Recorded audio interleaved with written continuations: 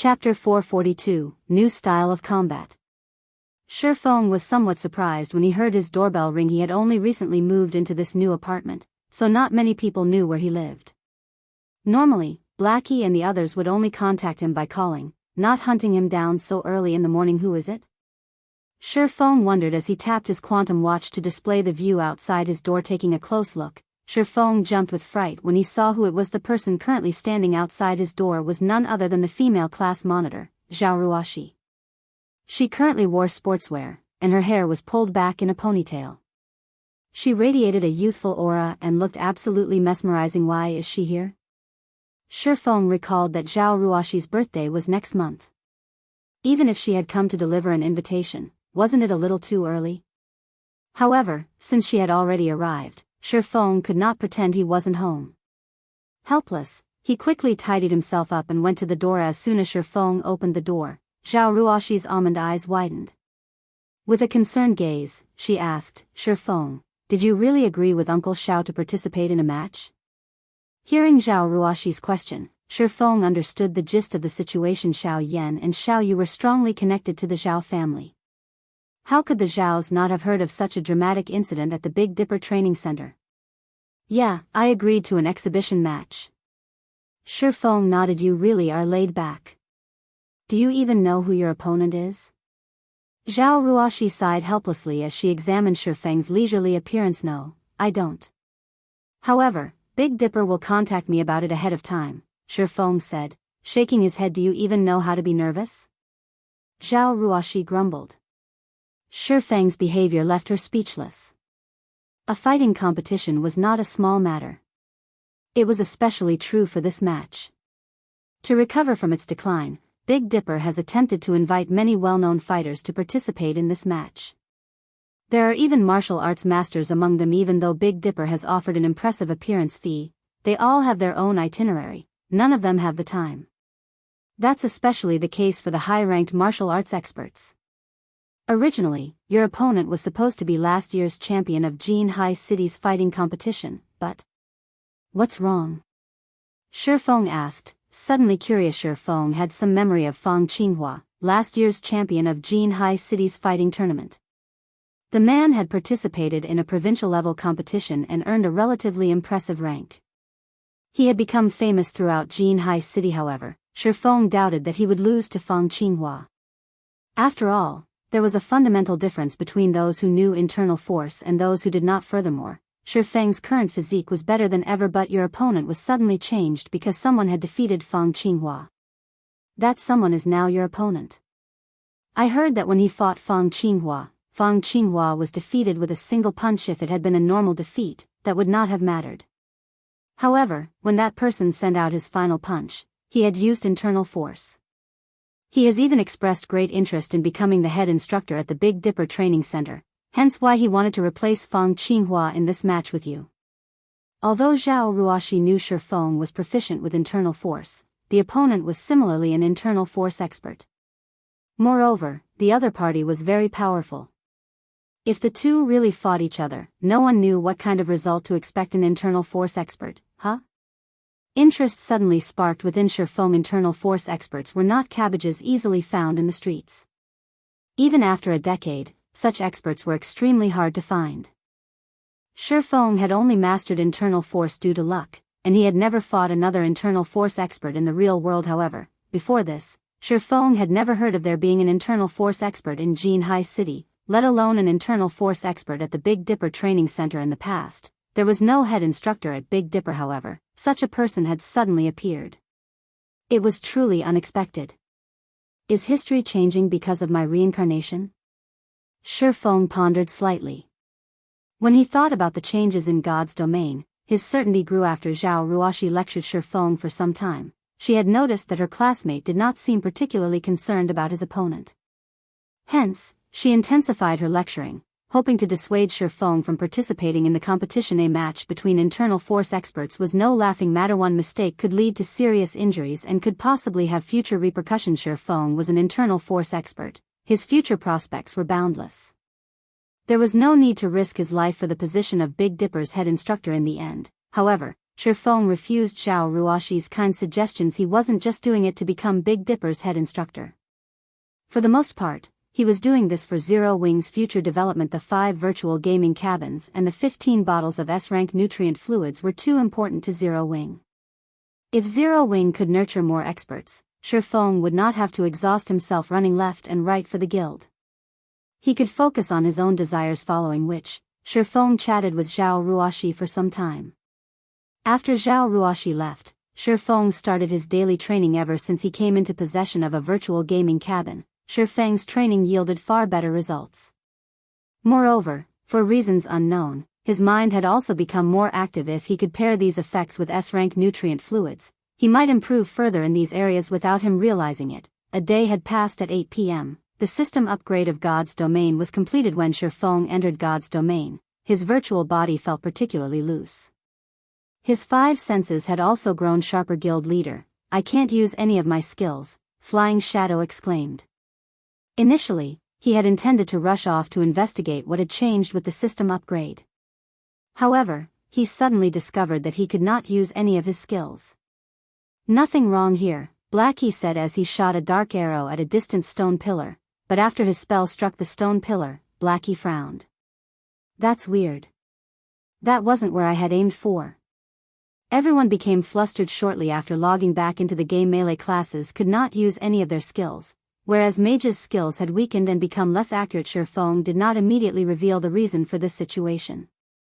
Instead, he conducted a few experiments. Unsheathing the abyssal blade, Shifeng swung the sword, his actions resembling the movements one would use when activating chop, following which, a blade of light shot forward, slicing apart the stone pillar ahead of him. Just as I thought.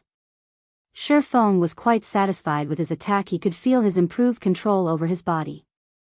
As for using only movement to activate skills, he was not the slightest bit surprised by it.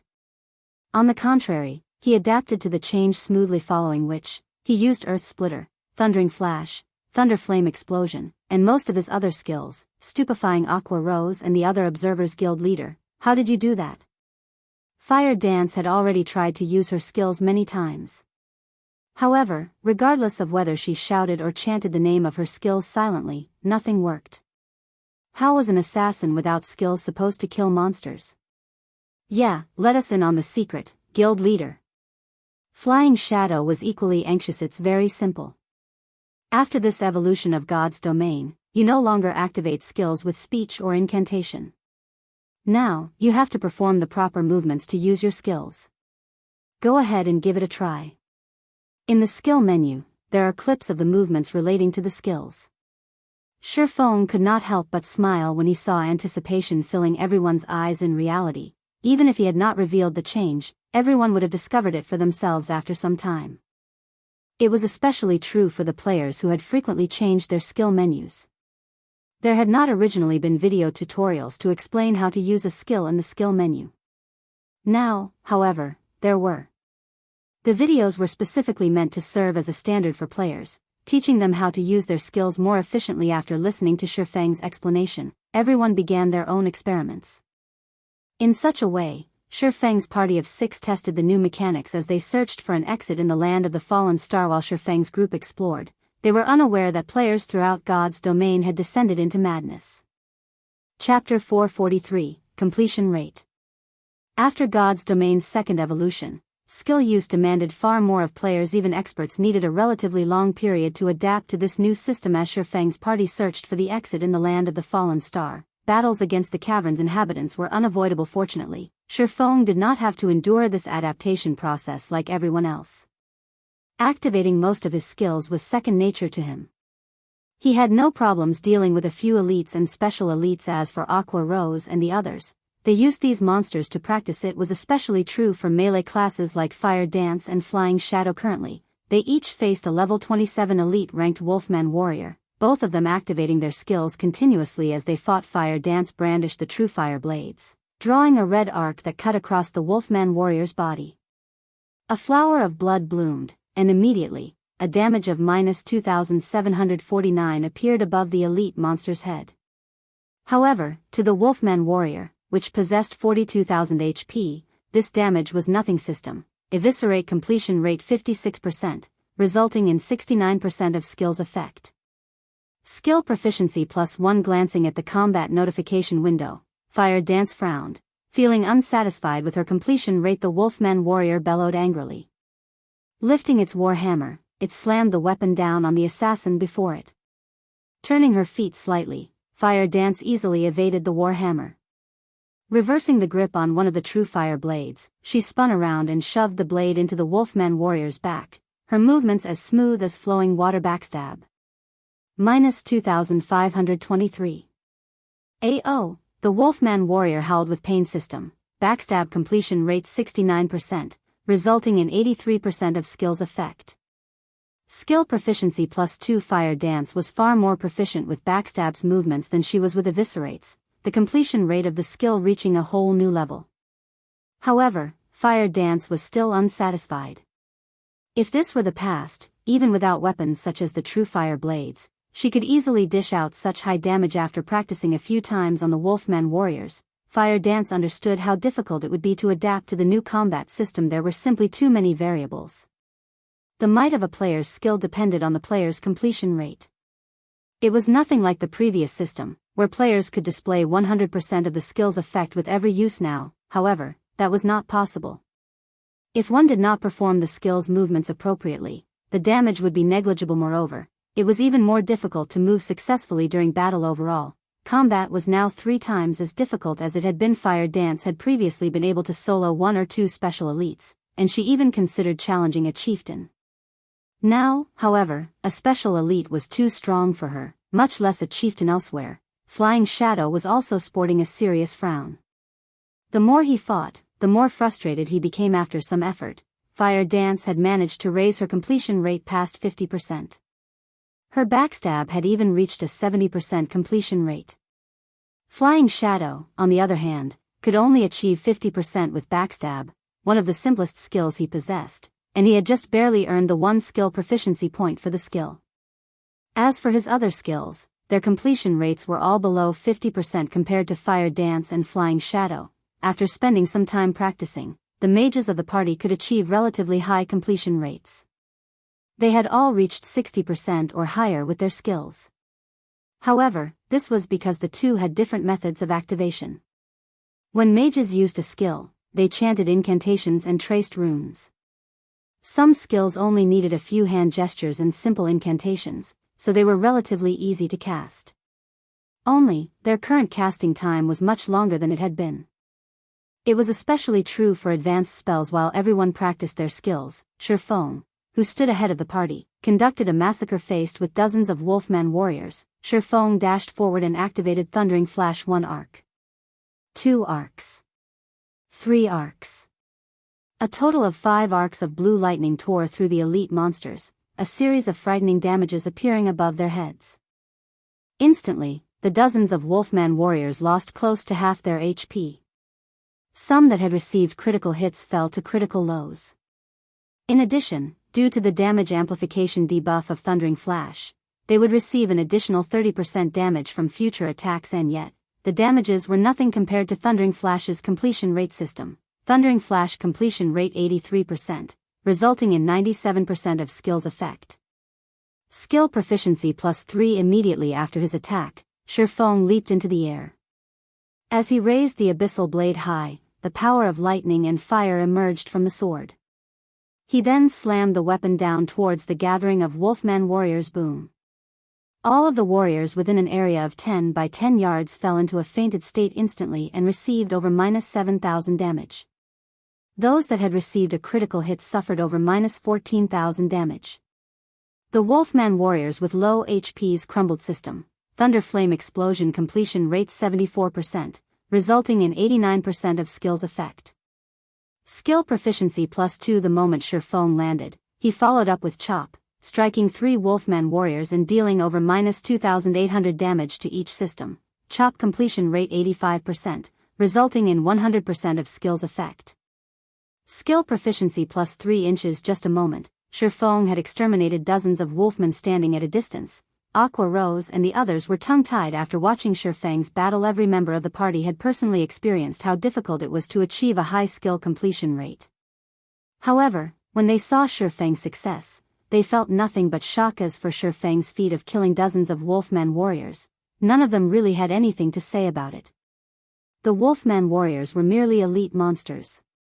Everyone present could easily destroy them. Although they had trouble using their skills, their basic attacks were still very powerful thanks to their equipment. Dealing with these elites was only a matter of time. The reason for their shock was Shifeng's ability to reach a completion rate above 80%, yet after training arduously for the past 4 hours or so, they had only achieved above 50%. Moreover, even when using Thunder Flame Explosion, the skill Shifeng was least proficient with, he could perform a completion rate above 70%. However, this was still not the most noteworthy aspect. Shifeng's casual use and chaining of his skills were what impressed them the most. How could they not be shocked? Guild leader, can't you just teach us how we can improve our skill completion rates? Aqua Rose envied and admired Shifeng's super high completion rate. That's right. It's not like we're demanding much. I will be satisfied if I can reach a 70% completion rate. Blackie's completion rate had given him a headache in the beginning. Their completion rates had improved relatively quickly. Within half an hour, they had managed to achieve 50%.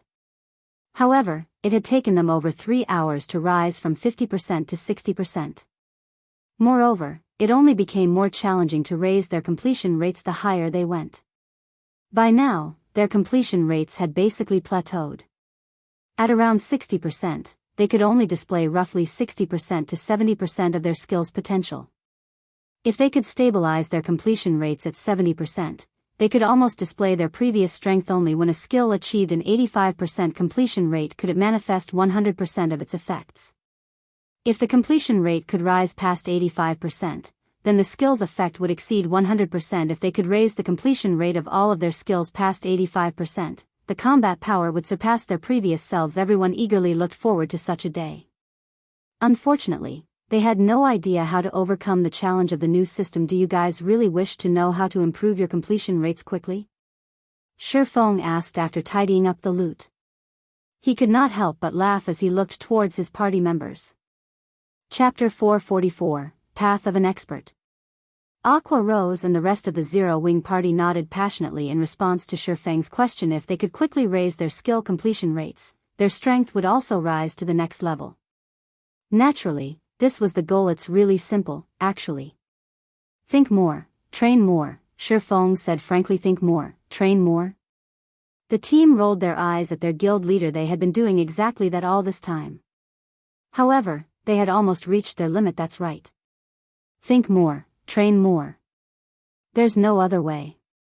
In God's domain, every skill movement has its own purpose. First, figure out why such movements are required, then carry them out. You guys have been trying to draw a tiger by looking at a cat.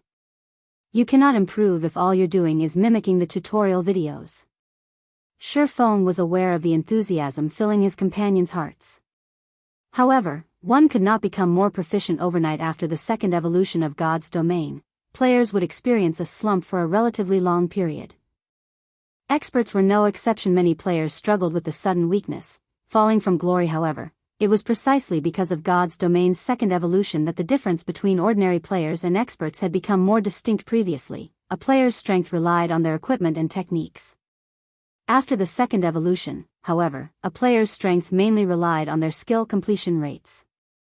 With this new system, one could immediately tell whether a player was a dragon or a worm. Ordinary players' skill completion rates usually ranged between 50% and 60%, and players at this standard were considered beginners.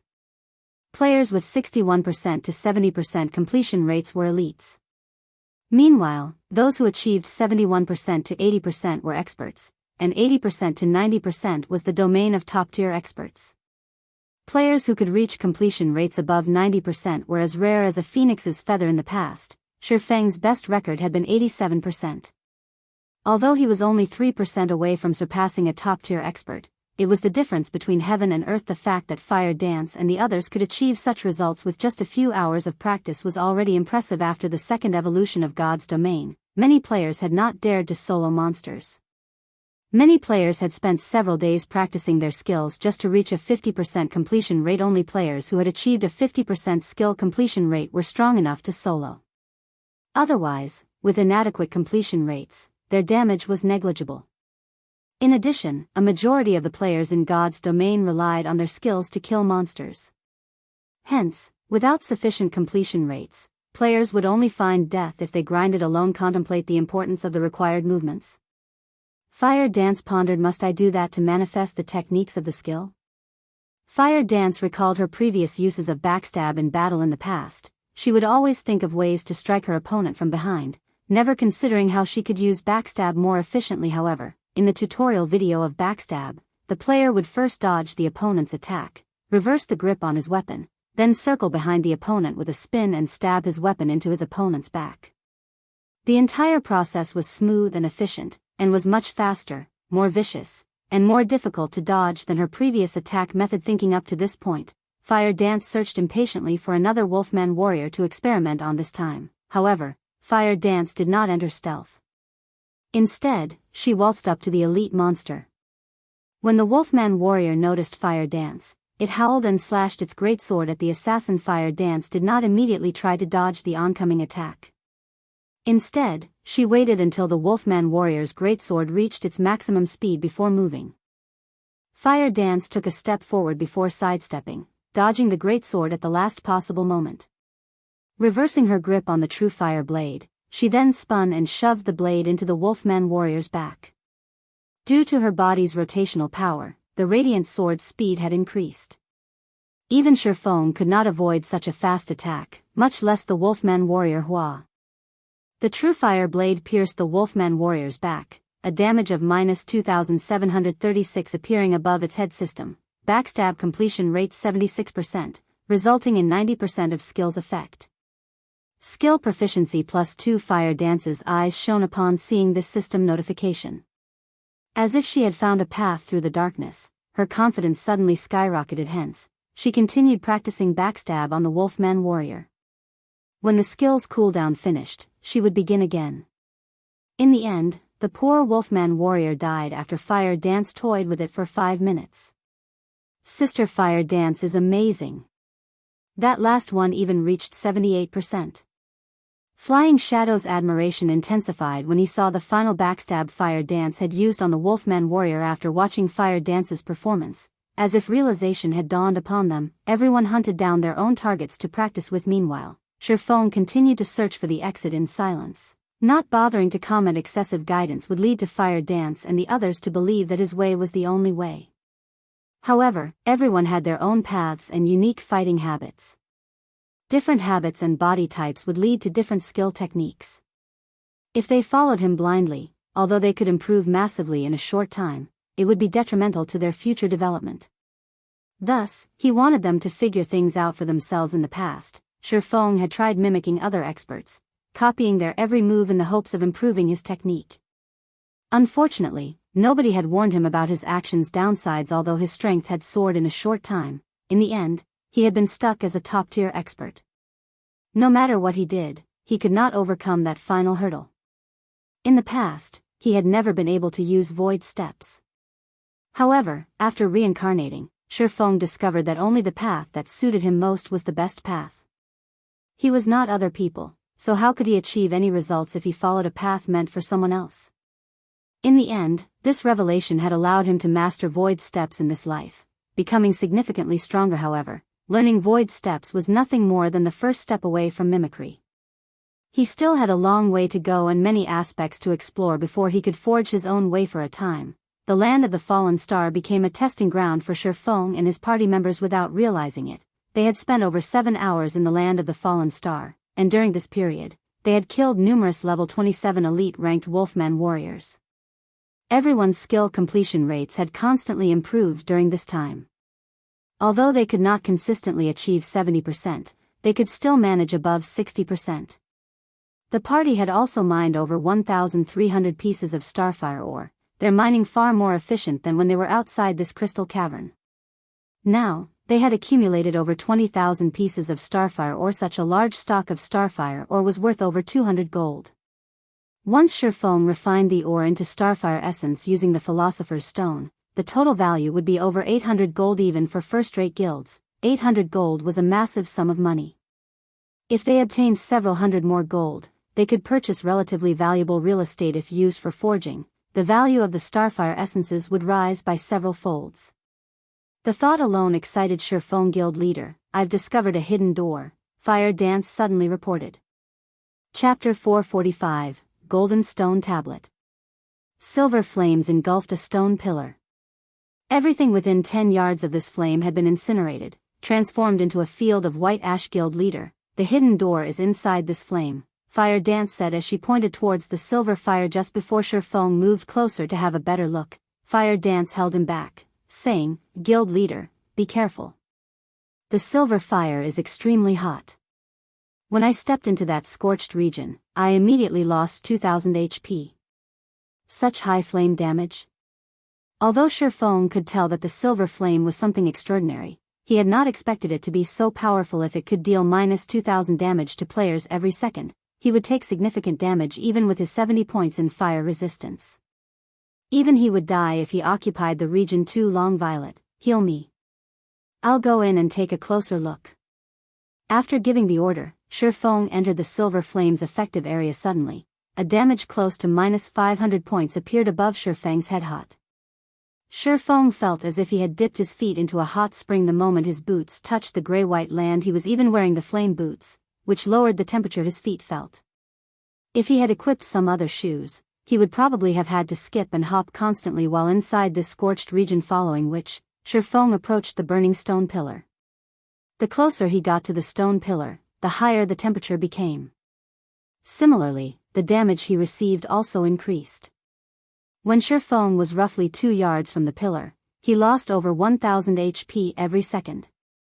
Even though Shifeng had long since recovered from his weakened state, his HP returning to over 8400, he would only last 9 seconds at most. Fortunately, he had a powerful healer, Violet Cloud, supporting him.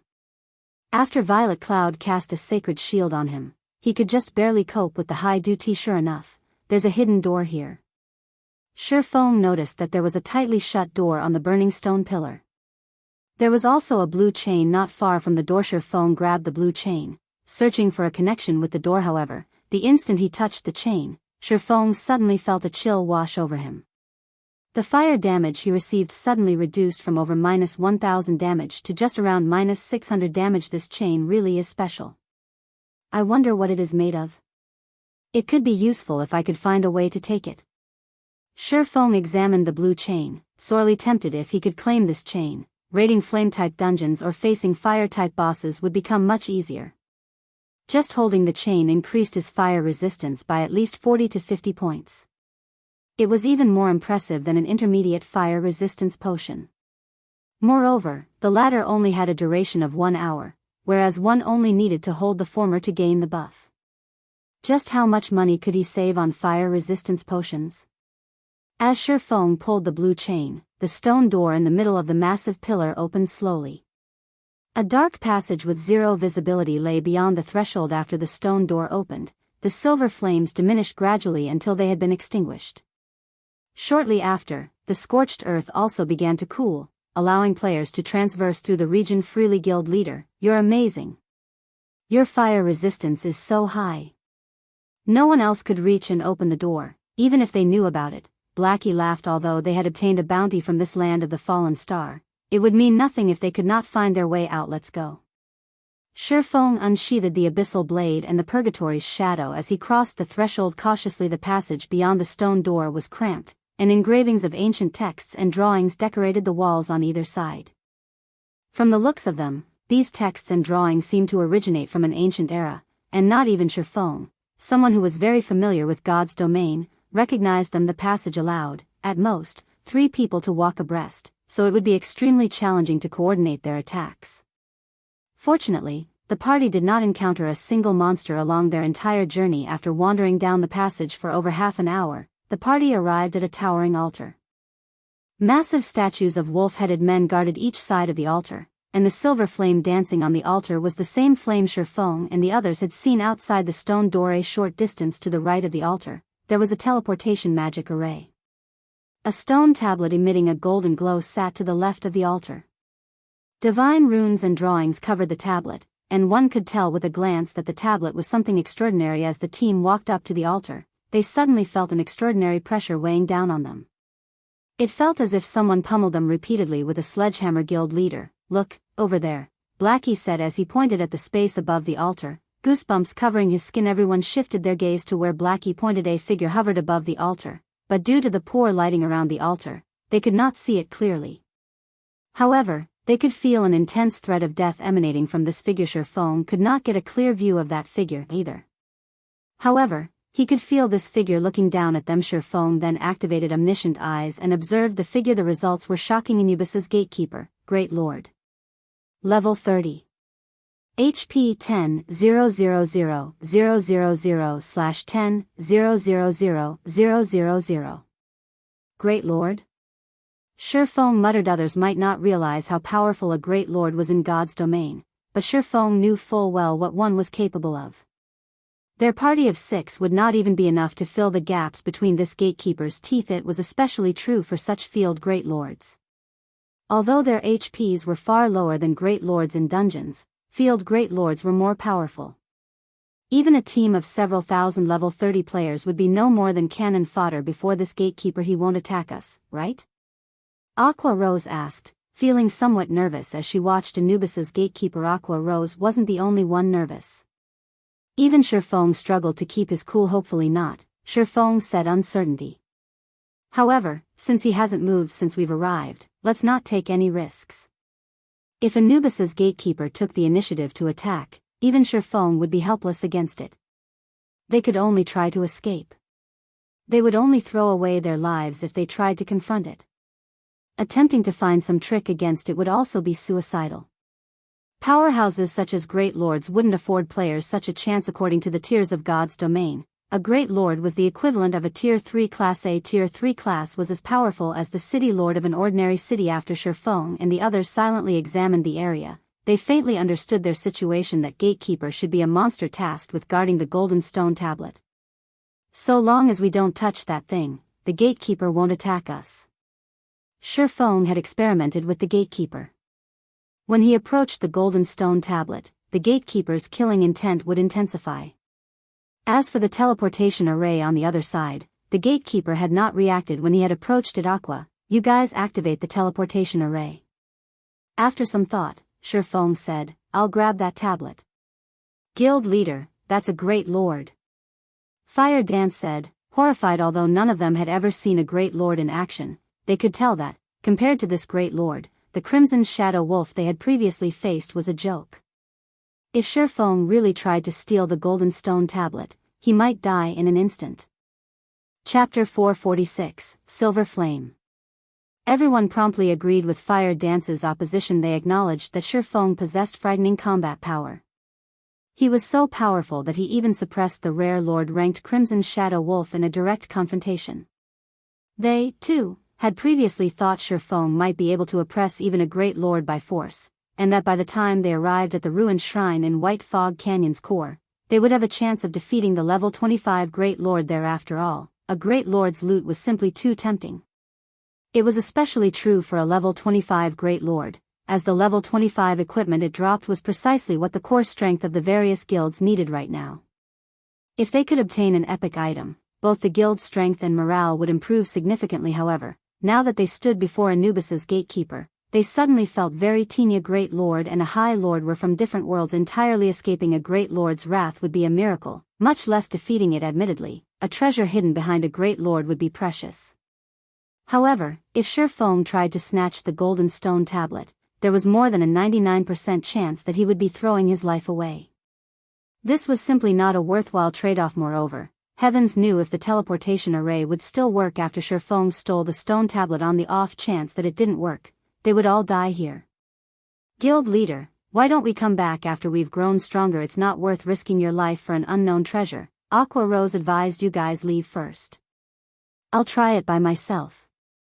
If it really isn't possible, then we'll come back in the future, Shifeng said, shaking his head. Although what Aqua Rose had said was logical, none of them knew the significance of the golden stone tablet under a Great Lord's protection. In his decade of adventuring in God's domain, the treasures he encountered that had been guarded by Great Lords were at least epic rank.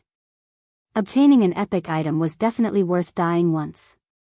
If he came back for it in the future, there was a possibility of someone else claiming the golden stone tablet. After all, the land of the fallen star was not particularly hidden. When everyone heard Shifeng's determination, they had no choice but to obediently head towards the teleportation array and prepare to leave the land of the fallen star. However, just as Aqua Rose was about to activate the teleportation array, her hands suddenly froze as cold sweat began to drip down her forehead. Even the others at the teleportation array with her wore grim expressions. It was as if they were preparing to welcome a great enemy. That cold and intense killing intent felt like they had been dunked in ice-cold water, and they suddenly struggled to breathe. Guild leader, if we activate the teleportation array, the gatekeeper will attack, Fire Dance whispered as she glanced at Anubis's gatekeeper hovering in the air. We really have no options. Shifeng laughed bitterly. He currently had omniscient eyes active, so he felt the gatekeeper's chilling gaze as well. As soon as Aqua Rose activated the teleportation array, Anubis's gatekeeper would strike. It usually took close to 20 seconds to activate a teleportation array. If the person activating the array moved during this period, it would automatically shut down. 20 seconds, that was enough time for a level 30 Great Lord to kill hundreds of players, much less a measly party of 6. As this place was unique, they could not use return scrolls to leave, either. In other words, if they wanted to leave, they needed to survive the gatekeeper for 20 seconds. Either that, or they could level here until they died, or simply die now and lose some EXP, skill proficiency, and a piece of equipment. If they did not wish to lose any equipment, they could remove everything they currently wore. That way, none of their equipment would drop. At worst, there was an extremely small chance of an item dropping from their bags. It looks like I can only give it a try. No matter how Shifeng considered the situation, he could not think of a decent solution. He was also unable to utilize the terrain to his advantage. Although the passage they came from was narrow, Anubis's gatekeeper wasn't so large that it could not follow him. Now, the only way the team could leave safely was if he lured the gatekeeper away. Otherwise, with the strength of a great lord and his extremely wide splash range, no one would survive Fire Dance. Get ready to activate the teleportation array. If the great lord's splash damage affects you, use vanish or wind steps to block it. As long as you do not move, the teleportation array will not shut down. I'll kite the gatekeeper first. Focus on your timing, you guys. With that, Shifeng activated Windwalk and dashed towards the golden stone tablet. Anubis's gatekeeper immediately shifted his sight to Shifeng. When Shifeng was only 10 yards away from the stone tablet, the gatekeeper suddenly vanished from above the altar before immediately reappearing in front of the golden stone tablet. Instantaneous movement. Aqua Rose gaped at the gatekeeper, disbelief filling her gaze. A great lord that knew instantaneous movement. Could any player escape its slaughter? Such a powerful aura. Fire Dance's expression turned grim. Anubis's gatekeeper had initially been 90 yards from the party. Now that the gatekeeper was less than 40 yards away from everyone, its ferocity was on full display. Trespassers of the Holy Land, die. The gatekeeper revealed his fury as he glared at Shifeng. Suddenly, the gatekeeper raised his right hand. In the next moment, a pitch-black spear as tall as Shifeng appeared in the gatekeeper's hand. The Great Lord then swung the spear towards Shifeng. A spear of light sliced through the air and arrived before Shifeng. Not taking any risks, Shifeng crossed his swords and used parry to block the attack. The instant the spear of light collided with the two swords, the impact forced Shifeng's hands apart and sent him flying over 20 yards away. The group standing at the teleportation array was stunned. Every Zero-Wing member present was familiar with Shifeng's strength. Even in his normal state, he could contend with a lord of the same level. Yet, now, just a touch from the spear of light, which was far weaker than the gatekeeper's black spear, had thrown Shifeng so far. Just how frightening was the gatekeeper? As expected of a great lord. Even though I have the combat power of a tier 2 class, it is not nearly enough. Shifeng smirked as he looked at his thoroughly numb hands. If not for the fact that parry could negate the gatekeeper's damage, he would have lost at least 3,000 to 4,000 HP. However, Shifeng had only received the gatekeeper's attack because he wished to test its strength and evaluate the Great Lord's combat power. Now, Shifeng had a general grasp of the Anubis's gatekeeper's combat power. Tier 3 intermediate combat power. The Great Lord would then beat a tier 3 player like a dog. However, even after striking Shifeng, the gatekeeper showed no signs of stopping as it turned towards Fire Dance and the others. Trespassers of the Holy Land, die. Emitting a low growl, the gatekeeper stretched out its left hand. Suddenly, a silver flame condensed in his palm. In the blink of an eye, the originally fist-sized flame grew into a large fire the size of a house, and even Shifeng, who stood over 20 yards away, felt a stinging pain from the temperature. Chapter 447, Contest of Strength. Just as Anubis's gatekeeper was about to unleash its silver fire on Fire Dance and the others, suddenly, a black barrier appeared around the gatekeeper, containing the Great Lord, following which, the flames gradually dispersed. 1. Violet Cloud released a sigh of relief as she wiped the cold sweat from her forehead. Every Zero-Wing party member shifted their gaze to Violet Cloud. Fortunately for them, Violet Cloud had managed to interrupt the gatekeeper's attack. However, before everyone could calm their pounding hearts, the Tier 1 spell, Black Coffin, burst like a popped balloon. Impossible. Violet Cloud said, her voice filled with disbelief. Black Coffin was an advanced Tier 1 spell. Moreover, she was a Tier 1 Astromancer. Black Coffin should be able to trap even a High Lord for a few seconds, yet the spell had not lasted half a second against Anubis's gatekeeper. Trespassers of the Holy Land, die. The gatekeeper waved his hand once more, collecting a larger and more intense silver flame than before. The silver fire also appeared faster this to me as the gatekeeper was about to bombard Aqua Rose and the others with his fire. A blood-red glow struck the Great Lord, dealing -5,021 damage. Although the damage was negligible to the monster, the gatekeeper froze and turned towards the attack's origin. Immediately, he discovered Shifeng, the ant that he had sent flying earlier. The tear suppression is too powerful. Shifeng grimaced. The move he had just used was the additional skill of the blazing meteor, Flame God's Fury. The skill allowed him to deal 900% damage to the first target the blazing meteor struck. Yet, even with such power, his attack had only dealt around -5,000 damage to the Great Lord. It was not even 1/3 of the damage the skill was usually capable of dealing. Although Shifeng possessed the combat power of a Tier 2 class, his character was still a Tier 1 class. A Great Lord was the equivalent of a Tier 3 class. With a difference of 2 tiers, the damage he could deal to the gatekeeper was significantly reduced. This was also one of the reasons why Shifeng had not attempted to raid the level 25 Great Lord in the ruined shrine. Not only would tier suppression significantly reduce a skill's effect, but it would also significantly reduce one's potential damage. Moreover, this was in the event that the difference was only a matter of 2 tiers. Currently, Overwhelming Smile didn't have any Tier 1 players. Fire Dance, activate the teleportation array now.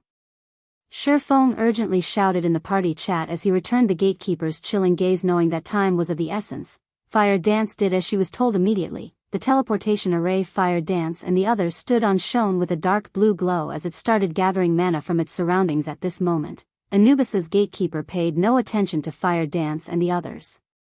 Instead, he suddenly disappeared, reappearing in front of Shifeng. Raising his spear high, he swung the weapon down on Shifeng. The gatekeeper's attack was different from the spears of light he had casually sent out before. Just the pressure preceding the attack turned Shifeng's movements sluggish. Shifeng hurriedly activated Defensive Blade to defend himself. However, Anubis's gatekeeper showed no intention of ending his assault after one strike. In quick succession, his spear darted towards Shifeng again and again, searching for an opening. Ping. Ping. Ping. In 2 short seconds, Defensive Blade had been exhausted. Although Shifeng had tried to counter the gatekeeper's attacks during this period, the pressure from the spear was simply too immense. His sluggish body could not keep up with the black spear's speed. Aqua Rose and the others were similarly shocked as they watched Shifeng fight for his life. Although they had realized that there was a difference between a lord and a Great Lord, they had not realized the gap between the two was this massive. Shifeng was not nearly strong enough to resist the gatekeeper. Thinking back on how the various guilds of White River City had boasted their plans to raid a Great Lord, the very idea was a joke. Guild leader. Anxiety filled Fire Dance's heart. She struggled with her desire to charge forward to help her guild leader, but the teleportation array was their only hope of leaving this place. If she moved, she would waste all their efforts. The others were similarly anxious. Although they wished to help, they could not. It was highly possible that their aid would lure Anubis's gatekeeper to the array. If that happened, they would all die. Moreover, even if they lent their assistance, it would not change the battle. Seeing as the black spear was about to strike at him once again, Shifeng decided that he was done holding back purgatory power. Heavenly Dragon's power. Blade liberation. In the blink of an eye, Shifeng's strength reached an entirely different realm. Purgatory power increased his attack speed by 100% and damage by 30%. Heavenly Dragon's power increased his defense by 300%, HP by 300%, and strength attribute by 100%. Instantly, Shifeng's strength broke past the 800-point threshold. Blade Liberation increased Shifeng's strength by 80% and agility by 120%, allowing his strength to reach close to 1,500 points. With close to 1,500 strength, even a rare lord of the same level would be beaten mercilessly at this moment. Shifeng's body released a faint, bloody glow.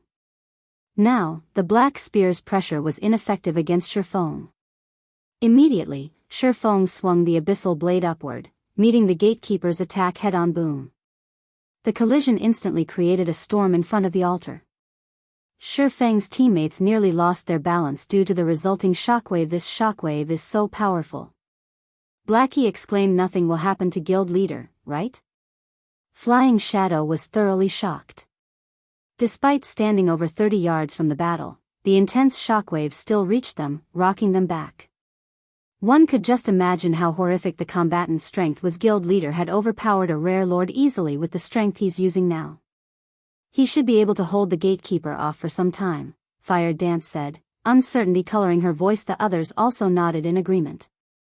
With strength capable of suppressing a rare lord, Shifeng should have a fighting chance even against a great lord. If not, then a great lord was truly a heaven-defying existence. When the dust settled, everyone could finally see the conclusion of the exchange. They were all stupefied. Cracks spreading out as far as 10 yards away covered the ground beneath Shifeng's feet. A damage close to -600 points had also appeared above Shifeng's head. On the other hand, the gatekeeper of Anubis was completely unharmed. The Great Lord had not received a single point of damage. Over. The gap between them is just too wide, Fire Dance muttered in despair. Flying Shadow silently agreed with Fire Dance.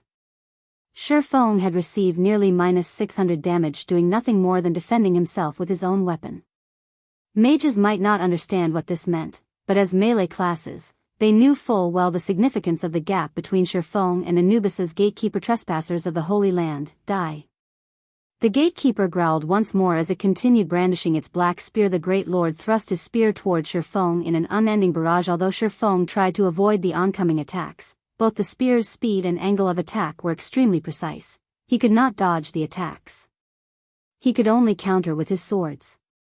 However, every time he blocked an attack, the impact would force him backward. The gatekeeper sent over a dozen strikes at Shifeng in quick succession, forcing Shifeng into a constant retreat and disrupting his balance. Meanwhile, Shifeng had lost close to 10,000 HP during this brief assault. Fortunately, Dragon's power increased his HP by 300%, granting him a total of over 25,000 HP.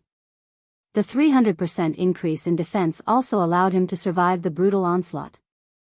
If any other player stood in his place right now, they would have died long ago. Meanwhile, when Anubis's gatekeeper saw that his opponent had yet to fall despite receiving so many attacks, he suddenly flew into a rage. In the next moment, silver flames emerged around the gatekeeper's spear, instantly causing the surrounding temperature to soar.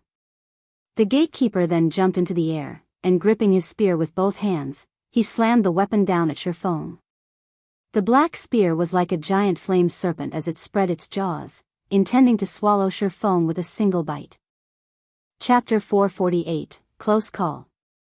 As the giant flame serpent was about to devour Shifeng, suddenly, Shifeng raised his head and glared at the serpent before opening his mouth and activating Dragon's Breath.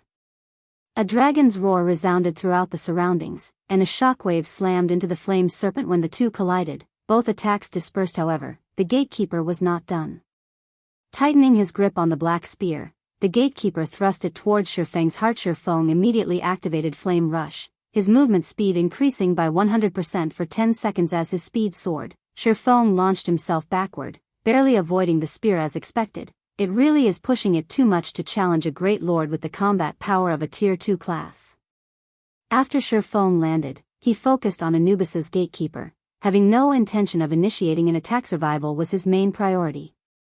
He would delay as long as possible. Despite using his twofold berserk technique and pushing his combat power to the max, he had still lost close to half of his HP after a few seconds. If not for the fact that he was a Blade Saint and that he owned a fragmented legendary item, the gatekeeper's spear would have long since claimed his life. However, Anubis's gatekeeper clearly had no intention of letting Shifeng delay for time as he raised his spear and slammed it into the ground. Suddenly, the Great Lord split into 3 copies of himself, each copy having a maximum HP of 6,000,000 crap. Shifeng could not help but curse. Although the gatekeeper had split his strength by 3, with each copy significantly weaker than the original, they still possessed the combat power of a Tier 3 class. Even if Shifeng faced one of the copies one-on-one, he would not find his opponent any easier to deal with. On the other hand, Shifeng now had to deal with 3 gatekeepers simultaneously. The danger he currently faced was far from just 3 times greater. Having no other option, Shifeng used Phantom Kill, his doppelganger appearing by his side. Although his doppelganger only possessed 70% of his attributes, it could still relieve some of the pressure. Trespassers of the Holy Land, die. The 3 gatekeepers charged at Shifeng, launching a barrage of attacks without hesitation. Shifeng used 9 Dragon Slash to pin down the middle copy.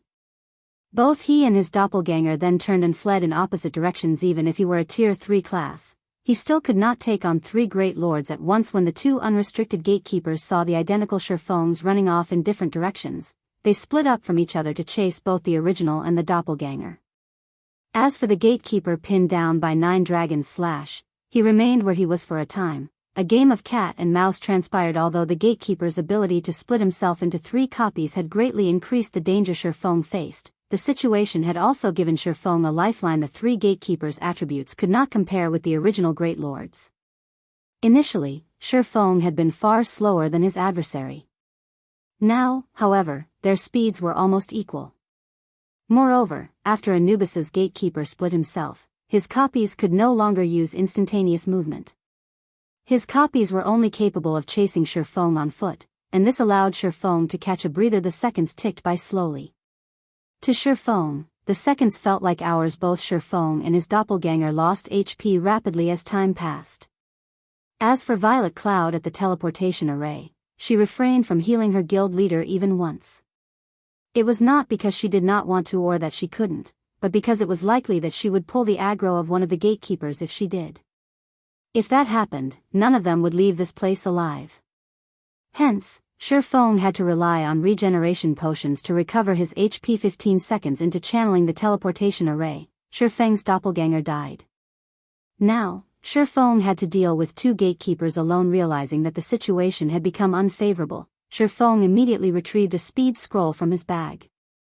After using the scroll, he dashed into the narrow passage. Their party had come from. All 3 gatekeepers instantly took up the chase. In less than 3 seconds, the gatekeepers had caught with to Shifeng.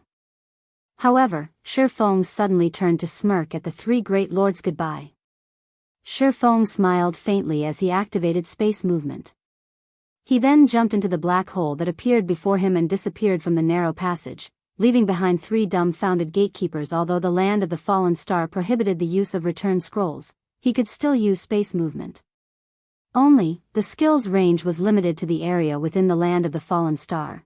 He could not use the skill to leave. When Shifeng had approached the golden stone tablet for the first time, he had marked its coordinates. Now that he had lured the gatekeepers away, he used space movement to arrive before the golden stone tablet. Shifeng dashed up to the golden stone tablet and stored it in his bag. Space. Meanwhile, Fire Dance had channeled the teleportation array for 18 seconds. Shifeng was currently close to 30 yards from the array. Just as he was about to rush over to his party, Anubis's gatekeeper suddenly appeared in front of Shifeng, an extraordinarily grim expression on the Great Lord's face. At this moment, silver flames surrounded the gatekeeper's entire body. They even encased the black spear he carried. The instant he appeared, the gatekeeper used Thousand Sweep against Shifeng. In the face of the gatekeeper's spear, even space tore. The black spear was so fast that it could not be seen by the naked eye. The weapon slammed into Shifeng. Boom. An explosion shook the altar. Trespassers of the Holy Land, die.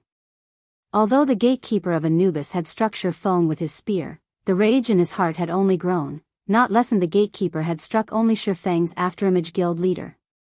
Fire Dance called out with surprise when she saw Shifeng appear beside her. Everyone had lost hope the moment they saw the Great Lord's attack. That final strike had simply been too fast. Blocking the attack would have been impossible, much less dodging it. Yet, Shifeng had successfully avoided the attack. Moreover, he even appeared right beside them. It was astonishing, however, only Shifeng had known how much danger he had been in just now. The instant the gatekeeper appeared before him, he had immediately used silent steps on fire dance. Had he hesitated in the slightest, he would have definitely lost his life. All of you shall die.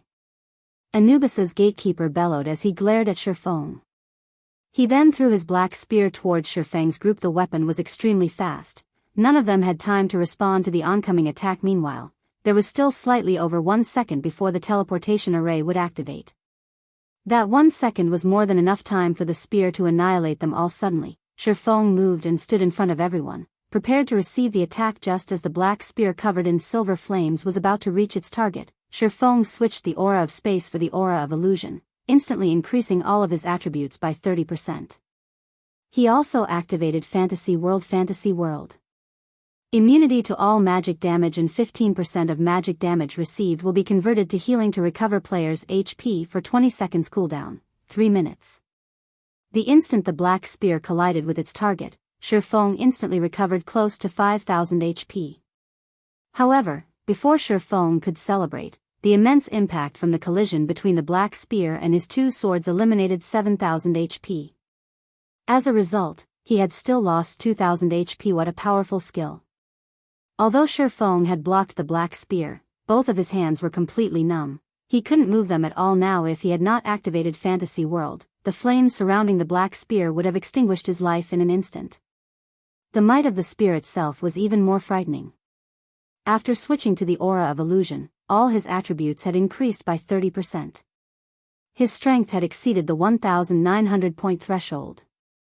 Yet, when defending against the black spear's physical attack, Shifeng had received -7,000 damage. Despicable trespassers. I will not let you off. You will receive the punishment you deserve.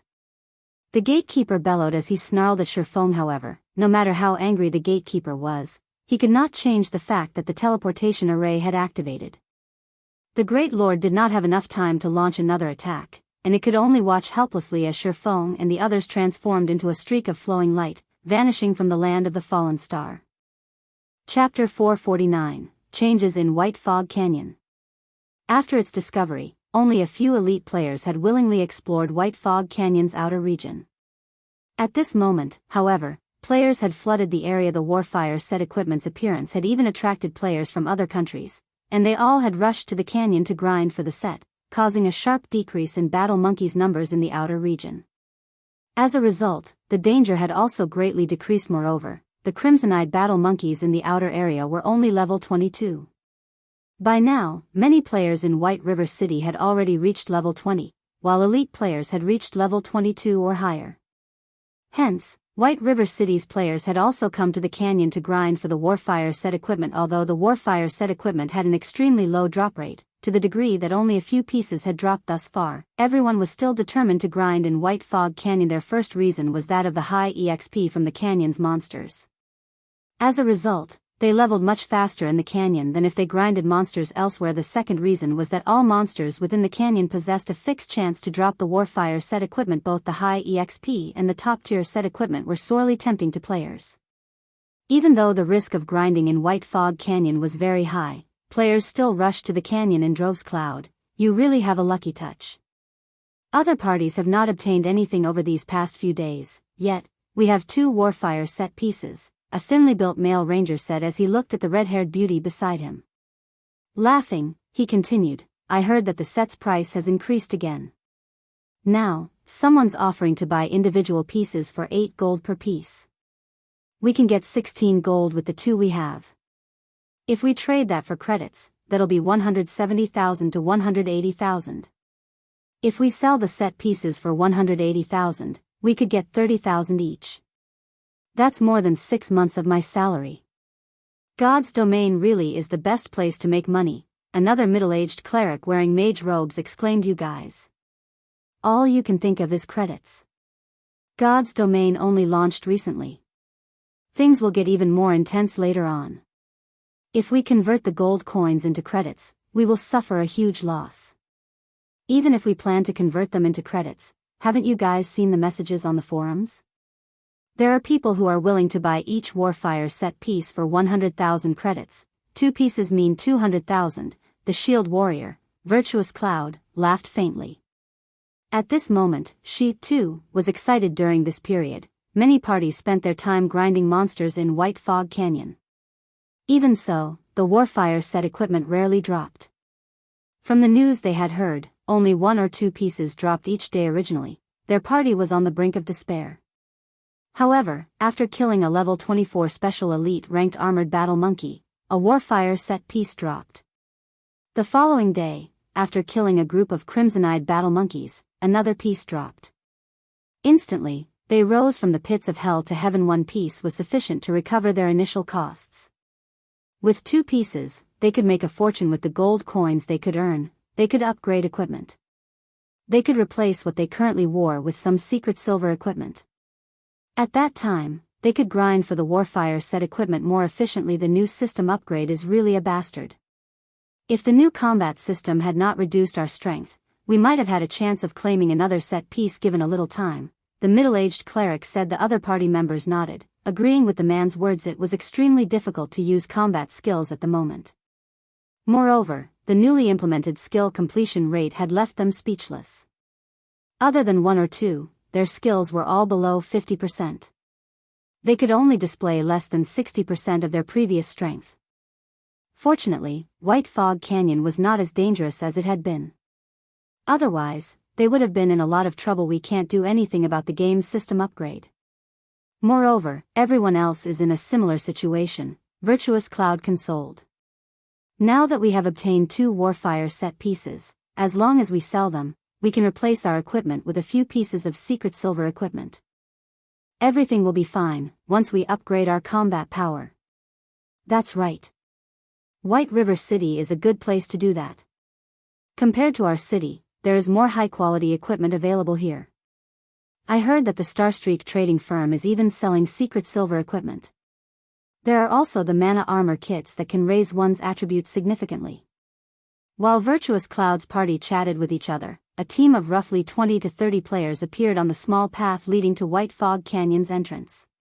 These players all wore sneers, and the IDs they displayed were crimson, proof they had already killed many players. Seeing your joy, you guys must have had a bountiful harvest, right? Why not share it with us? The level 24 berserker leading this team of red names asked mockingly. The man was Cold Laughter, and he sported a wide grin as he focused on Virtuous Cloud's party. Virtuous Cloud and her party members immediately readied their weapons, their expressions turning grave due to their previous excitement. They had forgotten about the horrors in White Fog Canyon. Although the danger of monsters had decreased, the danger from other players had skyrocketed. Monsters' drop rates in White Fog Canyon were a lot higher than the outside world. Even if players did not obtain the Warfire set equipment, they could still make a hefty profit from selling the other equipment that dropped. Hence, many elite players had come to grind. As elite players, their equipment was definitely high quality compared to grinding monsters. It was far more profitable to kill elite players.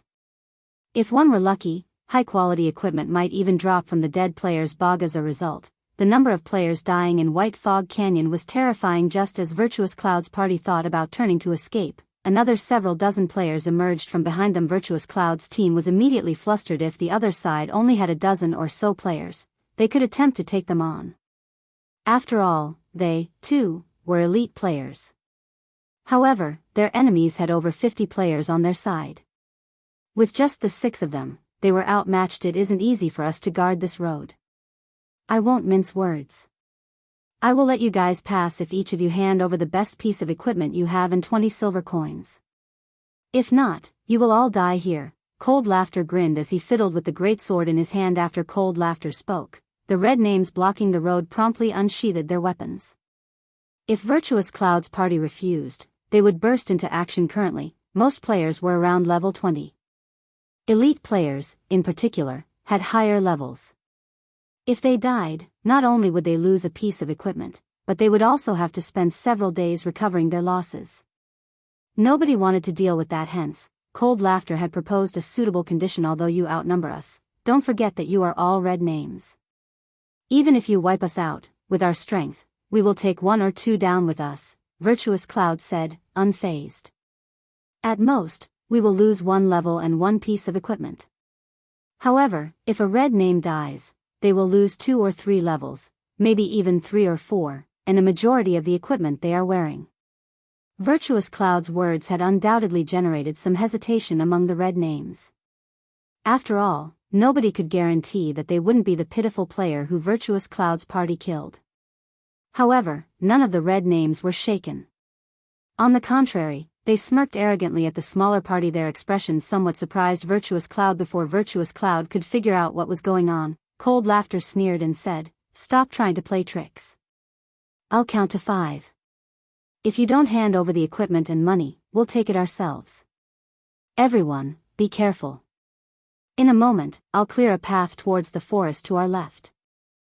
If we can reach the forest, we should be able to shake them off once inside," Virtuous Cloud hurriedly said just as both sides prepared to take action. A black hole suddenly appeared in the air. In the next moment, 6 people fell from the black hole, landing between Virtuous Cloud's and Cold Laughter's groups. Chapter 450, Don't Fight.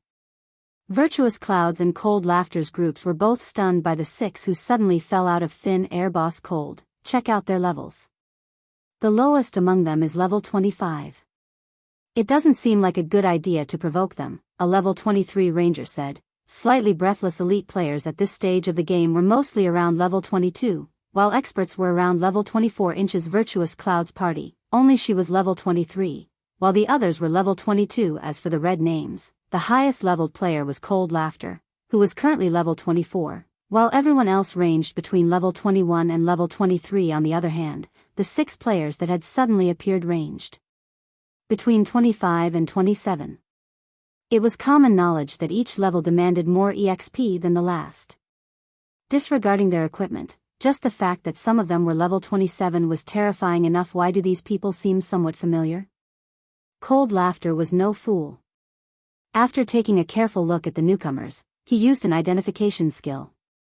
Suddenly, his lips curled into a smile. Sure enough, it's him. Boss Cold, who is it? The ranger asked. Don't you remember the bounty Overwhelming Smile has offered? Cold Laughter said excitedly as he grinned at the level 25 swordsman wearing a black cloak. The ranger then followed Cold Laughter's gaze and used an identification skill on that level 25 swordsman as well. Immediately, he discovered that the swordsman's name was Black Flame. Black Flame? That's right.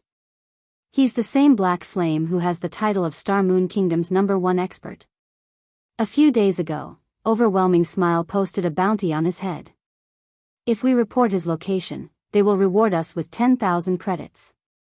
If he's still here when they arrive, they will give us another 300,000 credits. If we kill Black Flame, Overwhelming Smile is willing to pay 2 million credits. Many experts have found the offer tempting, and everyone's been looking for him. I never thought that I would find him here. But, Boss Cold, I heard that Black Flame is ridiculously powerful. With our numbers, I'm afraid. What's there to be afraid of? Now that God's domain has undergone its second system upgrade, everyone's strength has decreased significantly. Even if Black Flame is the #1 expert of Star Moon Kingdom, he is a tiger that has lost its claws and fangs. Does he think he can do whatever he wants in my turf? Contact Overwhelming Smile immediately. Tell them that we have found Black Flame and to prepare the money for his corpse. Saying so, Cold Laughter waved his hand. Suddenly, all 50 red names closed in on both Virtuous Cloud's and Black Flame's parties, leaving no opportunities for escape. Why are you here? Virtuous Cloud asked Shifeng, surprised to see him. Shifeng was a godlike tycoon. She had initially prepared to sell the 2 Warfire set pieces to Shifeng after they returned to White River City. She never expected to meet Shifeng here and in such a predicament. You are. Shifeng looked at Virtuous Cloud. Suddenly, the figure of the red-haired beauty he met a few days ago popped into his mind. Unable to help his laughter, he said, "How has your luck been these last few days?" "Not bad. We were just about to head back to the city and look for you." Laughing bitterly, Virtuous Cloud continued, "However, now that we have encountered them, I'm not sure whether we will profit or suffer from our trip to White Fog Canyon." "Enemies?" Shifeng asked as he examined his surroundings.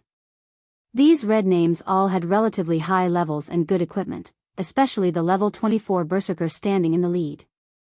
They were all independent players. Anyone who could reach level 24 at this stage of the game was definitely an expert. Virtuous Cloud was left speechless by Shifeng's leisurely behavior.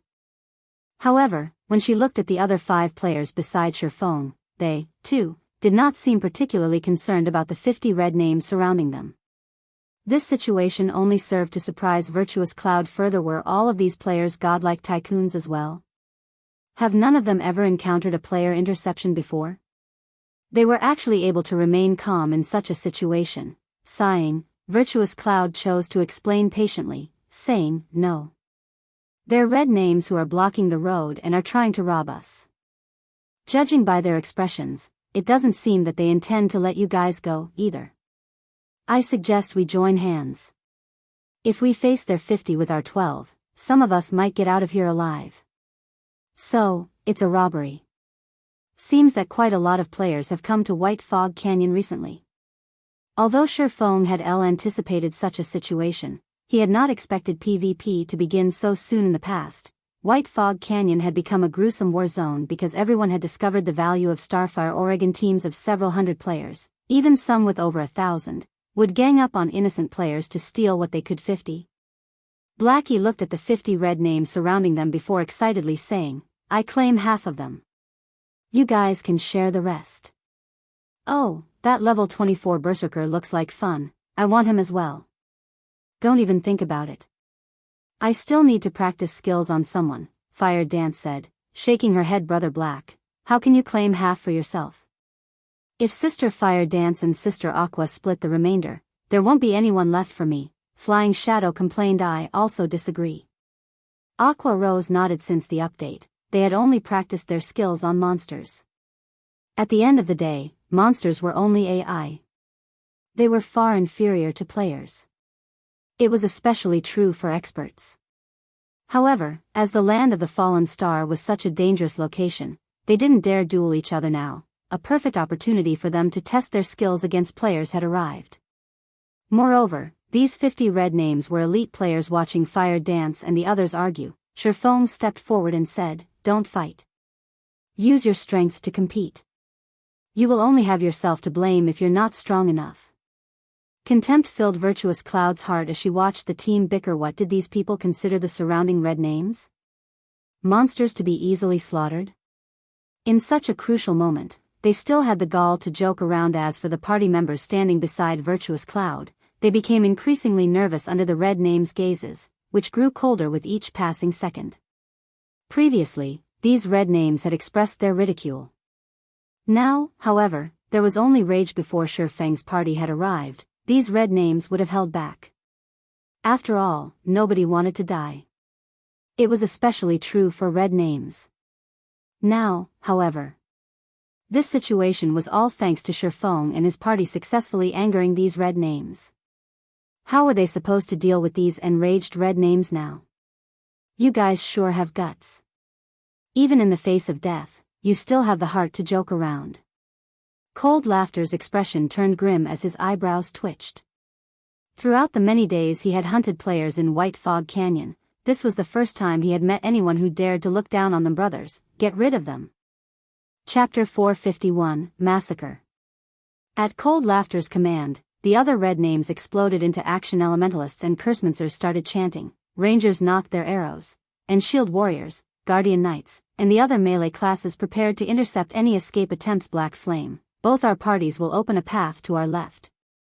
There's a forest in that direction, so it will be easy to lose them once we're inside," Virtuous Cloud hurriedly said as she raised her shield in preparation to take damage. Seeing that Black Flame's party members had such high levels, it was very unlikely that they would be weak. Although they were still outnumbered, 12 on 50 was still a lot better than 6 on 50. Not to mention, Black Flame's party was clearly stronger than her party. There was still a chance for them to break through the encirclement. However, before Virtuous Cloud had finished speaking, Fire Dance had already taken action. Using shadow steps, Fire Dance immediately appeared behind Cold Laughter. In an instant, her blood-red short sword slashed across the back of Cold Laughter's head. Cold Laughter had no hope against Fire Dance's speed. Before he knew it, a damage of minus 1,106 points appeared above his head, his HP instantly falling by 1/3. When Cold Laughter saw the other True Fire blade coming in for another attack, he was instantly afraid. Scram. Cold Laughter urgently used Whirlwind Slash, slashing his greatsword horizontally towards Fire Dance. Berserkers were known for their strength. In addition, Whirlwind Slash greatly increased the might of an attack by utilizing momentum. Even if Fire Dance had a higher strength, she couldn't defend against his attack. Dang.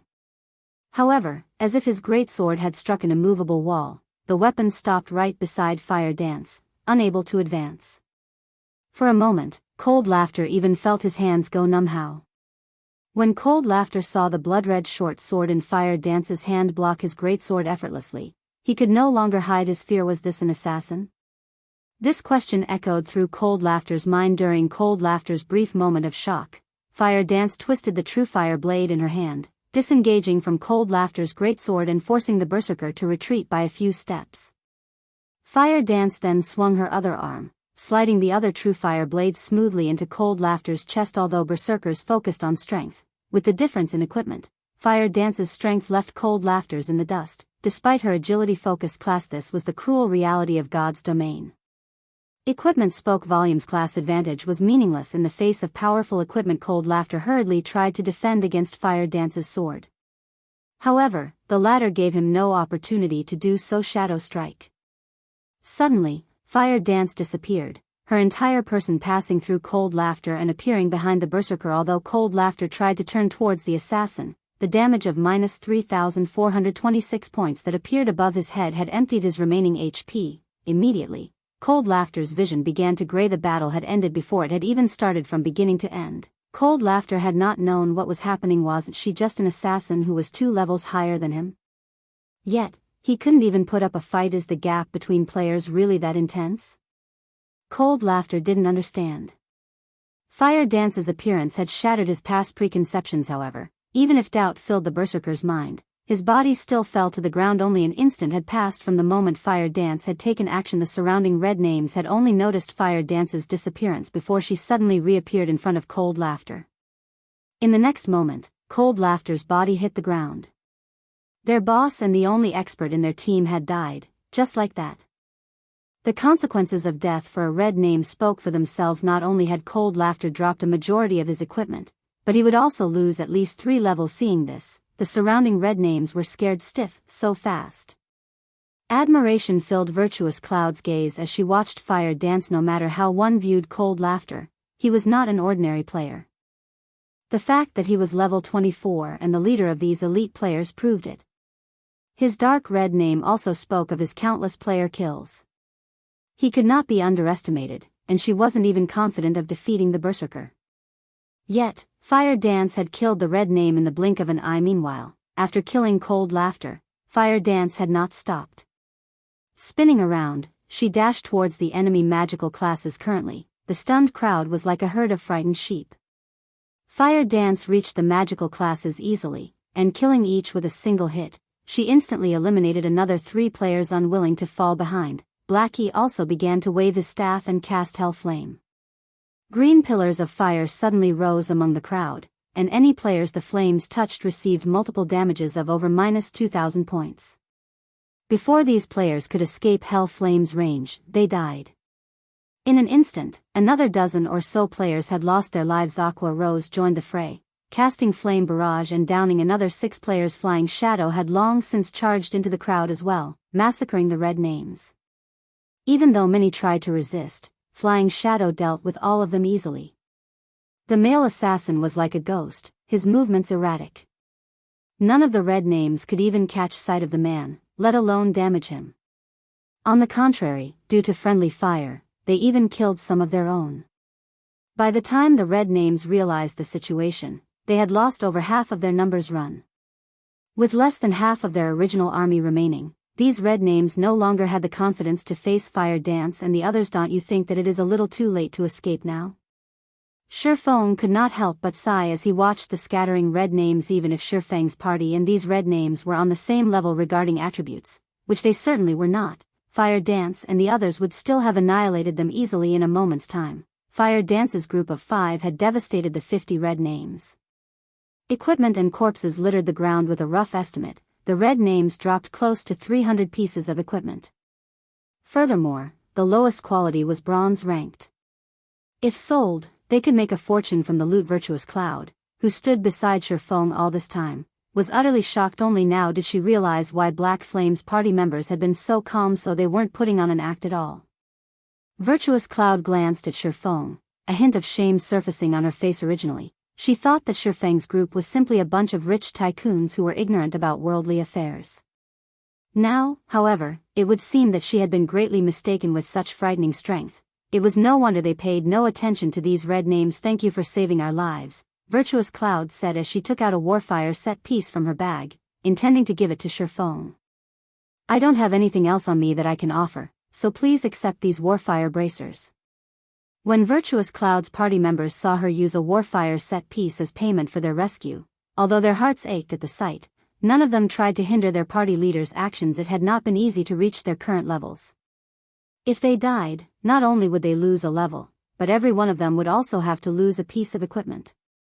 Losing the Warfire bracers was more affordable. Moreover, Virtuous Cloud's decision could also allow them to forge a connection with an expert. This was a welcomed opportunity for all of them. Warfire bracers? Shifeng had plenty of Warfire set pieces in his bag, enough to form 3 sets and more.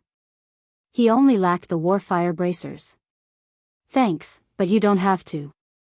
Why not sell it to me instead? As we had previously agreed, I'll buy it for 10 gold coins. Saying so, Shifeng traded 10 gold coins to Virtuous Cloud. He then added the Warfire bracers to his bag. Finally, a complete Warfire set equipment.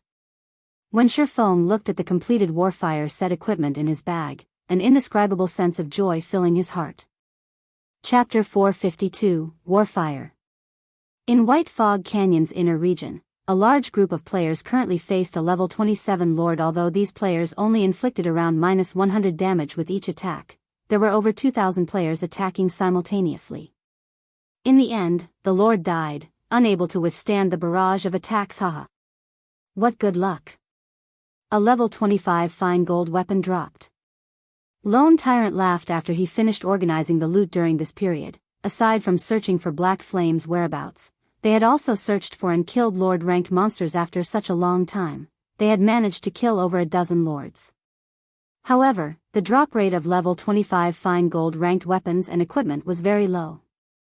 They had only obtained 2 pieces. One was a cloth armor, while the other was the weapon that had just dropped. Everything else they obtained was mainly secret silver ranked. When the overwhelming Smile elites saw the level 25 fine gold weapon in Lone Tyrant's hand, they nearly failed to contain their drool. A level 25 fine gold weapon was the equivalent of a level 20 dark gold weapon.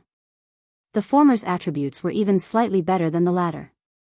One could even say that level 25 fine gold weapons were the best weapons currently available in God's domain. Aside from Zero Wing, there was no news of other guilds in White River City possessing level 25 fine gold weapons. Now, however, Overwhelming Smile had finally obtained one of their very own. Although they possessed far fewer level 25 fine gold weapons than Zero Wing, it was still proof of Overwhelming Smile's strength. Unfortunately, the elite members of Overwhelming Smile could only look at the level 25 fine gold weapon. They would have to wait a long time before they could obtain one for themselves. In order to kill the dozen or so lords, Overwhelming Smile had sacrificed many members. The price they had paid was simply unimaginable at this moment. However, Lone Tyrant handed the level 25 fine gold dagger to Summer Sunshine. Everyone's hearts ached when they saw the exchange. They had only obtained this level 25 fine gold dagger after killing over a dozen lords with great difficulty, yet they actually gave it to an outsider without batting an eye. Oh, this dagger is quite good.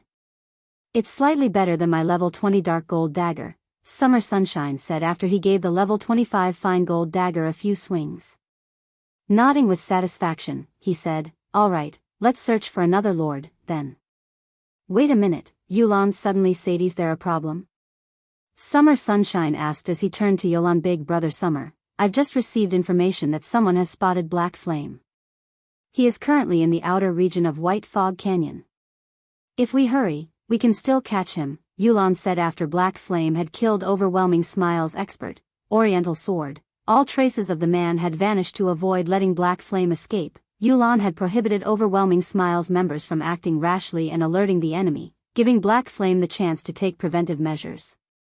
All this time, they had searched for Black Flame in secret and had posted a bounty for the man.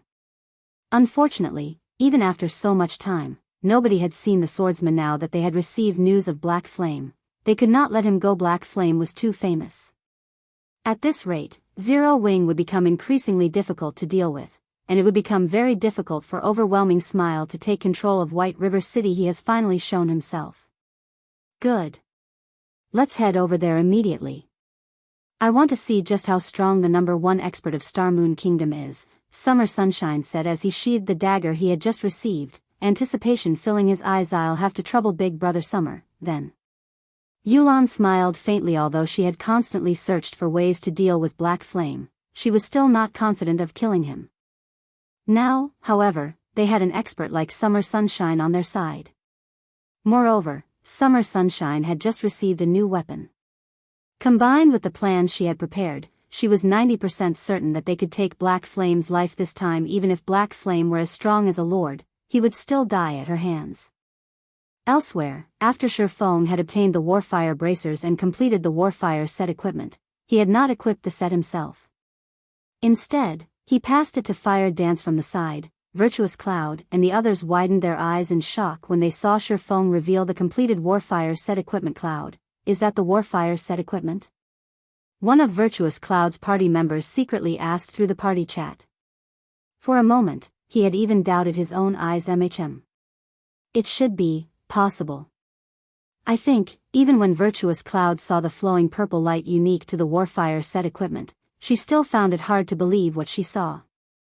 Someone had actually completed the Warfire set equipment. Just how difficult was it to collect each piece of the set? Since the discovery of the Warfire set equipment in White Fog Canyon, less than 10 pieces of the Warfire set had dropped. Various guilds and tycoons had purchased these pieces. Moreover, based the information she had obtained, many of the pieces obtained were duplicates. Even with all 10 pieces, a full set had still not dropped. However, Shifeng had retrieved 7 Warfire set pieces from his back without a single duplicate. Virtuous Cloud could not fathom how Shifeng had accomplished such a feat. She had grinded for the set pieces for several days now, so she knew full well just how difficult it was to obtain even one. Just how powerful was Shifeng's backing for him to gather a complete set? Guild leader? Fire Dance was astonished when she looked at the Warfire set equipment inside her bag. She had personally seen the Warfire set equipment's attributes before. It was definitely top-tier equipment. Only, the set required a lot of EXP to upgrade. However, if someone upgraded the Warfire set equipment to fine gold rank, below level 30, it was one of the best sets available in the game yet. Instead of using it himself, Shifeng had actually given her the first set? Shifeng's actions confused her. Black Flame was famous throughout the Star Moon Kingdom. If Zero Wing wished to continue flourishing, Black Flame needed to continue improving. Hence, all equipment should naturally be prioritized for Black Flame. However, leveling up is my priority right now. Even if I equip the set, the bronze rank set effects are not particularly useful.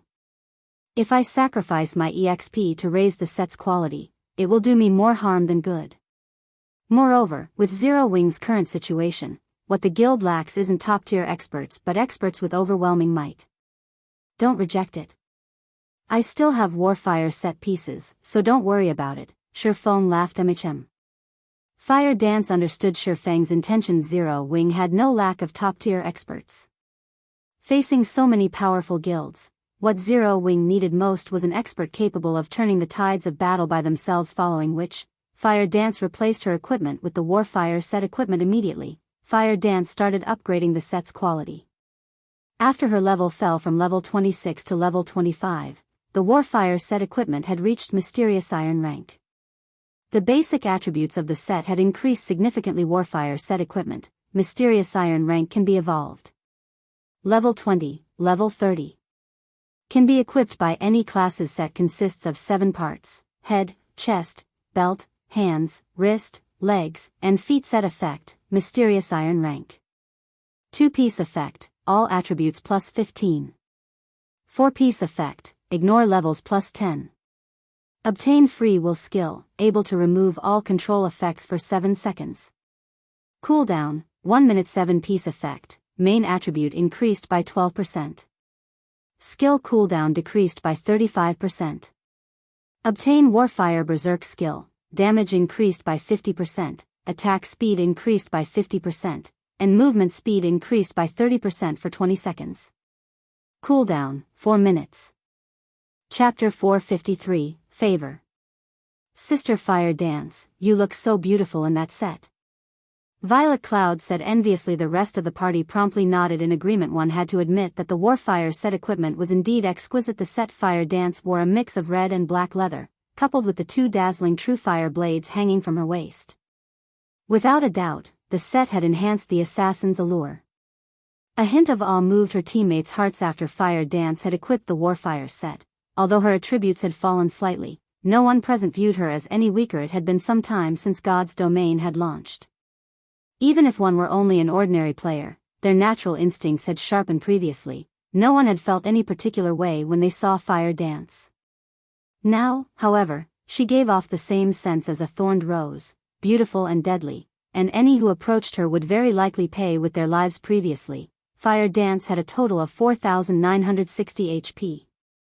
After equipping the Warfire set equipment, however, her maximum HP had fallen to 4,380. Her other attributes had similarly decreased. One of the main reasons was that the Warfire set was still mysterious iron rank right now. The set's basic attributes could not compare to the level 25 fine gold and secret silver equipment she had worn before, though it did possess set effects that the individual pieces of equipment had not. Among the set effects, the skill, Free Will, was extremely useful. When used against an enemy with powerful control skills, Free Will could instantly turn the tide of battle. Moreover, unlike her other attributes that had decreased, her agility had increased. As a result, she was now far more nimble. The 35% cooldown reduction she received for all her skills also increased the variety of skill combinations she could implement. Most importantly was the Warfire Berserk, a Berserk skill. Although Warfire Berserk was not as powerful as the Berserk skill Shifeng possessed, a player with a Berserk skill was still superior to a player without one. Because of this, envy blossomed in Fire Dance's friends when they saw her in her new armor. After Virtuous Cloud recovered from her daze, she pulled her gaze from Fire Dance and turned to Shifeng. She was no longer as relaxed as she had been, growing far more cautious. Originally, she had intended to sell the remaining Warfire set piece to Shifeng as well. However, she now dismissed this idea. Even a fool could tell that Shifeng was a powerful character. Moreover, Fire Dance and the others had referred to Black Flame as their guild leader. Compared to minor existences like themselves, he was in an entirely different world. Not only had Shifeng saved their lives, but he had also purchased the Warfire bracers they had for more than the market price. They already owed Shifeng a huge favor. If she tried to sell the second Warfire set piece to Shifeng at a high price, she would be ashamed herself. Virtuous Cloud disliked owing other people favors. She was not comfortable until she repaid what she owed. Hence, she looked towards Shifeng and asked softly, "Guild leader Black Flame, I have something I wish to seek your help with." "Sure," Shifeng replied in a carefree manner. It was thanks to Virtuous Cloud that he had been able to complete the Warfire set equipment. He had no issues with helping her with a small request. "Our party consists of only independent players, so it isn't easy for us to obtain equipment for ourselves. I still have another Warfire set piece with me. Would it be possible to trade it for 6 pieces of level 20 secret silver equipment?" Virtuous Cloud asked, slightly embarrassed. The market price for the Warfire set was 8 gold per piece.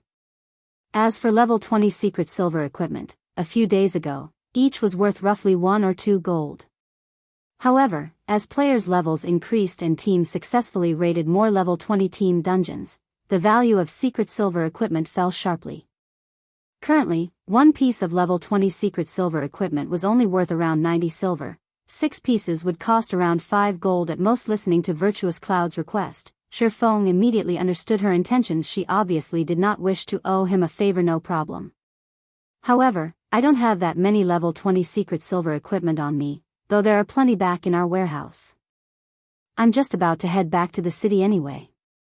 Will one of you follow me to pick out the equipment?" Shifeng tried not to be a hypocrite. Since Virtuous Cloud wanted to avoid owing him a favor, he would not try to force her to accept his goodwill. "I'll pass you the Warfire set piece first, then," Virtuous Cloud said as she happily traded a pair of Warfire boots to Shifeng. When Shifeng agreed to her request, she felt like a weight had been lifted from her shoulders. When Shifeng saw that it was a pair of boots, he was somewhat disappointed, but in the end, it was still another piece of the Warfire set.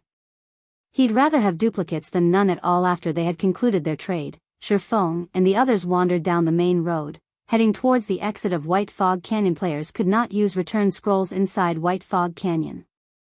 Hence, Shifeng and the others needed to leave the canyon on foot before they could teleport back to the city. Shifeng had reaped a massive harvest from his trip to White Fog Canyon. This time not only had he obtained a large stock of Starfire ore, but he had also gained many Warfire set pieces. Most importantly, he had managed to snatch the Golden Stone Tablet. Seeing as the Golden Stone Tablet warranted even a Great Lord's protection, it had to be incredibly precious. Shifeng suspected it was just as valuable as an epic item, if not more. Initially, Shifeng had planned to begin researching the Golden Stone Tablet as soon as possible. However, when he thought about how he was still in White Fog Canyon and that Anubis's gatekeeper was still alive, he immediately suppressed his excitement. After all, there was no guarantee that the Great Lord would not follow him. Hence, Shifeng intended to return to White River City before studying the stone tablet. Even if the gatekeeper showed up in White River City, it would not be a threat. Shifeng might even take advantage of the opportunity to get rid of the gatekeeper. After all, White River City was under Weissman's protection, a Tier 4 Great Wizard. With just the strength of a Tier 3 class, the Anubis's gatekeeper could not run rampant in the city. Just as Shifeng and the others were about to reach White Fog Canyon's exit, a group suddenly blocked their way. Virtuous Cloud and her team turned grim at the sight. "There sure are a lot of people." Shifeng could not help but laugh as he surveyed the surrounding forest. Several thousand players had hidden in the forest on either side of the road. Even with dulled senses, Shifeng could still detect them. Guild leader Black Flame, Youlan greeted as she slowly walked out of the forest, smiling faintly at Shifeng. "Since you've discovered us, I guess we don't need to hide anymore. Everyone, come out." Following which, swarms of players emerged from the surrounding cover, their numbers exceeding 2,000. Every player was an elite of overwhelming smile. These 2,000 elite players had blocked off the road leading out of White Fog Canyon, and they all emitted a cold killing intent as they glowered at Shifeng's group. Compared to the red names who had assaulted them previously, these elite players had far better equipment. "I wonder what business Overwhelming Smile has with me today." Shifeng pondered aloud as he observed his surroundings, searching for a gap that he could take advantage of. In his current weakened state, it would be somewhat difficult to escape the encirclement of 2,000 elite players. Furthermore, he had his team to consider. Guild leader Black Flame must be joking, Youlan said as she watched her target carefully, finding the man truly interesting. Even against 2,000 Overwhelming Smile elites, his expression had not changed in the slightest. "Previously, you killed over 100 of our guild members. If word of that gets out, we'll be a laughingstock. I've specifically sought out Guild leader Black Flame today to seek reparations." Chapter 454, Bloody Battle. Listening to Youlan's words, even a fool could tell that Overwhelming Smile had come to redeem their reputation. "Miss Youlan, are you suggesting that we start an all-out war?" Shifeng blatantly asked regarding the matter with Oriental Sword. If Overwhelming Smile had not been the one to take action first, Shifeng would not have bothered with killing him. After all, Zero Wing currently wielded a relatively significant advantage in White River City. Although Overwhelming Smile's financial attack had been considerably powerful, it would not last too long. Even if Shifeng ignored it, Overwhelming Smile would soon self-destruct. The opposing guild understood the situation quite well. Their current goal was only to delay Zero Wing's development and cause some trouble. Their true aim was to consolidate the strength of the 5 cities surrounding White River City. After Underworld secured full control of those 5 cities, taking Zero Wing out would be effortless. Guild leader, Black Flame, why must you put it like that? I have only come to demand justice for our guild's brethren. Why would I start an all-out war between our 2 guilds? Youlan said, chuckling. Demand justice? Shifeng could not help but laugh. You must think highly of me. You've actually brought 2,000 people to deal with me. Am I really that scary? I don't know about others, but I know full well what you are capable of. If I don't have this many allies around me, how could I possibly stand before you, the #1 expert of Starmoon Kingdom?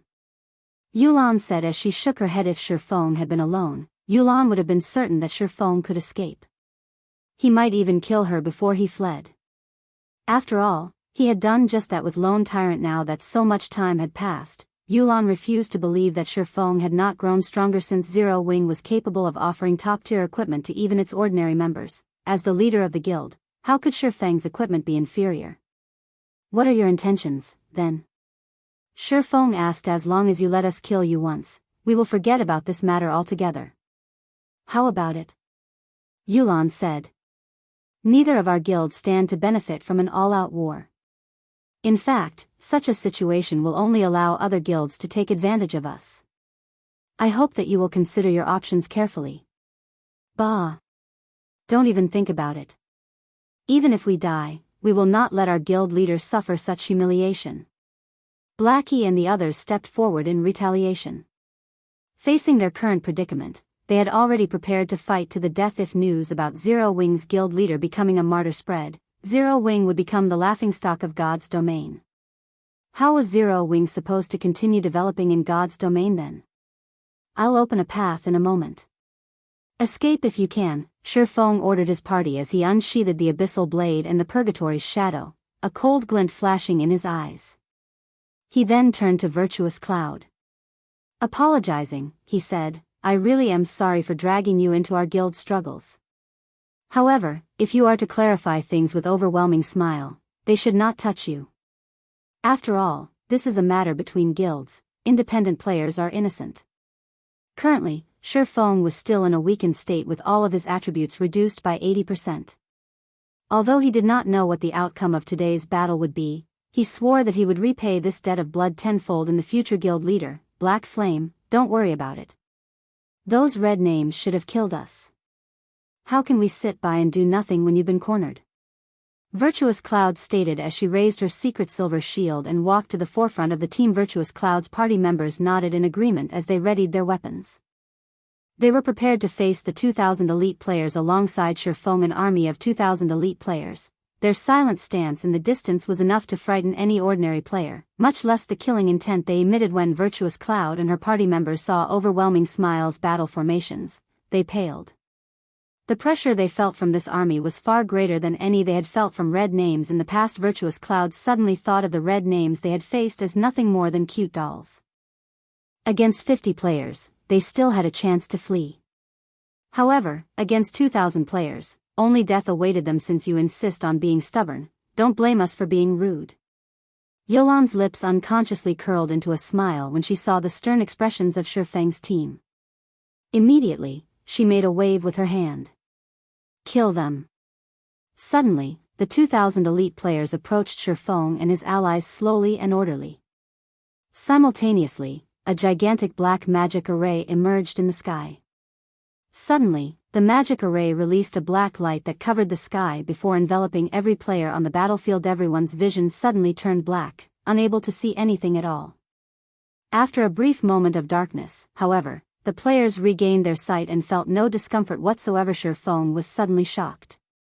This is the effect of the Tier 3 magic scroll, Dead Zone. Any lifeforms exposed to the black light are silenced for 5 minutes. The scroll's effects also prohibit the usage of any tools. The players tensed when they heard the word silenced. Although it seemed as if Overwhelming Smile would suffer more from the silenced state than Shifeng, his team still had skills such as Blackie's Stars of Light and Shifeng's Firestorm. With these two skills, they could obliterate waves of enemies. Not to mention, Shifeng's group also had many AoE attack magic scrolls now. However, they couldn't use any of them. Ha ha ha. Black Flame is dead for sure this time. Let's see if he can escape without skills or scrolls. Lone Tyrant rejoiced as he watched his guildmates slowly surround Shifeng. What a pity. I had originally thought I would get a chance to solo that Black Flame. However, I never expected that you still had such a trump card hidden, Youlan. No wonder you are known as the female Zhuge. It seems that I won't have a chance to take him on. Summer Sunshine sighed as he shook his head. Big brother Summer, Black Flame is not so simple. In a moment, we will still have to rely on you to get rid of him, Youlan said. she was not rash like Lone Tyrant. Before dealing with an enemy, she would always investigate them thoroughly and prepare for the worst possible scenarios. Although the situation seemed in overwhelming Smile's favor, melee combat experts such as Shifeng excelled in situations in which both sides were silenced. If not for the fact that Youlan had her own melee genius, Summer Sunshine, she wouldn't have been as certain of Shifeng's defeat in that case. Let me have a go at him. Hearing Youlan's words, passion and excitement filled Summer Sunshine's gaze as he watched his opponent. Finished speaking, he took a step forward before dashing towards the battlefield. Chapter 455, There Isn't Only One Expert. After everyone had been silenced, only the physical classes could display any considerable combat power. The magical classes could only watch from the sidelines. Youlan had long since prepared for this. Among the 2,000 players from Overwhelming Smile, close to 2/3 were physical classes. Moreover, Overwhelming Smile's attack formation was well organized. Shield Warriors and Guardian Knights led the attack, closely followed by the Berserkers, Swordsmen, and Assassins. Rangers stood the furthest behind, launching a ranged attack. The road leading out of White Fog Canyon had suddenly transformed into an ancient battlefield. Advanced towards the left, Shifeng took the lead and charged towards thinnest concentration of enemies. His and Virtuous Cloud's teams promptly followed. However, before Shifeng and the others had taken even a few steps, hundreds of arrows suddenly blotted out the sky. Virtuous Cloud's 3 magical class members were simply too weak in terms of agility and strength. Moreover, magical classes were usually not adept at dodging attacks, as they usually dealt damage from a safe distance. Hence, when the first wave of arrows rained down on them, the 3 party members immediately died and dropped a piece of their equipment. Stranger. Mouse. Roach. Virtuous Cloud's vision turned red after she watched her party members die. Glaring at the Overwhelming Smile members in front of her, she gripped her shield and charged forward. Die. Unfortunately, although Virtuous Cloud's equipment and level were considerably good, she could not hold her own against 5 Shield Warriors and Guardians Knights of the same caliber. The Overwhelming Smile elites forced Virtuous Cloud back, preventing her from reaching the rear. Rangers. Virtuous Cloud's other 2 party members faced a similar situation. No matter how hard they tried to attack, the enemy held them off. In the end, Virtuous Cloud's party was forced into a constant retreat. In the next moment, however, 2 figures suddenly brushed past Virtuous Cloud's party, slamming into Overwhelming Smile's MTS. Among the 2 figures, the most dazzling was Fire Dance. Brandishing her true fire blades, she sent a blazing arc smashing into a level 23 MT's shield. In the next moment, the assassin forced the MT back by over a dozen steps, and even the players behind said MT had to back up. Immediately after, Fire Dance swung one of her swords at a Guardian Knight beside her. She flung that Guardian Knight back by half a dozen yards as well, his body slamming into his fellow guild members. Her strength was astonishing. With a single attack, Fire Dance had shattered Overwhelming Smile's formation. Her strength was overwhelming. She fought like a war goddess. Everyone from Overwhelming Smile was left utterly speechless, while the crowd from Overwhelming Smile was dazed. Fire Dance continued to brandish her short swords as she weaved her way across the enemy front lines. Every time she swung the true fire blades, red streaks of light would follow. And wherever those red streaks of light passed, the members of Overwhelming Smile would be blown off their feet. No one could block Fire Dance's swords in a short moment. The assassin had shattered Overwhelming Smile's interception. Although Overwhelming Smile's members had tried to attack Fire Dance, the woman was too fast. Before they even swung their weapons, Fire Dance had already run off. She never focused on a single location, giving Overwhelming Smile no opportunities to surround her. On the other hand, although Overwhelming Smile's members could not attack Fire Dance, she could bombard them easily. Against level 23 MTs, her casual strike could deal close to -1,000 damage. If she was lucky and triggered a critical hit or flame state, one attack could deal over -2,000 damage. The elite MTs of Overwhelming Smile usually had around 4,300 HP, whereas those with better equipment had around 4,500 HP. Fire Dance only needed around 4 or 5 attacks to kill one of them. Flying Shadow also fared quite well. Although his attacks were not as frightening as Fire Dance's, against MTs, he could still deal around -700 damage with each hit as if they were in a world of their own. Fire Dance and Flying Shadow started a bloodied massacre within Overwhelming Smile's front lines. On the other hand, Overwhelming Smile's players found it difficult to catch either of them, much less deal damage. A Tier 1 class was significantly stronger than a Tier 0 class. Even without skills, a Tier 1 class could still overwhelm and suppress a Tier 0 class with their attributes. Furthermore, Fire Dance and Flying Shadow both possessed equipment that was far superior to the enemy elites by this time. Shifeng had also activated the 7 Luminaries Ring's Aura of Time. Although silence prevented the usage of skills and spells, it did not impact passive effects. Immediately, enemies within a 150-yard radius of Shifeng had their movement speed and attack speed reduced by 30%. This debuff weakened Overwhelming Smile further in close-quarters combat. In the meantime, Shifeng was responsible for protecting Aqua Rose and the other magical classes as they slowly advanced. Realistically, this task should have fallen to Flying Shadow. However, Shifeng's attributes were currently reduced by 80%. He was about on par with a level 20 ordinary player right now. On top of that, he couldn't use any skills. Melee combat was a competition of attributes and techniques. Compared to Fire Dance and Flying Shadow, the power he could display was significantly inferior. Hence, it was better if he focused on deflecting arrows for the others. In a few moments, Fire Dance and Flying Shadow had carved out a path of blood, allowing Shifeng and the others to pass safely. How did that Fire Dance become so strong? Lone Tyrant, who observed the battle from afar, was dumbfounded as he watched the unstoppable assassin, his fists clenching. He refused to believe this scene was real. He had personally witnessed Fire Dance's strength before. Although she was certainly a top-tier expert, she had not been unstoppable. Moreover, Fire Dance was an assassin, not a strength-based class. Yet, her attacks could even overwhelm berserkers.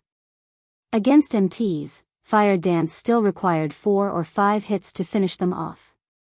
Against other assassins, however, one of her attacks devoured their HP. If she achieved a critical hit, they would die instantly. This scene had frightened Overwhelming Smile's assassins to a standstill. Sure enough, Zero Wing is trouble. Youlan frowned as she watched Fire Dance's performance. When she had planned this assault, she had not considered Fire Dance and the others as forces to be reckoned with. Facing 2,000 players in a melee battle, a top-tier expert was limited in what they could accomplish. However, Youlan never expected such a performance from both Fire Dance and Flying Shadow. Kill them. Those in the back, keep up. Do not let them escape. Youlan shouted anxiously. Originally, one black flame was enough trouble. Now, however, there were Fire Dance and the slightly weaker Flying Shadow. If Overwhelming Smile did not kill these 3 people today and hinder their growth, they would only become more dangerous in the future. The longer Youlan watched Fire Dance and Flying Shadow slaughter her people, the more she felt that God's domain was completely different from past virtual reality games. It was far more beneficial to have individuals with overwhelming combat power than it was to rely on the strength of numbers. Overwhelming Smile members began to converge on Shifeng's group faster. However, due to the Aura of Time's effect, the army could not keep up with Shifeng and his team's movement speed. As a result, the distance between them only increased as time passed. Meanwhile, the number of enemies between Shifeng's group and Freedom continued to decrease. Just as the Zero Wing members and their surviving allies were about to break free from the encirclement, a dark figure emerged from the crowd and dashed toward Shifeng. This was none other than the level 26 assassin, Summer Sunshine. Even with the movement speed reduction effect of the Aura of Time, Summer Sunshine was still frighteningly fast. He quickly caught up with Shifeng, who covered Aqua Rose and the others. Retreat, you should just stay behind. Summer Sunshine chuckled as he stood in front of Shifeng, blocking his path. Chapter 456, Death God. And just who are you, brat? What a big mouth you have. Believe it or not, if I wasn't silenced right now, I could wipe the floor with you at any given second. Due to having been silenced, Blackie had been disappointed that he could not display his strength. With Summer Sunshine's sudden appearance and his arrogant tone when he spoke to Shifeng, Blackie was instantly enraged. So fast. Looking at the youth in front of them, Aqua Rose discovered that he was actually level 26, the same level as her. She also felt an intensity radiate from this assassin. This intensity was heavier and more chilling than that from a lord-ranked monster. In particular, with confidence and arrogance, He looked at them as if they weren't even the same species, but some lower life forms. He looked down on them like a god over mortals. Just who is this person? Aqua Rose was stunned and confused. Currently, her intuition warned her to flee from this man. This was the first time since she had begun playing God's Domain that she had ever experienced such a feeling. Standing beside Aqua Rose, Violet Cloud was similarly on high alert. After participating in Ouroboros's internal competition with Shifeng, she had some understanding of monster-like experts. Compared to Aqua Rose, she knew how frightening these kind of people could be. Immediately, she pulled Blackie, who was prepared to throw himself to Shifeng's defense, back, warning him, "Brother Blackie, be careful. That man isn't as simple as he looks. He's on an entirely different level than we are." Violet Cloud's caution calmed Blackie immediately. When he examined Summer Sunshine again, cold sweat suddenly dripped down his forehead. Previously, the frustration of being silenced had clouded his mind, so he had failed to detect the powerful aura or the boundless killing intent that emanated from the cocky assassin. "Oh? You guys aren't too shabby after all. You're only the second group of players that I've met since I arrived in Star Moon Kingdom to possess such sharp senses. White River City really is an interesting place." Summer Sunshine could not help his surprise when he saw Aqua Rose and the others' reactions. Not even Underworld's so-called great expert, Ming Sha, had sensed how powerful he was. Yet, Aqua Rose and the others had managed to do so. At least, this showed that they were slightly stronger than Ming Sha. Unfortunately, they were only slightly stronger. Summer Sunshine then pointed toward Shifeng, saying, "I'm not interested in you guys, so you can leave." He, however, has to stay. "You." Though Blackie wanted to sling a flurry of curses, Shifeng quickly stopped him. "You guys can take off," Shifeng said, but Blackie understood Shifeng's current situation. To face the Great Lord ranked Anubis's gatekeeper, Shifeng had used a berserk skill. He was still in a weakened state at the moment, and his strength had been significantly reduced. Nothing good would come from soloing Summer Sunshine right now. "Can we not defeat him even though we outnumber him?" Virtuous Cloud asked with astonishment. She could not understand the Shifeng's party's current performance. They were experts who were capable of defeating 50 red names single-handedly. Yet, now, a single assassin had stopped them in their tracks. Even if the magical classes could not join the fray, the three of them were still elite players. They could defeat a level 26 assassin easily if they worked with Black Flame. "You guys need to get going. If you waste any more time, the enemy will catch up." Shifeng waved his hand, rejecting Virtuous Cloud's proposal. Virtuous Cloud and the others had yet to reach that level, so they did not understand how frightening the youth before them was. Aqua Rose was also helpless. If they had not been silenced, they could have helped in this fight. In their current condition, however, they would be nothing more than cannon fodder to the assassin. Hence, taking the initiative, Aqua Rose said, "Let's go." Following which, Aqua Rose led her party members away. "Guild leader, I'll help you," Fire Dance said through the party chat when she noticed Summer Sunshine. "No need." Led Aqua Rose and the others away from here quickly. "If anyone catches up, it will be very difficult to escape." Shifeng immediately rejected the offer. It was not because Shifeng did not believe in Fire Dance's strength. However, the youth named Summer Sunshine was not an ordinary expert. Rather, he was someone who stood at the peak of all assassins in God's domain, Death God Summer Sunshine. The reason he had the title of Death God was that Summer Sunshine had successfully become a Tier 6 class in the past. He was an existence that stood at the peak of God's domain. Summer Sunshine and Violet Cloud were different.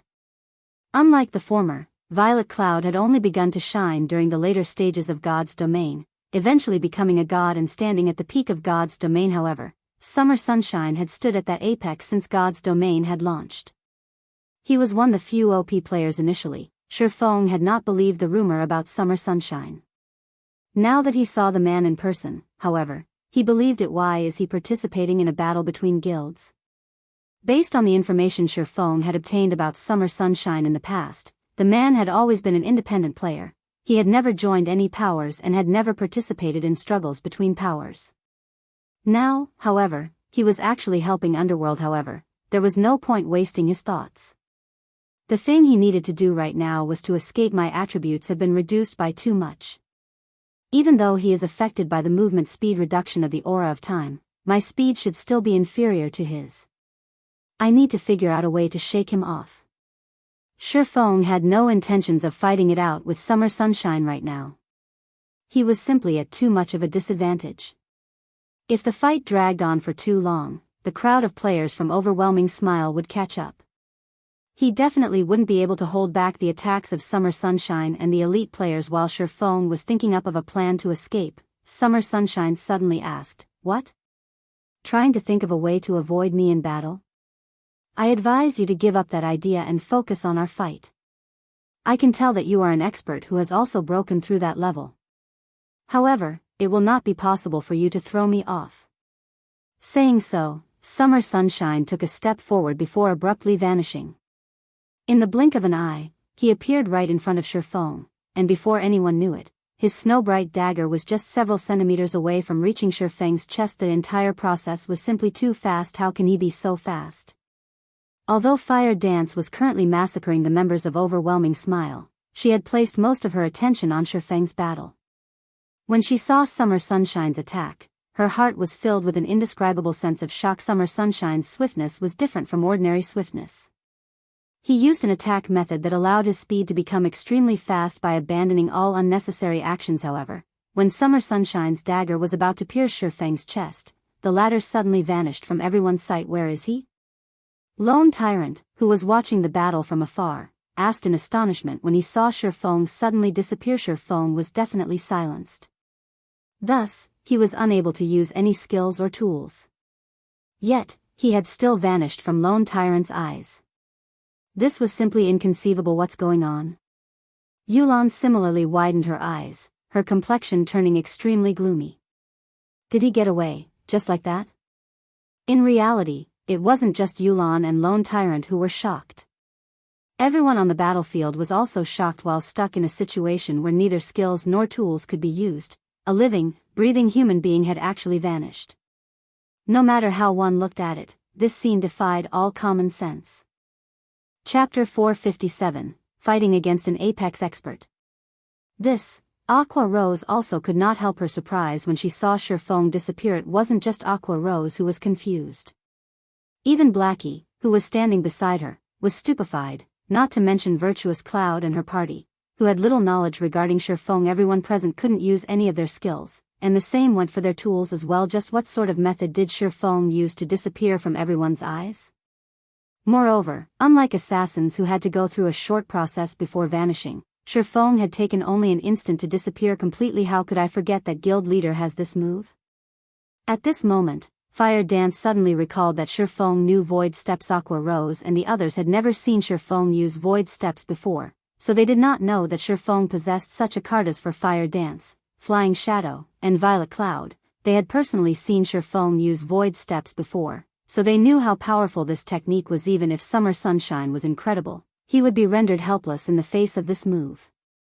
After all, an enemy that one could not see was quite frightening. Moreover, the attack method gave one no time to react at all.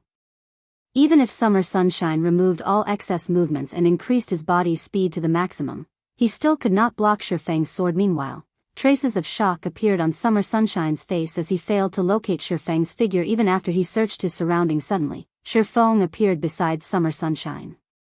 The silvery gray abyssal blade also abruptly appeared at the assassin's waist, cutting across it. Although Summer Sunshine used everything he had to dodge and block Shifeng's attack, the time the abyssal blade had taken to cut him was simply too short. The abyssal blade had already struck him before he could even dodge or block, and damage of over -400 points subsequently appeared above his head. In just an instant, Summer Sunshine had lost close to 1/10 of his HP. However, Summer Sunshine had quick reactions. After being attacked, he counterattacked, his dagger suddenly striking at Shifeng's back with even greater speed. With the distance between them so close, there was simply not enough time for Shifeng to withdraw his sword and defend himself. In addition, Summer Sunshine's attack had no unnecessary actions, so his dagger moved at an extremely fast speed. Let alone now, even if Shifeng was not in a weakened state, he would still have great difficulty defending against this strike. In Shifeng's desperate attempt at dodging, the dagger missed its mark and only managed to scrape Shifeng's shoulder. Still, this single attack dealt over -800 damage to Shifeng, taking close to half his HP away. Yuri, quite good. You've actually managed to damage me. However, it seems that your attributes have been greatly weakened. I just attacked you once, and you already lost close to half of your HP, Summer Sunshine stated in a carefree manner as he looked at his injured waist. That footwork of yours is amazing. However, you are bound to reveal yourself when you attack. Your one strike took away only around 1/10 of my HP. Even if I just exchange damage for damage, it will still be your loss 3 moves later, but since you were able to harm me, as a reward, I won't suppress you using my attributes. I'll let you see what real strength is. Summer Sunshine spoke in a very casual and overbearing tone. However, Shifeng did not think that Summer Sunshine was bluffing, because the moment the assassin finished speaking, the aura surrounding him underwent a complete change. Previously, he had still leaked out a little killing intent. Now, however, he completely sheathed it. The gaze in his eyes no longer focused on a single point. Instead, it was a gaze that took in everything in the surroundings, looking at everything objectively. This move was none other than Omnivision. However, compared to when Soaring Snake and the other amateurs used it, Summer Sunshine had mastered it to the realm of perfection as expected of the death god of God's domain. It seems he won't be that easy to deal with. Shifeng had never fought against such a powerful character in the past. To be precise, he had not had the qualifications to do so. Although a Tier 3 Sword King was similarly very amazing in the eyes of ordinary players, in front of God-tier players, he was no different from an ant in the past. There was a saying that went around in God's domain: everyone beneath God tier was an ant. Without becoming a Tier 6 class, one would never know how frightening Tier 6 players truly were. The assassin standing before him was an expert that had always stood at the very peak of God's domain. Shifeng had never expected to fight such an expert. However, the past and the present were different. First and foremost, the Summer Sunshine before him right now had yet to become a God-tier expert. Meanwhile, Shifeng himself knew void steps, and advanced footwork. Defeating Summer Sunshine and escaping was not necessarily impossible. As for escaping, looking at Summer Sunshine's speed, Shifeng knew escaping was not an option unless he defeated the assassin. In reality, there was another method he could use, and that was to execute void steps continuously. However, due to his attributes being reduced, the distance he could move each time was also greatly reduced. Moreover, using void steps multiple times in quick succession was mentally taxing. He would most likely lose consciousness before he could even run 100 or 200 yards away. It seems that I can only try to take care of him by continuously using void steps. Shifeng really could not think of a better idea right now. Melee combat relied on attributes and techniques. In terms of attributes, Shifeng was no match for Summer Sunshine at all.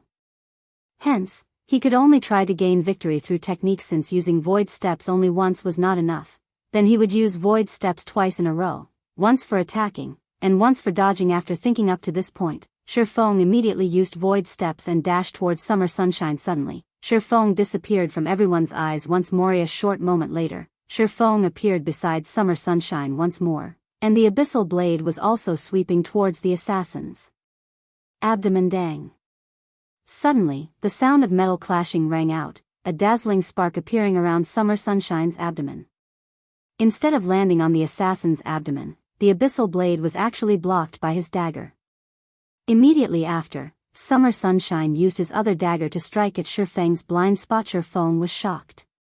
However, with equally fast speed, he promptly used void steps and just barely dodged the dagger's attack. Everyone's hearts trembled when they saw Shifeng and Summer Sunshine exchanging moves he couldn't have possibly seen through guild leader's footwork, right? Fire Dance could not help but be shocked. Void steps was an advanced technique that allowed Shifeng to easily defeat a chieftain. Yet, Summer Sunshine had seen through it after just 2 uses.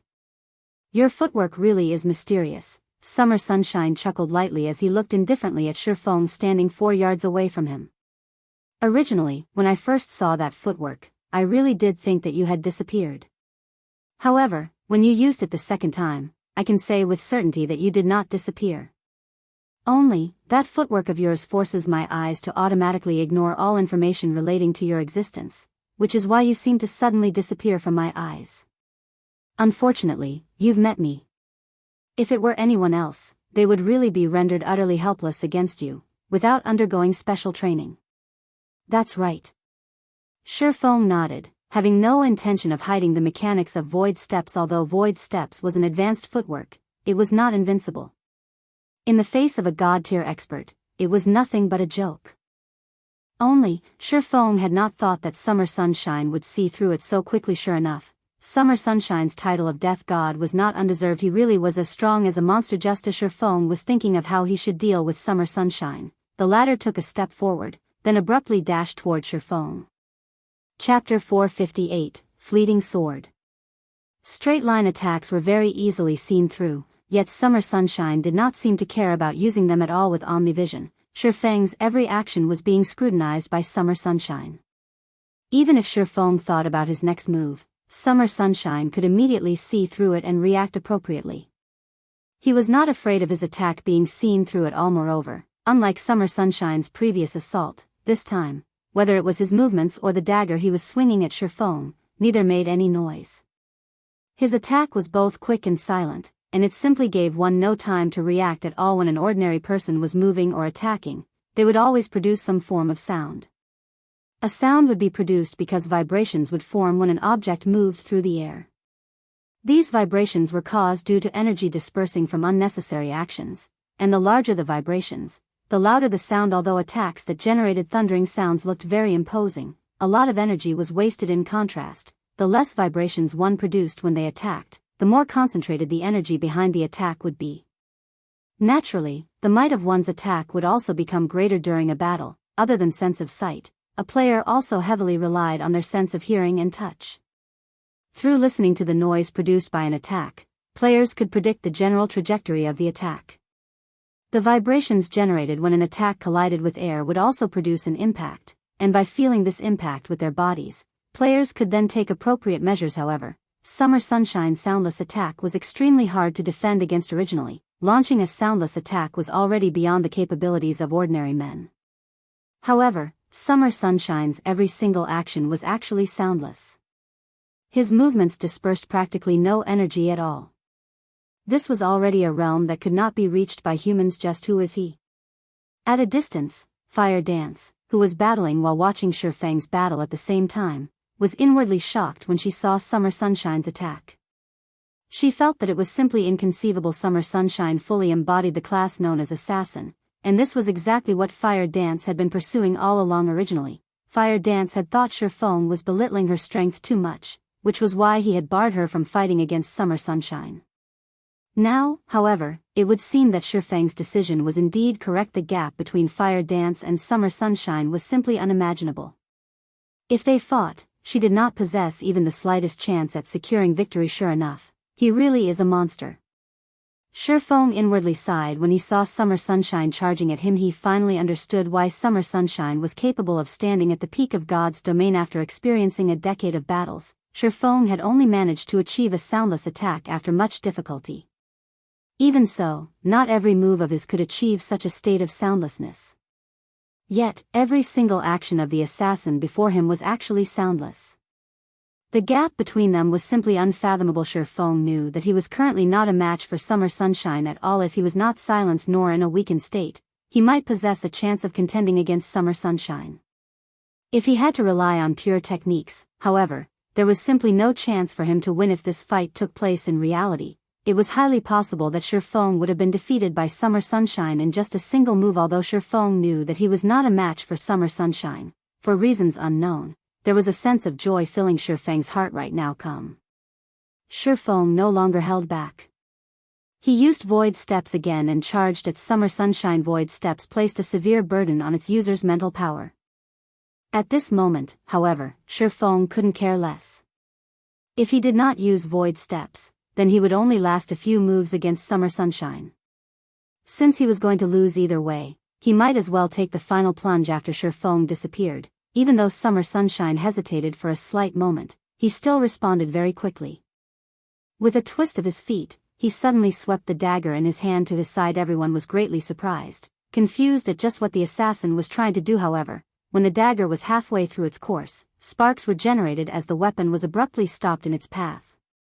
Immediately after, Shifeng's figure was revealed. Before anyone could react, Shifeng used void steps and disappeared from everyone's sight once more. For a time, everyone watched as Summer Sunshine continuously brandished his daggers, creating dazzling sparks with every swing he made. Those who were ill-informed would think that Summer Sunshine had gone insane. However, everyone present knew that the assassin was currently fighting Shifeng. Moreover, it was obvious that the Summer Sunshine currently held the upper hand in this fight. A battle of such level thoroughly stunned everyone present. Compared to this battle happening right before them, the videos spread on the forums showing the battles of experts were just complete and utter garbage. Presently, everyone had even forgotten about their own battles. All their attention was focused on the battle between Summer Sunshine and Shifeng. This is bad. Fire Dance grew anxious when she looked at Shifeng, who was currently in battle. The strain void steps put on its user's mental power was no laughing matter. Previously, when Shifeng had used void steps multiple times against a chieftain-ranked monster, his spirit ended up in an exhausted state. Despite his HP still being full back then, he did not have the energy to even move his body. As the battle continued to drag on, Shifeng could feel himself almost reaching his limit. Suddenly, he pulled a distance away from Summer Sunshine. "You're really good. You are the first person capable of fighting against me for such a long amount of time. However, that move of yours should be placing a huge burden on your mental power, right?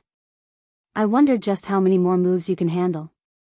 Despite having gone through such an intense battle, Summer Sunshine still displayed a calm and indifferent expression on his face. Shifeng did not give a reply. At this moment, his complexion was deathly pale, and even speaking had become an extremely exhausting task. "It seems that you don't have much energy left. Let's finish things then. Ever since entering God's domain, nobody has ever seen this move of mine, and you will be the first one to do so." Saying so, Summer Sunshine's expression turned serious. The killing intent he had kept hidden all this time suddenly exploded like a volcano, suffocating all those who felt it. Summer Sunshine was like a ferocious beast that had escaped its cage. In the next moment, his figure dashed towards Shifeng. However, when Summer Sunshine was halfway to reaching Shifeng, his body suddenly vanished. Immediately after, he reappeared behind Shifeng, his dagger tightly held in a reverse grip as he swung it down towards Shifeng's back. Suddenly, the spectators of the battle were stunned. "Does he know void steps as well?" Fire Dance said in shock. "No," Violet Cloud said. "That's second acceleration." Violet Cloud had previously witnessed Werewolf using second acceleration to attack many times before. Void steps was a footwork that caused the opponent to ignore the user's very existence. Even if the opponent was able to see the user, their brains would still categorize this information as useless and promptly ignore it. However, second acceleration was a trick used to fool a person's eyes. Overall, it was a technique inferior to void steps. However, Werewolf had used second acceleration on his attack, whereas Summer Sunshine had used second acceleration on his movements. It was clear that Summer Sunshine's technique was several levels above Werewolf. Meanwhile, Shifeng was feeling extremely weak. He was simply unable to block or dodge Summer Sunshine's soundless attack at this moment. Although Shifeng had discovered Summer Sunshine's attack, he was already close to exceeding his mental limit. His body felt extraordinarily heavy. Even if he tried to defend using the Abyssal blade right now, it was simply impossible for him to keep up with Summer Sunshine's speed. Is this the end? The moment before the attack was about to hit him, Shifeng could not help but have such a thought. No. He definitely could not let it end here. He still needed to reach even greater heights. He definitely could not be defeated here. I need to block it. I must block it. My movements need to be faster. Much faster. At this moment, Shifeng was wholeheartedly trying to make his movements much faster and more precise. However, he no longer possessed the energy to control the other parts of his body. He could only use the most conservative way he could think of to block Summer Sunshine's attack. At this moment, Shifeng's mind had already forgotten to think, his body forgetting to breathe. When there were only a few centimeters left between Summer Sunshine's dagger and Shifeng's body, the abyssal blade in Shifeng's hands suddenly slid into the Snowbright dagger. Dang. The impact of the two weapons caused the Snowbright dagger's trajectory to shift, and as a result, the dagger only brushed past Shifeng's body. Chapter 459, Catastrophic. An astonished expression appeared on Summer Sunshine's face when he saw his attack miss its mark. How did he manage to block it? Summer Sunshine turned to look at Shifeng. At this moment, he had yet to figure out just how Shifeng had blocked his full-powered blow. His attack just now used footwork he had created after entering God's domain. Not to mention Shifeng's current weakened state, even if Shifeng were in peak condition, it still should have been impossible for him to block it at this moment. The spectating crowd was similarly shocked by the outcome of the exchange. The battle between Shifeng and Summer Sunshine had already exceeded everyone's understanding of the battles in God's domain. Meanwhile, the last scene only served to add to the confusion in everyone's minds. No matter how one looked at it, Shifeng was not in a good condition. Originally, Summer Sunshine was suppressing him. Yet, despite being clearly on his last breath, Shifeng actually managed to repel Summer Sunshine's mysterious attack. Is that black flame a monster? He's not dead even after this. Looking at Shifeng's fragile state, Lone Tyrant sucked in a cold breath in order to suppress the trembling of his body. It seems that Summer Sunshine won't be able to deal with Black Flame by himself. Everyone else, surround Black Flame. Don't bother about the other members of Zero Wing. No matter what, we cannot let Black Flame leave this place alive today. Youlan commanded as she squinted her beautiful eyes. Although she had long since considered the possibility that Summer Sunshine might fail, that had only been a scenario of hers. Now that such a situation had actually happened, she still found it somewhat hard to accept. However, since the problem had already occurred, they needed to solve it immediately. After seeing how powerful Black Flame was, they had even more reason not to let him go under Yolan's command. The dazed elite members of Overwhelming Smile immediately started taking action, slowly moving to surround Shifeng. Even the members pinning down Fire Dance and the others promptly retreated to join the encirclement. Just as Overwhelming Smile's members took action, Summer Sunshine resumed his attack on Shifeng. 1 stab. 2 stabs. 3 stabs. 5 stabs. 10 stabs. Instantly, Summer Sunshine stabbed at 10 different locations on Shifeng's body. It looked as if the assassin had released 10 blades of light piercing directly at Shifeng. All 10 attacks were aimed at Shifeng's vital points. If Shifeng failed to block even one of them, his little remaining HP would instantly zero out. Dang. Dang. Dang. When Summer Sunshine's daggers approached Shifeng's body, a silvery gray glow suddenly flashed across them, deflecting all 10 attacks. However, due to the difference in strength, although Summer Sunshine's attacks were all deflected, they still forced Shifeng to retreat several steps. Fortunately, the difference between him and Summer Sunshine was not too great, so Shifeng did not take any damage from the impact. How do you know? That's swordsmanship. When Summer Sunshine saw Shifeng take action once again, he suddenly recalled a swordsmanship he had seen before. Although Shifeng's mastery of it was still incomplete, having only a few points of semblance, his performance was already very horrifying. Summer Sunshine's question did not receive a reply from Shifeng. At this moment, Shifeng's eyes appeared vacant. He had not heard Summer Sunshine's question at all. His doing it unconsciously. Summer Sunshine was left slightly speechless when he noticed Shifeng's fragile state. A strong wind was all that would be needed to send Shifeng crumbling to the ground right now. However, Summer Sunshine couldn't care less at the moment. Since he had been entrusted with the task of getting rid of Shifeng, he still needed to complete it, even with Shifeng's mental state already at its limit. On the other hand, even if he did not take action, the approaching members of Overwhelming Smile could still finish off Shifeng. After all, Shifeng was now on his last legs. Just as Summer Sunshine was about to charge at Shifeng, a large black hole appeared in the deep blue sky all at once. A wolf-headed, human-bodied monster suddenly emerged from within the black hole, exuding a frightening aura that constricted the hearts of everyone present. Why is he here? Fire Dance's complexion paled as she raised her head to look at the monster in the air. That wolf-headed monster was none other than the Anubis's gatekeeper. Only, at this moment, the gatekeeper was no longer level 30 but a level 35 Great Lord, instead. His HP had also risen from 10 million to 15,000,000. When everyone present looked at the Anubis's gatekeeper, all of them were confused as to why a level 35 Great Lord would suddenly appear at this place. However, Shifeng's party members understood just why the gatekeeper would show up here. The golden stone tablet.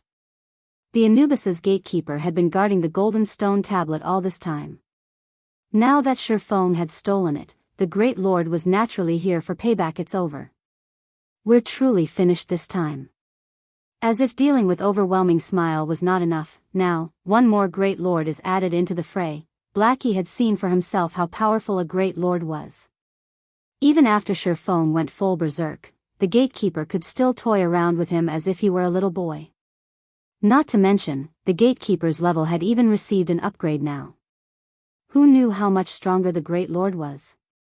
Although Blackie and the others sank into despair, the crowd from Overwhelming Smile was on cloud nine. Overwhelming Smile's main goal had been to raid the Great Lord of White Fog Canyon, only it was simply too difficult to approach the Great Lord inside the ruined shrine. The endless waves of goblins gave them no chance to raid the Great Lord at Allah. Great Lord? Lone Tyrant's eyes blazed. A field Great Lord was a fantastic opportunity for them to obtain an epic item. Everyone, retreat for now. Scouting parties, keep an eye on the Great Lord. Have all Overwhelming Smile members inside White Fog Canyon gather at my location. We cannot let anyone else have this Great Lord. Youlan was similarly feeling very excited. Although the Great Lord's level was somewhat high, God's Domain's second system upgrade had significantly weakened the effects of level suppression. It was not like they didn't have a chance at successfully raiding the Great Lord other than assembling the elite members of Overwhelming Smile inside White Fog Canyon. Youlan had also sent for the elite members present at other locations. The Anubis's gatekeeper suddenly howled all at once. A wolf's howl echoed throughout the entire White Fog Canyon, making all who heard it shiver in fear. Even the trees were trembling in the face of this howl. After the gatekeeper released his angry bellow, he turned to look at the crowd from Overwhelming Smile below him. Suddenly, the gatekeeper squinted his eyes, a bone-chilling light flashing in them. In the next moment, a black spear appeared in the gatekeeper's hand. Silver flames abruptly emerged from the spear as the gatekeeper aimed the weapon at the crowd from Overwhelming Smile and threw it. The black spear easily rent the obstructing air and landed in the center of the crowd.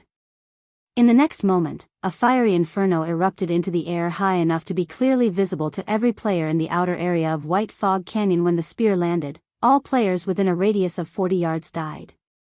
Not a single one survived. Since the Overwhelming Smile members stood very close together, just this single attack resulted in the loss of several hundred elite members. This, Lone Tyrant's eyes nearly popped out of their sockets. How was this a monster?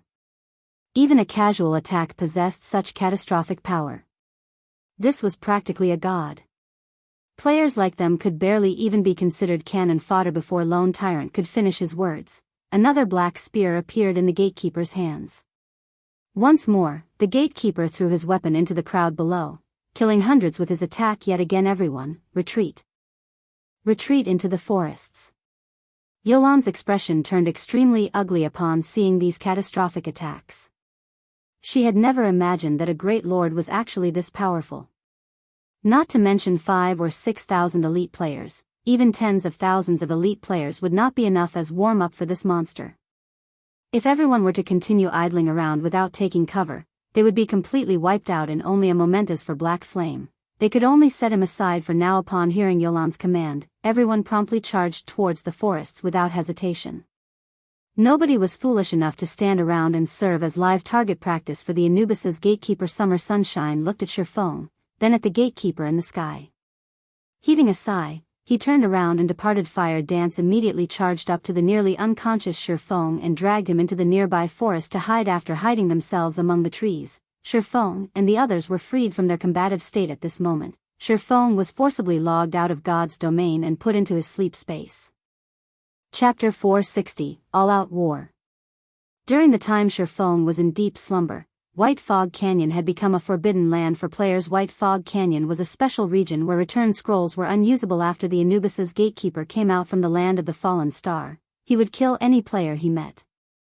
As a result, countless players grinding for the Warfire set equipment were massacred. Although the various guilds in White River City tried to overwhelm the gatekeeper through sheer numbers, how could a level 35 Great Lord possibly be that easy to deal with? After receiving a few annihilation spears from the gatekeeper, the various guilds in White River City acknowledged their mistake and promptly withdrew from White Fog Canyon, no longer daring to take even half a step inside. At this moment, everyone realized that, compared to the High Lords they had raided before, A Great Lord was on an entirely different level. Although High Lords possessed many AoE skills and could cause players a significant amount of trouble, their usage of such skills was infrequent. They would still give players a little breather. As for a Great Lord, without hesitation, a Great Lord would immediately use spells of mass destruction. Moreover, it would use them repeatedly in quick succession.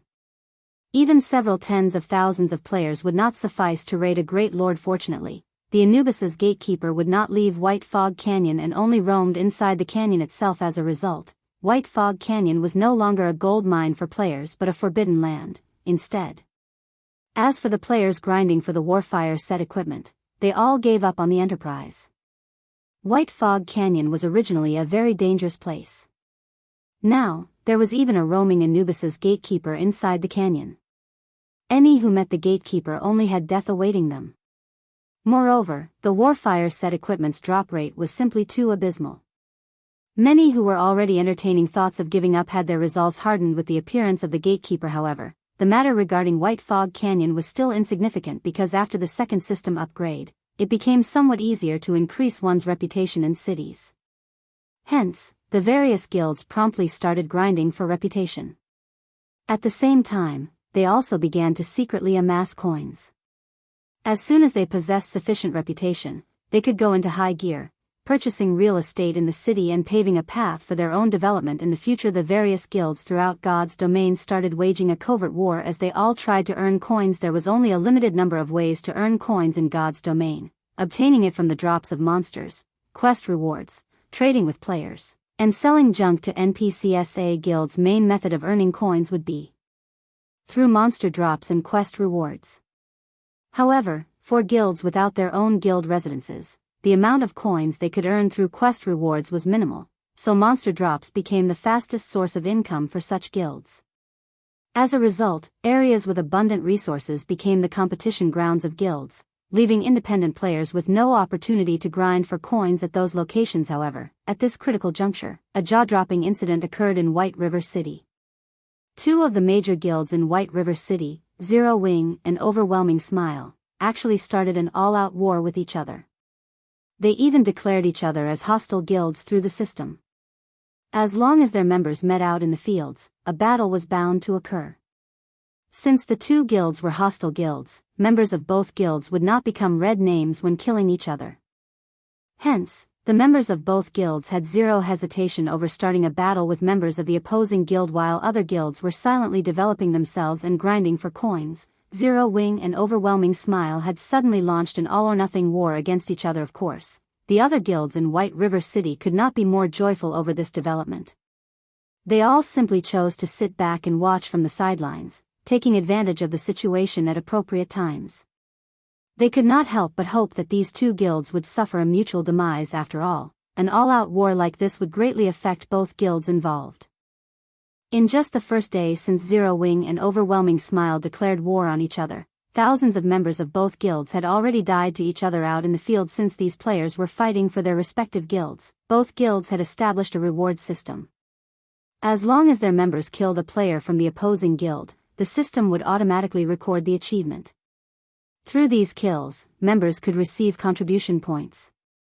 Moreover, the number of contribution points awarded would vary, depending on the position of the hostile guild's member killed. The higher the enemy's position was, the more contribution points awarded.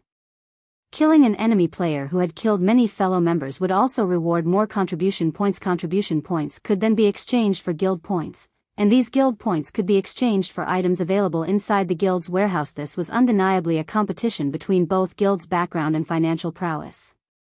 Inside a bar in White River City, close to 100 players were drinking and chatting merrily. They discussed their personal harvests, matters regarding the secret pavilion's God's domain experts list, and such topics. At this stage of the game, the bars throughout God's domain had long since become the place for independent players to exchange information. Do you guys want to know why Zero Wing and Overwhelming Smile, two of the most powerful guilds in White River City, suddenly started an all-out war with each other? A level 20 ranger asked the female cleric seated beside him while drinking his beer. Do you know the reason? The cleric girl blinked her eyes, slightly skeptical about the ranger's words. Of course. I have a brother who is an elite member of Overwhelming Smile. He even personally witnessed the reason why both guilds started the war, the ranger youth said proudly.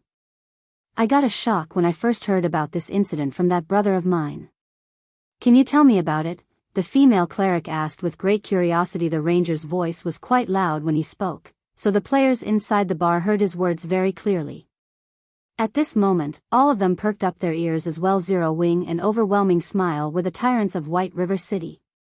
With the two guilds warring with each other, the hostilities would greatly affect White River City as a whole. As inhabitants of White River City, the players were naturally curious about why these two major guilds would wage an all-out war against each other. Proudly, that ranger youth said, in reality, it was because Overwhelming Smile's members had come into conflict with Zero Wing's members. In the end, Black Flame had slaughtered Overwhelming Smile's 100-man team. In a fit of rage, the higher-ups of Overwhelming Smile secretly set out to kill the guild leader of Zero Wing, Black Flame. Back then, Overwhelming Smile had sent a total of 2,000 elite members. Overwhelming Smile had even invited the help of an extremely powerful expert. If not for the Anubis's gatekeeper showing up, Black Flame might have been killed back then. Having their guild leader encircled was a great humiliation for Zero Wing. Naturally, they would not let matters rest. In the end, they declared an all-out war with Overwhelming Smile. The players inside the bar felt that the ranger's words sounded logical. This was a matter of the guild's reputation. How could Zero Wing possibly concede this matter? Moreover, the hostility present between the two guilds was something long-standing. Obviously, after the encirclement this time, Zero Wing could finally endure Overwhelming Smile's antics no longer. I wonder which guild will come out victorious in this all-out war? I think that it should be Overwhelming Smile. The guild's main headquarters is based in Maple City. It also possesses massive financial support. Haven't you seen how excellent the benefits offered by Overwhelming Smile are? Just the monthly salary of the elite members is enough to make one drool. How could Zero Wing possibly compare? It should be Zero Wing. After all, this place is White River City. Zero Wing possesses a guild residence here. Moreover, there are plenty of experts in the guild. You can't imagine just how excellent the benefits provided by their guild hall are. Among them, the most welcomed is the private rooms. One can accumulate double EXP buffs by resting inside these private rooms. Moreover, Zero Wing's guild warehouse is the envy of every guild in White River City. There are plenty of level 25 equipment stored inside. Right now, many of the players who had defected to Overwhelming Smile regret leaving in the first place. For a time, everyone in the bar discussed the war between the two major guilds. However, a party of 6, seated at a corner of the bar, smiled contemptuously over this matter. It seems that Black Flame only amounts to this much. Leader, must we really go searching for him? A level 26 swordsman murmured. Search. Only after testing him would we know whether or not he qualifies. Chapter 461, Exceeding Potential. When the sun set, Shifeng had already been in deep slumber for over a dozen hours. The virtual gaming cabin inside the bedroom continuously let out a warning sound at this moment. The nutrient solution inside the virtual gaming cabin was already depleted. After the alarm of the gaming cabin rang for some time, the cover of the cabin suddenly opened. So tired, Shifeng opened his eyes and unwillingly climbed out of the virtual gaming cabin. He then took a look at the time. What? I've actually slept for 18 hours. Although he had exceeded his mental limit once again, it was not as severe as the first time. Even so, he had still slept for such a long time. Just what is going on here? After Shifeng woke up, his entire body felt drained. Even the nutrient solution he had refilled just a few days ago was completely exhausted. Normally, a full tank of nutrient solution could last a player 15 days. The previous time Shifeng had exceeded his limit, some solution still remained. Now, however, the tank was completely emptied.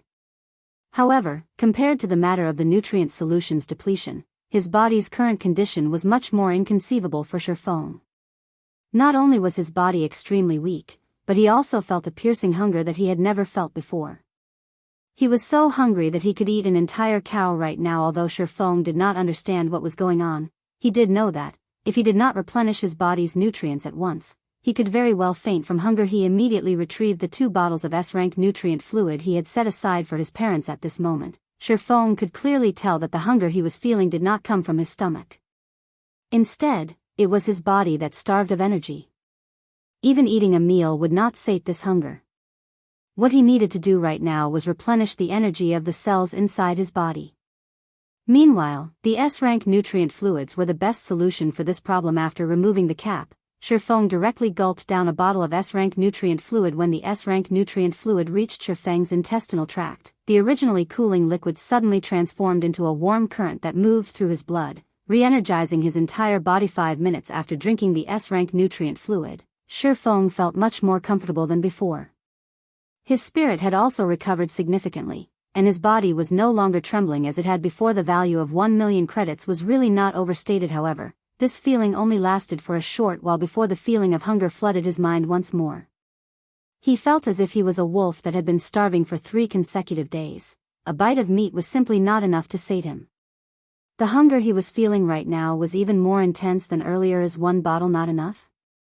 Shifeng was speechless. A single battle actually required him to sacrifice 2 bottles of S-rank nutrient fluids. No choice. Shifeng could only remove the cap on the last bottle of S-rank nutrient fluid and empty its contents. Originally, one had to wait an interval of 3 to 5 days before consuming another bottle of S-rank nutrient fluid, as the energy contained within the liquid was extremely concentrated. A person's body was simply incapable of completely absorbing all that energy. Instead, drinking 2 bottles consecutively would only damage one's body due to overnutrition. When Shifeng drank the second bottle, he felt a little heartache. Each bottle cost 1 million credits. Moreover, one could not simply purchase S-rank nutrient fluids even if they could afford it. In the past, even though he had been the guild leader of Shadow, he only got to drink 1 bottle a month. Now, he had actually drunk 2 bottles in a single day. If others were to find out about this, they would definitely look down on him as a wastrel. However, S-rank nutrient fluids were indeed amazing. After drinking 2 bottles and resting for a few minutes, Shifeng was already completely rid of his fatigue. His body had also recovered to normal. Following which, Shifeng drank another dozen or so bottles of A-rank nutrient fluid before recovering to his peak condition. Is it my imagination? After recovering completely, Shifeng suddenly discovered that his 5 senses were much more acute than before. Originally, he could never hear the chirping of birds when inside his bedroom. Now, however, he could actually hear it. Besides being able to hear the chirping of birds, when Shifeng looked at his own room, he was also able to see with much greater clarity than before. His mind had also become much faster. Did breaking through my mental limit multiple times allow my brain to become more active? Shifeng's heart was filled with ecstasy. He had tried fortifying his body many times before to increase the flow of blood into his brain, in addition to providing his body with various nutrients. He had done so to develop his brain's potential and boost its activity level, so that he could create his legacy in God's domain. Now, he had actually achieved a breakthrough. The human brain had always been a domain filled with mystery. In the past, even the most amazing human could only exhibit 10% of their brain's potential. Advancements in technology had made developing the brain's potential possible, but it was extremely difficult to do so. It was not something one could succeed at just by trying. In Shifeng's previous life, countless people had tried their best and had spent large sums of money just to raise their brain's potential by a tiny fraction. Yet, even so, these people had felt that slight improvement worth their sacrifice. As the activity of the brain increased, a person's control over their body would also improve significantly. In God's domain, there were many genius players who possessed extraordinary talents. However, why were these geniuses better than ordinary players? It was because their brain's activity was out of the ordinary. As a result, their control over their game avatar surpassed ordinary players, allowing them to carry out actions that no ordinary player was capable of, just like Soaring Snake, whom Shifeng had met some time ago. Soaring Snake was a gifted genius who possessed unmatched reflexes. Meanwhile, Shifeng had broken through that limit by chance, so how could he not grow excited? Although he had only received a slight improvement, Shifeng could now see a new path opening up for him. Moreover, this was a path that led directly to the peak of God's domain. It seems that I need to prepare many more bottles of S-rank nutrient fluid in the future. Shifeng felt uneasy when he recalled the piercing hunger that was transmitted to his brain earlier. After breaking past the limit of his mental power, his brain naturally needed a massive amount of energy to recover. This time, he was only fortunate that he had sufficient bottles of S-rank nutrient fluid to allow him to achieve a breakthrough. Otherwise, he would have had to be admitted into the hospital to rest for some time. Moreover, resting at the hospital would not necessarily increase his brain's activity and develop its potential. When Shifeng thought about improving his brain's activity, his thirst for S-rank nutrient fluids grew even more intense. Only now did Shifeng understand why the first-rate guilds and super guilds in the past were purchasing S-rank nutrient fluids in bulk. There was an 80% chance that they had done so in order to nurture apex experts. On the other hand, he had been under the misconception all this time that S-rank nutrient fluids were only used to strengthen a person's physique. Ding. Ding. Ding. Suddenly, Shifeng's quantum watch started ringing. Meanwhile, the person calling him was none other than Big Dipper Training Center's chairman, Xiaoyu. Master Shifeng, our side has already completed the preparations for the fighting competition. As for the exact time of the event, it will be set at 2 days from now, at 10 o'clock in the morning. May I know your opinion on this? If you are not free, I can still delay the event by 2 or 3 days, Xiaoyu said. Let's go with 2 days from now, then. Shifeng was in a very good mood at the moment. Hearing Xiaoyu's words, he became even more elated. As long as he won the competition, he would obtain not only 5 virtual gaming cabins but also 15 bottles of S-rank nutrient fluid. I have already sent the information regarding your opponent to your quantum space. However, that person is very mysterious, and the information we have collected on him is very limited. We only have the records for a few of his matches. He had ended a majority of his matches in just a single move. Xiaoyu had not expected Shifeng to remain so calm. He knew that Zhao Ruoshi had long since told Shifeng every little detail about his opponent's strength, so Shifeng should know how amazing his opponent was. Yet, now, not only was Shifeng not anxious, but he was even showing a hint of anticipation. I understand. I'll research it a little. Shifeng nodded. I still have other matters to attend to, so I'll be hanging up first. After saying so, Shifeng disconnected the call. Following a period of rest, Shifeng was already fully recovered. He still had many matters he needed to deal with in God's domain. Since he had slept for so long just now, he naturally could not delay any longer, which was why he had ended the call in such a hurry. After refilling the nutrient solution inside the virtual gaming cabin, he lay down inside the cabin and entered God's domain once more. Chapter 462, War of Attrition. When Shifeng logged into the game, the location he appeared at was still within White Fog Canyon. At this moment, the sky in God's domain was dusky. There was still over an hour until dawn. It sure is quiet.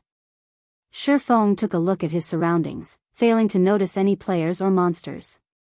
There was only the sound of leaves rustling in the cold wind. This was a very abnormal situation in White Fog Canyon. However, Shifeng did not stay in this spot for too long. He dashed towards the exit of the canyon. At this moment, Shifeng's weakened state had already ended, having recovered his peak condition.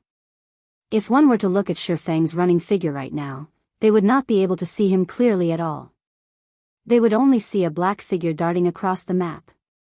Shifeng was like a healthy and elegant leopard. Just as Shifeng was about to leave White Fog Canyon, a group of over 100 crimson-eyed battle monkeys leaped out of the forest and blocked his path. The monsters in White Fog Canyon were very dangerous due to being in a constant berserk state. Now that was night time, players would have their vision reduced while monsters would not be affected in the slightest. As a result, players would find it much more difficult to fight at night. Facing against over 100 elite monsters, even an elite party would die unavenged. Only a large team of over 100 players could possibly endure the assault of so many crimson-eyed battle monkeys. However, as if he had not seen the monsters in his way, Shifeng dashed into the group of battle monkeys. The crimson-eyed battle monkeys had similarly charged at Shifeng like a group of mad cows. However, just when the sabers held by the battle monkeys were about to land on Shifeng, the weapons struck air and simply brushed past Shifeng's body. It was as if the battle monkey's target was not Shifeng at all. T allowed Shifeng to easily shuttle through them. After their first attack failed, the crimson-eyed battle monkeys turned around and attacked Shifeng once more. This time, 7 battle monkeys surrounded Shifeng. However, Shifeng was just like flowing water. Just like before, when the battle monkeys' sabers were about to reach Shifeng, the weapon simply brushed past his body. In just a moment, Shifeng had weaved his way through the group of crimson-eyed battle monkeys. Although the battle monkeys felt enraged by this situation, they could not do anything about it. They could only watch unwillingly as Shifeng exited the canyon. The improvements brought about by an increase in brain activity sure are significant. Shifeng was full of smiles as he turned back to look at the crimson-eyed battle monkeys. Although he could defeat such a number of battle monkeys by himself, he definitely would not have been able to effortlessly dodge such an encirclement. This achievement was all thanks to his increase in brain activity. Not only did this change improve his brain's perception of danger, but it had also advanced his control over his own body. Whether it was in regard to an enemy's attack or his own ability to dodge, the ability to control his movements had become very precise and refined.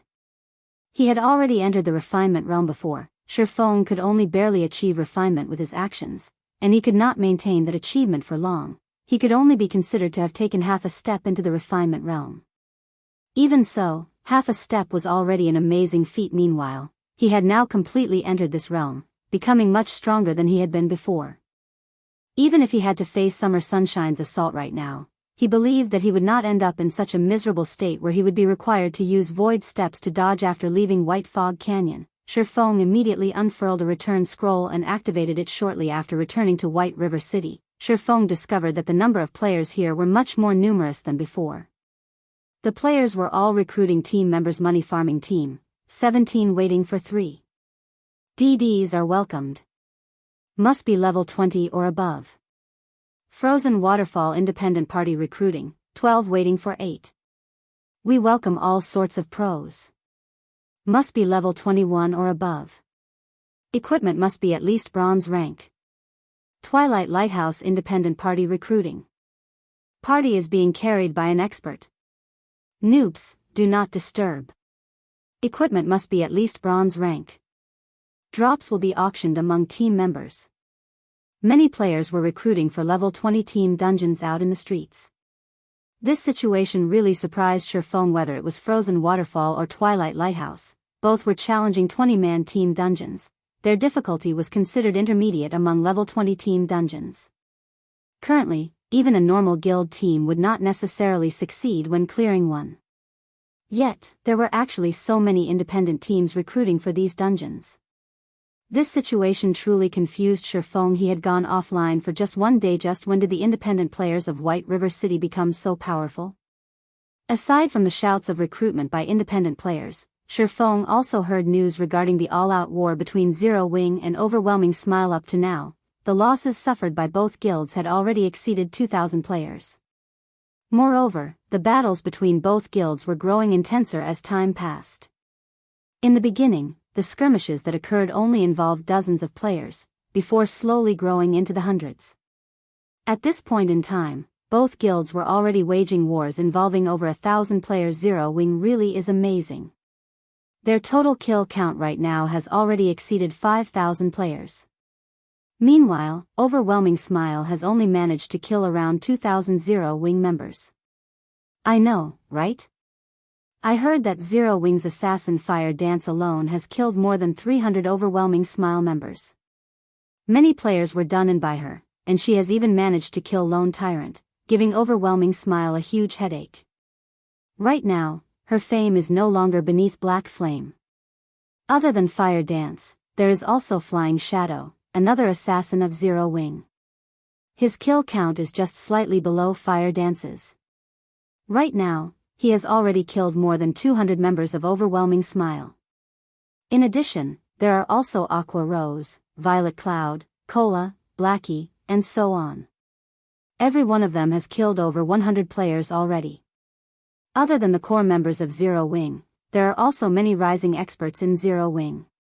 Among them is a berserker called Shadow Sword. His kill count is over 50. I hear that he has even managed to exchange for a level 25 fine gold equipment with the contribution points he obtained. Say, even though Overwhelming Smile also has a large number of experts, why aren't they able to fight against multiple enemies by themselves like Zero Wing's experts? Just why are Zero Wing's experts so strong? You don't know?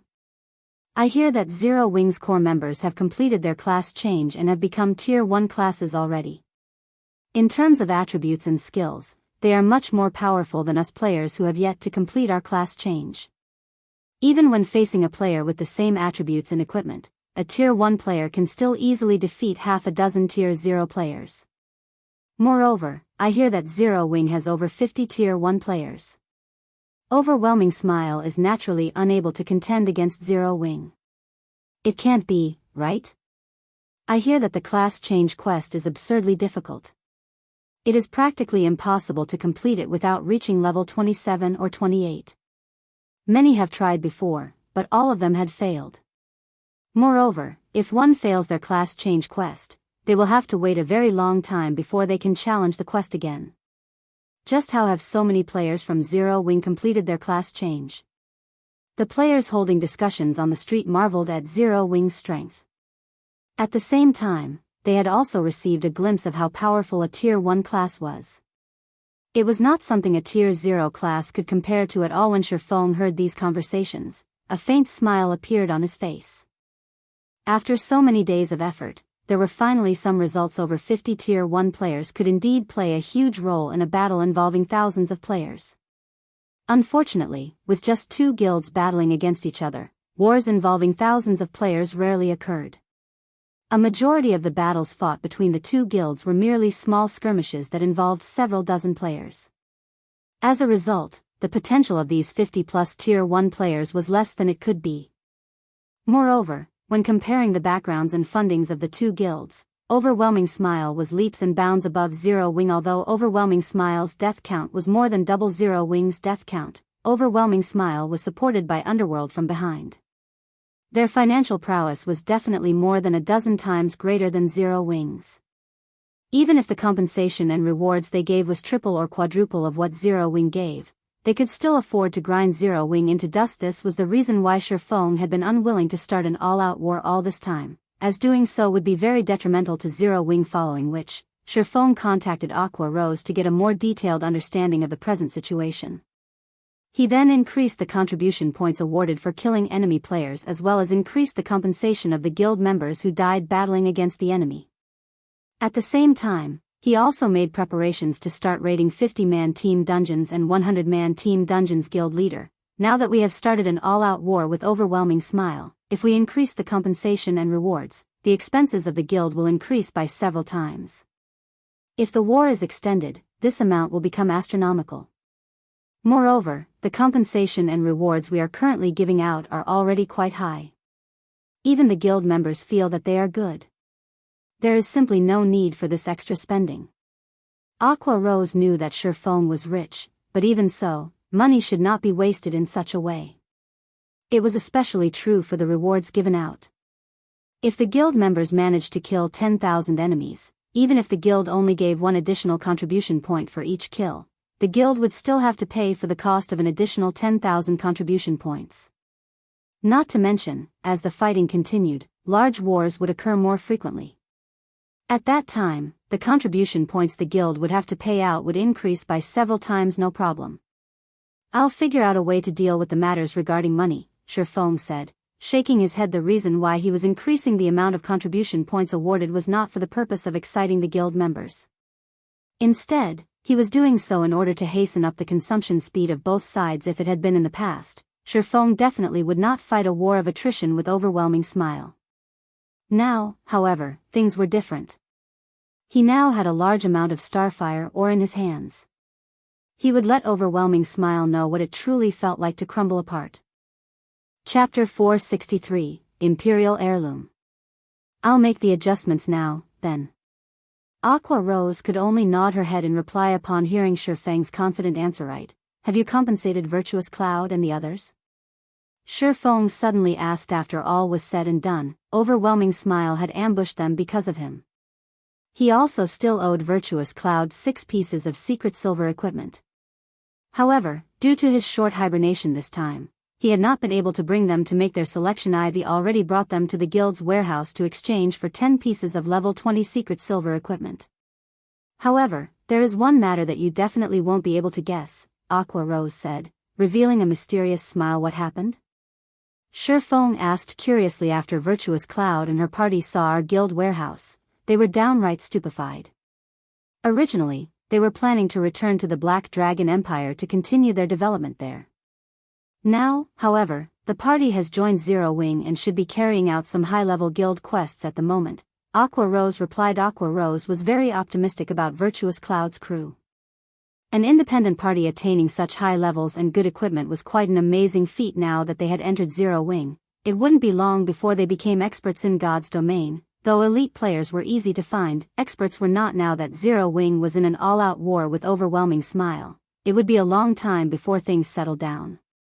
After all, it was not possible for either side to defeat the other in one fell swoop. Moreover, battles between two warring guilds consisted mostly of small-scale skirmishes. Large-scale engagements occurred very infrequently. As a result, the importance of players with top-tier combat power grew even greater. If a large group of players took action together, they could easily be discovered, as well as easily countered. However, if a party or an individual took action, they would be highly mobile, hence, they would not be discovered so easily. If Zero Wing could form a party of experts and give a huge blow to Overwhelming Smile from time to time, they could easily force Overwhelming Smile into a passive state guild leader. Why don't we start raiding 50-man team dungeons now? Although the benefits we offer could attract quite a number of players to the guild, it is still not enough of an attraction for many independent experts. The things these experts seek are top-tier equipment and room for growth. Meanwhile, we can use the top-tier equipment we obtain from large-scale dungeons to attract these experts, Aqua Rose suggested. After seeing the reactions of Virtuous Cloud's crew yesterday, Aqua Rose came up with this idea previously. She had also tried inviting Virtuous Cloud and her party to join Zero Wing, but they had been reticent. However, after seeing the large number of level 25 fine gold and secret silver equipment, as well as plenty of level 20 dark gold equipment, they made up their minds right away. At that time, Aqua Rose had even considered displaying the two epic items inside their guild's warehouse. However, the epic items were Zero Wing's trump cards. It would be best if other guilds did not know about the existence of these items, so she had promptly dismissed this idea of hers. If she were to really put the epic items on display, then many guilds would definitely scheme against Zero Wing. Her action would no doubt create many more enemies for Zero Wing. The guilds that were maintaining neutrality might even side with Overwhelming Smile. At that time, Zero Wing's position would become very tenuous. Hence, only core members, who had signed a confidentiality agreement, could know about the existence of the epic items. We still have to wait for some time regarding the matter of the large-scale team dungeons. However, we can begin raiding 20-man Hell Mode team dungeons. Shifeng had been the guild leader of Shadow for many years, so he naturally knew what attracted experts. Although he fully agreed with Aqua Rose's suggestion, large-scale team dungeons were no walk in the park. They needed to accumulate even more strength if they wished to raid one. On the other hand, they could give 20-man Hell Mode team dungeons a try. Players had a fixed probability for obtaining dark gold items from 20-man Hell Mode team dungeons, though the majority of the items were fine gold rank. In addition, there were plenty of production materials that were available only in Hell Mode dungeons. The guild could also obtain guild popularity by clearing Hell Mode dungeons. As the guild's popularity increased, the guild quests commissioned by NPCs would also improve in quality, and this was what Zero Wing needed the most at the moment. I'll get everyone prepared right now, then. Upon hearing Shifeng's words, Aqua Rose immediately went into action with great excitement. As for Shifeng himself, he made a trip to the bank. Although there were many things demanding his attention right now, the all-out war with Overwhelming Smile, in particular, at the end of the day, there was only one task that he needed to complete, which was to earn money. Shifeng had experienced countless all-out wars between guilds in the past, so he had long since known what took priority. Although he himself possessed frightening combat power, allowing him to easily hunt and kill Overwhelming Smile members out in the fields. Just how many members were there in Overwhelming Smile? Even if he ran around all day, hunting players, how many could he possibly kill by himself? Doing so would allow him to collect the immortal souls of players he killed, but it was still not worth the effort. Moreover, even if he did nothing but hunt players from Overwhelming Smile all day long, completing his quest would take many days.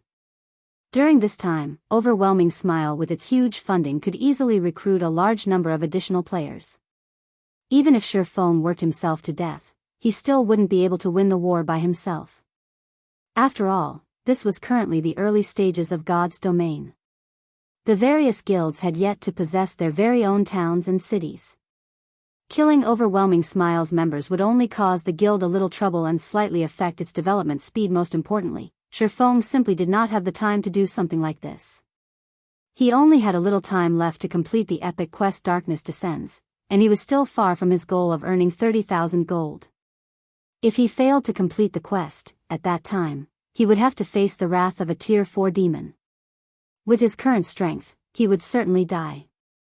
Hence, earning money was his top priority right now. The war between the two guilds would definitely grow more intense as time passed, and the same was true for the expenditure of both guilds. It was especially true for the expenditure on equipment.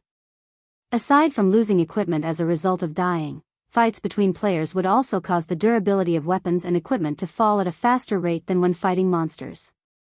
Naturally, repairing these weapons and equipment would also require a large sum of coins. Presently, guilds had a limited source of income for coins. Guilds would only begin raking in large sums of coins once they possessed their own towns and cities during the middle stage of the game. Although Overwhelming Smile had large funding, having a large funding did not necessarily equate to having a large number of coins. This was where Shifeng's confidence came from. Half an hour later, Shifeng arrived at the bank. He then retrieved all the Starfire ore as well as the Philosopher's Stone from his warehouse. He also retrieved the Dragonscale set equipment forging design he had stored away all this time. At present, aside from the Warfire set equipment, the level 20 fine gold ranked Dragonscale set equipment was definitely the best set equipment available. It was naturally an item that all guilds would fight desperately to obtain. After Shifeng organized the items inside his bag, he suddenly noticed the golden stone tablet inside it. How could I have forgotten about this thing? Shifeng's mind had been occupied with too many things during this period of time, and he had completely forgotten about the golden stone tablet he had snatched away from the Anubis's gatekeeper. An item guarded by a great lord was definitely not an ordinary item. However, Shifeng had also never heard about a golden stone tablet, so he did not know exactly what function this item possessed. Glancing at it, he was unable to read its information. All that was displayed about the golden stone tablet was that it was an unknown item. Shifeng then used omniscient eyes and started appraising it. The seconds ticked by slowly as countless data flickered in front of his eye. After a total of 22 seconds passed, the appraisal process was finally completed. An Imperial Heirloom? Shifeng muttered in disbelief when he read the information displayed about the golden stone tablet. Chapter 464, Shocking Treasure. Shifeng could not help but tremble when he looked at the golden stone tablet inside his bag. God's domain was very large, and there were many kingdoms and empires within it.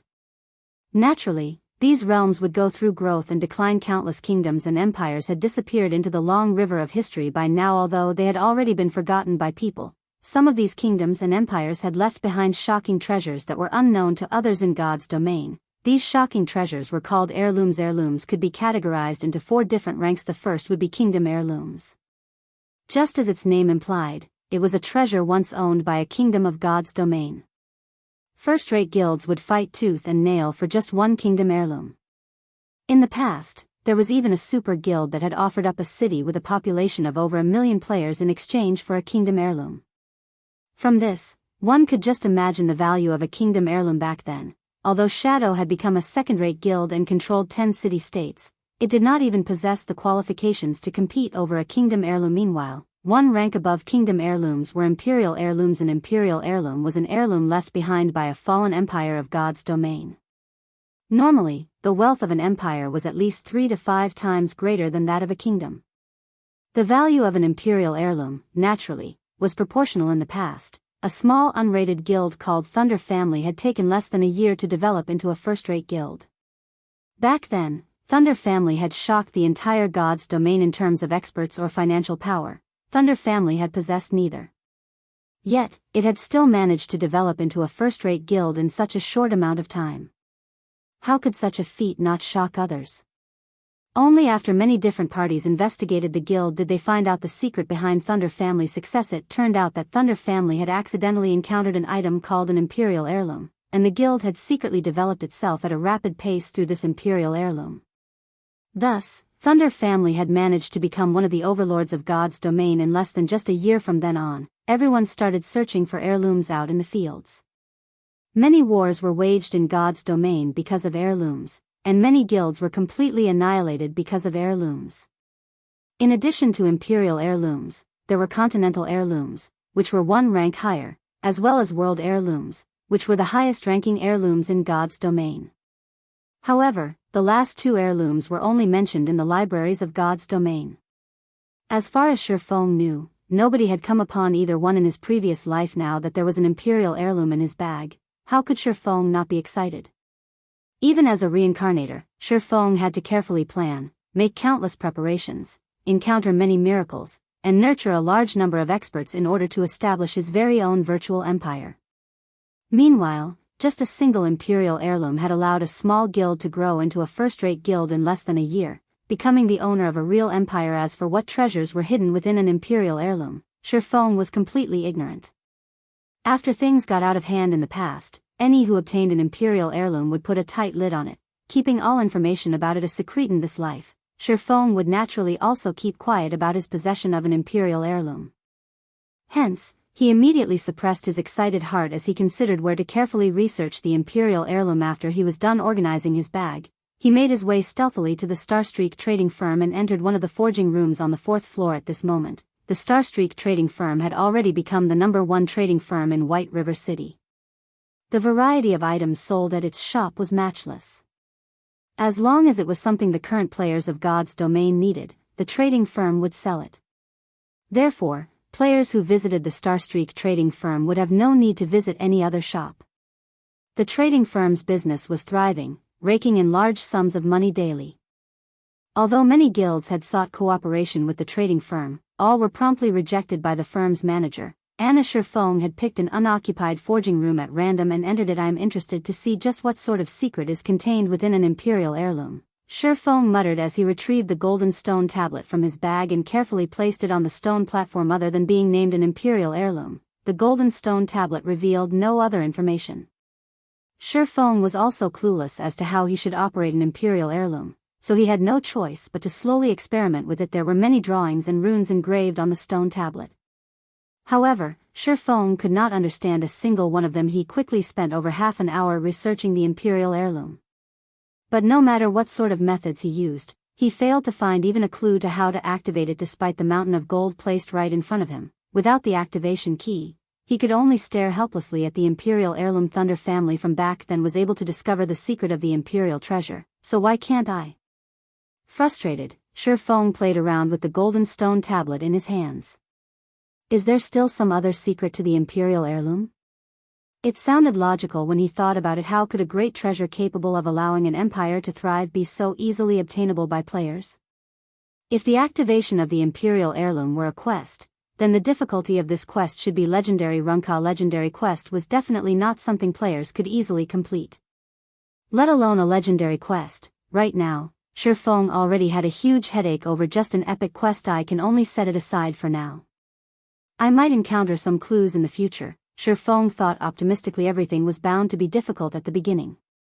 With the Imperial heirloom now in his hands, what he needed to do next was to inquire around about it. There was bound to be a solution. Shifeng then stored the Imperial heirloom and piled up the large amount of starfire ore he had on the floor. During this period of time, Zero Wing had harvested over 20,000 pieces of starfire ore. If sold at a price of 1 silver per piece, the total value of all this starfire ore would be over 200 gold coins. However, Shifeng was going to convert them all into starfire essence right now. Originally, if players wished to refine starfire ore, they needed to hire an alchemist to refine the ore for them.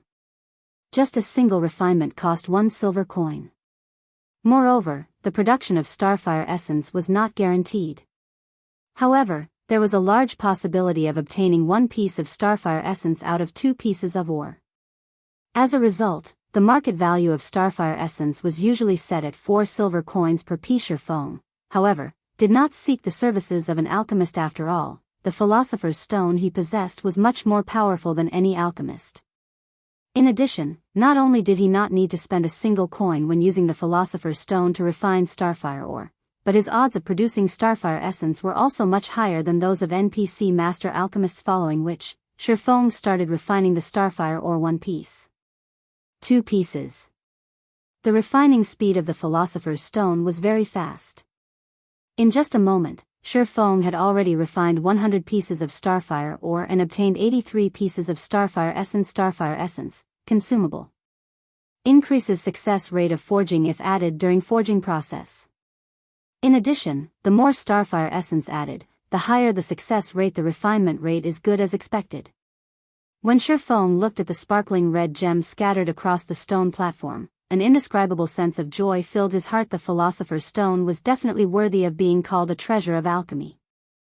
By using it to refine all the starfire ore he could save over 200 gold coins. Time passed little by little. Before he knew it, Shifeng had spent more than 7 hours refining all the starfire ore he had. In total, he had obtained 18,000 odd pieces of starfire essence. If converted to coins, the value of these starfire essences would be worth over 720 gold in just 7 hours. Shifeng had more than tripled the original value of the starfire ore. I can finally start forging now. Although Shifeng had spent in excess of 7 hours repeating the same task over and over, he did not feel bored or tired. On the contrary, he was filled with excitement right now. Just the thought of being able to mass-produce the dragon scale set equipment thrilled him greatly. If he let the members of the guild equip the set and take a stroll out in the city, the uniform equipment would definitely earn the envy and admiration of players all over White River City. Chapter 465, Rapid Promotion. Blue Moon Restaurant, a high-class restaurant located in White River City. At this moment, the entire restaurant was completely reserved by Overwhelming Smile, and tens of elite members stood guard outside the building. Each and every one of these elite members of Overwhelming Smile was in a very bad mood, which showed in the fierce expressions on their faces. Any unrelated players passing by Blue Moon Restaurant would no doubt distance themselves from the building, as far away as possible, in fear of meeting with bad luck and getting into trouble. Currently, Zero Wing and Overwhelming Smile were waging an all-out war with each other. While there was nothing bad to speak of about Zero Wing, the members of Overwhelming Smile were infamous for their tyranny. As long as Overwhelming Smile members felt even the slightest displeasure, they would try to make trouble for someone else. What Overwhelming Smile members did most frequently was field hogging. They would lay claim to an entire area and chase away all non-guild members. However, although many independent players of White River City were furious over Overwhelming Smile's actions, nobody dared to actually voice their opinion. No doubt many independent players were cheering and clapping secretly over the war between Zero Wing and Overwhelming Smile. It was especially true when news spread mentioning that Overwhelming Smile's death count had increased significantly lately, and was now past the 8,000 threshold. At this moment, 2 people, a man and a woman, were seated inside one of the booths on the 2nd floor of Blue Moon Restaurant. The man was Feng Xianyang, and the woman sat opposite of him was the quiet and elegant beauty Youlan. I've already looked through the information you sent me. It's very well written, I'm quite satisfied with it. I also forwarded your analysis to the higher-ups, and they have already determined that Zero Wing is indeed a thorn in Underworld side. They've also said that if we cannot obtain Zero Wing, then we're to destroy it to save us from future troubles. In addition, they have a very optimistic view on White River City right now. The current population of White River City has already exceeded 2 million. Many players from other cities, and even other kingdoms and empires, are constantly migrating here. At present, White River City has already become the 2nd most populous city in Star Moon Kingdom, so we must obtain control over White River City. This time, not only have the higher-ups sent a great load of manpower, but they have also increased our funding and are prepared to focus on the nurturing of Overwhelming Smile. I heard that after Zero Wing increased the compensations and rewards it is giving out, you increased Overwhelming Smiles as well. I believe it should have increased the burden on your side significantly, right? However, you can rest easy and feel free to continue contending with Zero Wing. The higher-ups have already gathered 500 gold as well as 300 million credits for you. The credits should have been sent to you by now. As for the gold coins, that will arrive in another hour or 2 at most. Afterwards, they'll be sending even more gold coins and credits. I hear that the higher-ups are very serious this time. Just the total amount of coins they are planning to invest into Overwhelming Smile may be over 5,000 gold, not to mention the credits. Saying so, Feng Xianyang snapped his fingers. In the next moment, another 20 people entered the private booth. Every one of these 20 people was shrouded in a thick layer of killing intent. Their bodies were as robust as a grizzly bear's. Instead of looking like ordinary players, they looked more like a group of well-trained soldiers. These men are the underworld guards the higher-ups have dispatched. All 20 of them are party leaders, and every one of them leads a party of 6 members. In total, you will have 120 underworld guards to command as you see fit, Feng Xianyang said, smiling. They are different from the other underworld guards. I'm sure you can tell, but they have all worked as mercenaries in the past. They are people who have walked on real battlefields. Isn't Overwhelming Smile waging an all-out war with Zero Wing right now? As long as you have these underworld guards to assist you, those players who have never seen fresh blood will be easy pickings. Even if Zero Wing has more than 50 Tier 1 players, they will still be finished. I've already handed the men over to you. What they do next is up to you. Young Master Feng, rest assured, I definitely will not disappoint you. Originally, Youlan had already been confident of slowly exhausting Zero Wing to death. Now that she was looking at the 2 rows of neatly lined up underworld guard party leaders, a sense of indescribable joy filled her heart. Zero Wing's 50-plus Tier 1 players had been giving Overwhelming Smile a huge headache recently, forcing the members of Overwhelming Smile into a state of passiveness. At this moment, they needed to similarly send out experts or Tier 1 players. Otherwise, they would simply be helpless against Zero Wing's Tier 1 players. However, Youlan had suddenly come to a realization. Overwhelming Smile had plenty of elite members, but they were sorely lacking in experts and Tier 1 players. Although not all 20 of the underworld guards standing before her were necessarily experts, and their levels only ranged between 23 to 24, they were all veterans of the battlefield. Meanwhile, now that the battles in God's domain were growing increasingly realistic, these people would have an undeniable advantage. They were much more powerful compared to ordinary elite players. If they worked together, they should have a very frightening effect on field battles. Youlan could tell that the upper management of Underworld was taking things seriously this time. Currently, the various guilds in God's domain were desperately purchasing coins. They had even secretly established many money farming teams. It was very difficult to accumulate 500 gold. Not to mention, they were also planning to invest an additional 5,000 plus gold coins in the future. With such a sum of money, dealing with Zero Wing would be a piece of cake. With the subsequent funding from Underworld, Youlan no longer had to worry about equipment. Currently, there were 3 main sources of equipment: dungeons, the auction house, and the virtual trade center. Unlike the auction house, one used credits instead of coins when purchasing equipment from the virtual trade center. As a result, the prices of equipment sold there were very expensive. Even so, the wealthy did not mind doing their purchases through the virtual trade center. The first reason was due to the supply of weapons and equipment there being much more abundant. This was because, in order to earn credits, many workshops and players would post their items up for sale at the virtual trade center. The second reason was due to convenience. The currency of God's domain was not easily obtainable. Moreover, the trading procedures involved were very onerous. With such a large sum of credits, she could immediately fill up Overwhelming Smile's guild warehouse and rebuild the confidence of the guild members.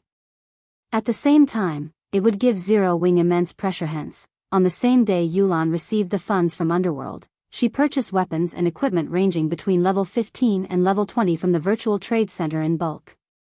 The quality of the items ranged from bronze rank to fine gold rank. In total, she bought over 5,000 weapons and equipment, greatly boosting Overwhelming Smile's morale. At the same time, she also raised the death compensation and kill rewards. Seeing this change, many more members of Overwhelming Smile were tempted to join in the field battles. For a time, Overwhelming Smile's momentum in White River City surpassed Zero Wing's. However, as the guild leader of Zero Wing, Feng was completely ignorant about this occurrence. At the moment, he was focused on producing the dragon scale set equipment and frantically raising his forging proficiency. Recently, Feng had been constantly busying himself with other matters. As a result, his forging proficiency had stagnated. Despite being the first person to become an advanced forging apprentice, he had long since fallen behind Cream Cocoa and the others. These future master forgers had already become true forgers. Meanwhile, Feng himself still needed a lot of forging proficiency before he could become a forger as well. It should be known that only 3,000 proficiency points were required to get promoted from an intermediate forging apprentice to an advanced forging apprentice. Yet, in order to advance from an advanced forging apprentice to a basic forger, 10,000 proficiency points were required. The amount required to rise a rank had more than tripled. Moreover, advanced forging apprentices did not receive proficiency points from producing common ranked items, resulting in a drastic reduction in promotion speed. Melancholic Smile and the other two had only managed to become basic forgers so quickly because of the basic strengthened armor kit forging designs Shifeng had provided them. In the future, however, even the basic strengthened armor kits would not be able to help them with their promotions. Fortunately, the dragon scale set equipment Shifeng possessed was different. Not only was it of a very high rank, but it could also provide him with bonus proficiency every time he succeeded in producing the set equipment. He also had the forging talent, forging genius, which had a fixed chance of giving him additional proficiency points whenever he succeeded in forging an item. Moreover, as the dragon scale was a fine gold set equipment, the EXP rewarded from its successful production was also very generous. However, when producing the dragon scale set equipment, Shifeng had to spend 10 starfire essences for each individual set piece. Moreover, even with the help of the various support tools he possessed, his success rate was less than 25%. Even so, Shifeng was already very satisfied with this result. If it were anyone else producing the dragon scale set equipment, let alone 25%, it would be a miracle if they even managed a 10% success rate. Furthermore, the materials needed to produce the dragon scale set equipment were not particularly precious, and he also had plenty of starfire essences. Hence, Shifeng madly produced the dragon scale set equipment unmindful of cost. The more sets he produced, the more proficient he became. In addition, his increased brain activity also gave him an accurate grasp of the production process, allowing him to become increasingly faster and better at producing the dragon scale set equipment as time went by. Shifeng never imagined that he would also have such a fortunate development. Finally, after investing more than a day's time, Shifeng managed to completely use up all his materials and had succeeded at producing over 100 sets.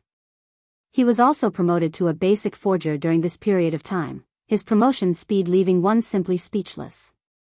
Furthermore, he had also leveled up to level 26, his leveling speed even faster than when he was grinding monsters at White Fog Canyon. Chapter 466, Dragonclaw Set Equipment. That should be about enough. Shifeng looked at his bag containing Dragonscale set equipment with satisfaction. Currently, God's Domain players did not have very high levels, with a majority being around level 20. Hence, level 20 equipment had already become more common. This was apparent from the large number of independent teams rating level 20, 20-man team dungeons even rating normal mode. 20-man team dungeons would drop plenty of mysterious iron equipment at the very minimum. There was even a certain probability that a mysterious iron set equipment would drop. Even ordinary players wore a few pieces of level 20 bronze equipment, not to mention veteran and elite players. It was no surprise if one ran into a player with a full set of bronze equipment. The equipment that guild's elite members wore was even more impressive. Unlike independent players, guilds would very frequently form teams to raid dungeons. Hence, the equipment available to guild's elites was far superior to what independent players had access to, and a majority of such elite members possessed at least a few pieces of mysterious iron equipment. The lowest quality equipment guild's core teams would wear at this point was level 20 mysterious iron rank. Normally, core members wore secret silver equipment. Only the top experts in a guild had the chance to equip level 20 secret silver set equipment with a few pieces of fine gold equipment. To ordinary players, fine gold equipment was something they could only obtain in their dreams. Such items were out of their reach, and they could only fantasize about owning onis for level 20 fine gold set equipment. Not even the upper management of guilds possessed a single piece. Level 20 fine gold set equipment would only drop from level 20 large-scale team dungeons. Not a single guild was ready to set foot in a level 20 large-scale team dungeon at this stage of the game. This was why everyone had shifted their focus to the Warfire set equipment, which dropped in the White Fog Canyon. Meanwhile, the level 20 Dragonscale set equipment was definitely one of the best level 20 sets available. Although it could not compare to a Warfire set equipment that had been upgraded to fine gold rank, if one equipped the entire set, they would still surpass the requirements to raid a level 20, 100-man team dungeon. The set would be of immense help to raiding large-scale team dungeons. Dragonscale set equipment, fine gold rank. Level 20. Can be equipped by plate armor classes. Set consists of 6 parts: head, chest, hands, wrist, legs, and feet. Set effect. 2-piece effect, ignore levels plus 10. Has a chance to trigger fury effect when attacking, increasing damage by 20% for 6 seconds. 4-piece effect, strength and endurance attribute increased by 10%. Defense increased by 20%. 6-piece effect. All skill cooldowns decreased by 20%. When attacking with a skill, there is a chance to trigger effect multiplier, increasing the skill's effects by 50%. Although the set effects of the Dragonscale set equipment could not compare to those of the Warfire set equipment, they were still enough to tempt both guilds and players. Originally, Shifeng had intended to equip the Dragonscale set equipment himself.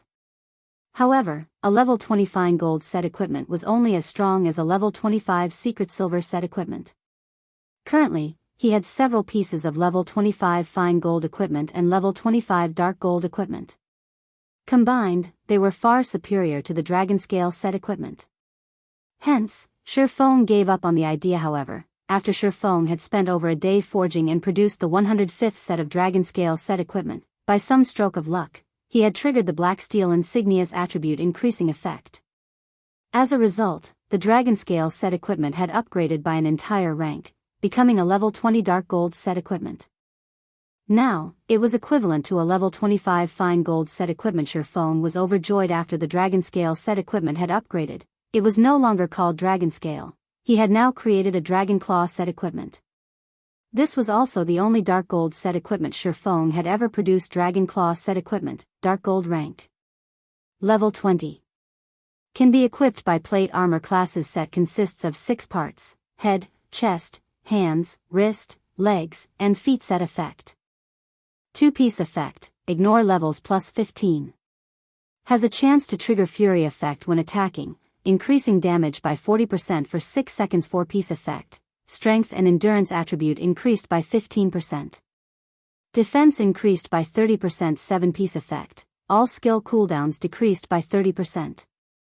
When attacking with a skill, there is a chance to trigger effect multiplier, increasing the skill's effects by 100%. Aside from the fact that the Dragonclaw set equipment's basic attributes could overshadow even level 25 fine gold set equipment, the set effects had massively improved. The Dragonclaw set effects were only slightly inferior to the fine gold ranked Warfire set equipment. Only, the Warfire set was more suited for PvP, whereas the Dragonclaw set was more suited for raiding dungeons in God's domain. Experts would normally prepare multiple sets of equipment for themselves, and every set had different purposes. At the very minimum, experts would prepare a set for PvP and a set for dungeons. There were also sets that focused on flexibility, damage, and so on. In the past, Shifeng had owned several sets of equipment at a time, which he used when he fought dungeon bosses, during field PvP, and various other situations in this life. However, he still did not have the capital to afford multiple sets of equipment. In the early stages of God's domain, top-tier weapons and equipment were very rare. Having a full set of top-tier equipment was already impressive, let alone multiple sets. Now that Shifeng had the Dragonclaw set equipment, he immediately replaced the equipment he currently wore. As for the unused level 25 fine gold and dark gold equipment, he would store them in the guild's warehouse, leaving them for other members.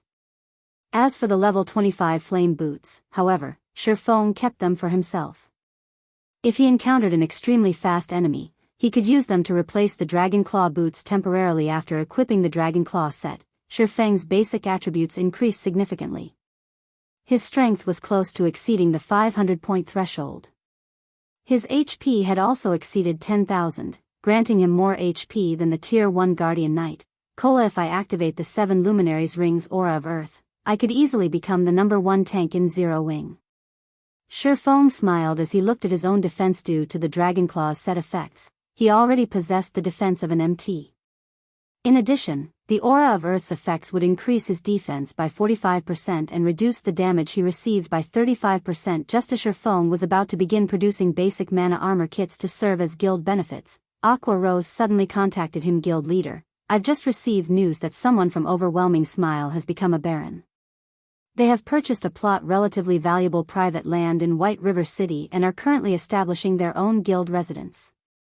Overwhelming Smile? Shifeng could not help his surprise. Shifeng was not surprised that someone from Overwhelming Smile had obtained the rank of a baron in White River City.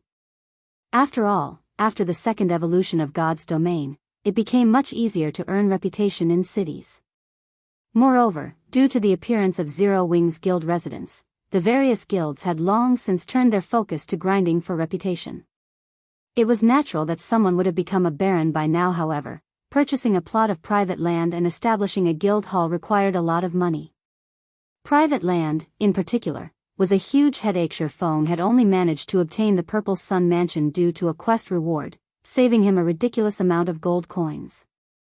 However, Overwhelming Smile could afford to purchase private land, and even had the money to proceed with building a guild hall immediately. Even the cheapest plot of land in White River City cost over 1,000 gold. Adding in the cost of the cheapest guild hall, Overwhelming Smile would need to spend at least 1,500 gold. Although it had become much easier to earn coins, even a first-rate guild would need over a week to accumulate so much money. Moreover, purchasing coins in bulk through the virtual trade center would cause the price of coins to soar. How many credits would one need to purchase so many gold coins? Since when had Overwhelming Smile become so wealthy? Chapter 467, Sweeping God's Domain. Aside from establishing a guild residence, Overwhelming Smile has also recruited a team of experts. These experts have been ambushing our teams and killing many of our members. Some of our Tier 1 members have encountered them before, and although they were no match for our members in a one-on-one battle, those experts are well trained and coordinate with each other flawlessly. With 3 people working together, they can finish off one of our Tier 1 members quickly. We estimate that Overwhelming Smile has over 100 of these experts and has scattered them across various leveling areas. They randomly appear and kill our members who are questing or leveling, causing us tremendous losses. Although we have invested a lot of time and manpower into hunting these experts down, we have come up with nothing. Aqua Rose ground her teeth with frustration as she spoke about Overwhelming Smile's mysterious experts, and she wanted to hunt them down and end them personally. Thanks to these experts, Zero Wing had lost an additional 2,000 or so members in just one day. Ever since Zero Wing had declared war on Overwhelming Smile, the guild had only suffered around 6,000 deaths. This little group of experts had caused over 2,000 of those deaths. Moreover, they had caused so much damage in one day. Aside from the lost equipment and levels, the compensation costs wounded the guild's finances. If this situation repeated itself every day, the several hundred gold the guild had accumulated through guild quests would only last a few more days before it dwindled to nothing. This means that Overwhelming Smile is finally getting serious. Frowning, Feng said, since they wish to send experts to ambush us, we have no need to hold back. Have Fire Dance and the others eliminate them. However, scatter the group to separate locations. We'll hold off on the team dungeon for now. As for our regular guild members, have them form teams to grind in the fields from now on. Okay, I'll notify Fire Dance and the others immediately. Saying so, Aqua Rose disconnected the call. She then contacted Fire Dance and Zero Wing's other top combatants. Meanwhile, Feng halted his work in the forge. After tidying up, he left the forging room and hurried to the bank. Feng had never expected Overwhelming Smile to possess such a card. This situation certainly surpassed Feng's initial estimation of his enemy. Fortunately, Zero Wing had far more experts than Overwhelming Smile. In particular, Zero Wing possessed an absolute advantage when it came to Tier 1 players, as Overwhelming Smile still did not have a single Tier 1 player. All this time, Zero Wing's experts had split into 2 batches and took turns slaughtering Overwhelming Smile's members. This way, not only could they make Overwhelming Smile suffer, but they also wouldn't significantly hinder their own development. Now that over 100 experts had suddenly appeared in Overwhelming Smile, Feng would not let them run free. Moreover, the fact that Overwhelming Smile now possessed their own guild residence was bad news for Zero Wing. Originally, Zero Wing had only attracted so many new players to the guild due to their guild residence. The benefits a guild residence offered persuaded the guild members to ignore Overwhelming Smile's high offers and continue their development with Zero Wing. Now, however, Zero Wing's members would be tempted to join Overwhelming Smile as the benefits they could obtain that were not inferior in the slightest. However, gold coins were still what was most important. Originally, Overwhelming Smile was only wealthy in terms of credits. To Feng, the guild was no threat at all. After all, many of the items in God's domain could only be purchased with coins. Even if one had an endless supply of credits, the number of coins they could buy was limited. Furthermore, Overwhelming Smile was not the only guild in God's domain purchasing coins in bulk, further limiting what was available in an all-out war between guilds. Coins were the most consumed resource. There was the cost of purchasing and repairing equipment to consider, in addition to compensating guild members. Battles between players placed a massive burden on equipment durability. Take Shifeng's battles for example. A single strike from his sword could scrap bronze equipment. Only mysterious iron equipment could withstand his attack, and even then, it would only last a few extra hits. Even if the equipment was not destroyed, even elite players would cough blood with shock at the repair fee to recover the item, although equipment could be purchased from the virtual trade center and compensation could be paid out using credits. The system controlled equipment repair fees, and it did not acknowledge credits. A single player's repair fee was not much, costing around 2 silver coins. The repair fee for 10,000 players, however, would be at least 200 gold coins, a very frightening amount.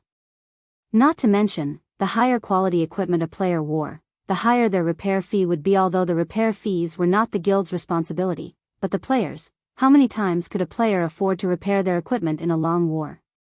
Once players ran out of money, how could they continue to involve themselves in the war if their equipment was close to breaking? Unless they decided to risk themselves without weapons and armor. In the early stages of the war, the guild members would accept credits as compensation and reward. However, after some time, they would need to purchase coins with the credits they received. Hence, coins were the true foundation of wars in God's domain. Meanwhile, a guild residence was a guild's main source of income for coins during the early stages of God's domain. If overwhelming smile included coins in their frightening financial power, it would create a terrifying combination. Shifeng could not afford to continue focusing on plots to earn money. He needed to take action. After returning the Philosopher's Stone to his warehouse, Shifeng used the 7 Luminaries gemstone and teleported to Blackwing City, taking the dragon scale sets with him. At present, Blackwing City had become a gathering place for players from kingdoms and empires all over God's domain. Compared to Shifeng's previous visits to the city, the player population had grown significantly. Moreover, there was an important difference between the players in Blackwing City and the players in other cities' wealth. The players in Blackwing City were extremely wealthy. Moreover, the money these players possessed did not only involve credits, but also included gold coins. A majority of the players in Blackwing City were the upper management personnel of various large guilds, and they had come to Blackwing City specifically to do business. Hence, the amount of credits and coins they had on hand far surpassed anything that an ordinary player possessed. Blackwing City was truly the gathering place for tycoons. This was also why Shifeng had come to this place today. Shifeng had no intentions of selling the dragon scale set equipment for credits. His goal was to earn gold coins. If he sold the dragon scale set equipment in Starmoon Kingdom's auction houses or at the Starstreak trading firm, he would not get a good price. In addition, unlike the players in Blackwing City who would spend several gold coins without even blinking, players who could afford such large expenditures were few and far between in Starmoon Kingdom. After arriving at Blackwing City, Shifeng searched for a secluded location. He then used the demon mask to don a false identity. Unlike his previous visit when he tried to keep a low profile, Shifeng changed his appearance to that of a very handsome youth. He had even slightly altered the appearance of the Dragonclaw set equipment he wore, making it look more imposing. He also chose not to hide the special glowing effect of the Dragonclaw set equipment, revealing the telltale light of dark gold equipment when he reached the streets. The dark gold rank glowing effect that enveloped his body nearly blinded other players. Damn. My eyes aren't playing tricks on me, right? That's a dark gold set equipment. Impossible. It looks awesome. Our guild doesn't even possess a set of fine gold set equipment. Just who is he? Shifeng dominated the attention of the players wandering the streets, their eyes nearly popping out of their sockets as they stared at him in a daze. They were all upper managers of various large guilds, so their knowledge of the game was extensive. Even if they saw a player wearing fine gold set equipment, they would not reveal such exaggerated reactions. At most, they would briefly admire that player's equipment. A dark gold set equipment, however, shattered their understanding of the game. Chapter 468, Ninth Heaven Pavilion. In just a short moment, news about Shifeng's sudden appearance had spread throughout Blackwing City. Have you heard? There's a player wearing a full dark gold set equipment. Heard about it? I saw that player with my own eyes. You don't know just how imposing he looked. He was like a ferocious tiger. He had only glanced at me, and my entire body trembled. Ah, a dark gold set equipment. It would be awesome to wear one. Don't even think about it. The various guilds throughout God's domain can't even obtain a fine gold set equipment, let alone dark gold. With a dark gold set equipment, PvP and dungeon raiding would be child's play. If an expert wears the set, they will become practically invincible. Do you think that person will sell his dark gold set equipment? Sell? Are you insane? Do you even know the significance of a dark gold set equipment? A dark gold set equipment is the best equipment currently available in God's domain by far. This set could even become the symbol of a guild, attracting countless players to join. On top of that, the rise in combat power the set provides would make grinding and dungeon raiding far easier. It would play a huge role in one's future development. If it were up to me, I would rather sell my house than sell my dark gold set equipment. I guess you're right. If purchased with credits, a dark gold set equipment should be worth at least 2 million. Including its ability to increase a guild's influence, it is worth more than a single house located in the city center. The players occupying the streets and alleys of Blackwing City discussed Shifeng. They envied and admired his dark gold set equipment. Before, many of them had dreamed of equipping a fine gold set equipment themselves. Yet, now, someone actually wore a dark gold set equipment. No, to be precise, someone ran around Blackwing City while wearing a house. While players talked about Shifeng, the various guild representatives in Blackwing City overworked themselves as they followed Shifeng while reporting back to their respective guilds. Currently, they no longer had the serenity befitting an upper manager of a guild as their anxiety was on full display. This has worked out quite well. Shifeng revealed a faint smile as he glanced at the various guild representatives behind him. Although he was in Blackwing City, it would not be so easy to sell out of the dragon scale set equipment quickly. Soon, Shifeng found a high-class restaurant and rested for a moment before Shifeng could get comfortable. A few players abruptly sat across from him.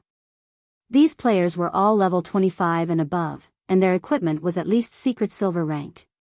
One could easily tell that these were not ordinary players. They would be the center of attention on the streets of any other city. However, they could not compete with Shifeng. Shifeng's dark gold set equipment was as dazzling as the sun, and one would find it difficult not to notice. What business do you have with me? Shifeng spoke softly as glanced up at these players. These players felt their chests tighten under Shifeng's pinning gaze, and their opinions of the player before them rose. Friend, please don't misunderstand us. This humble one is called Swallow 9.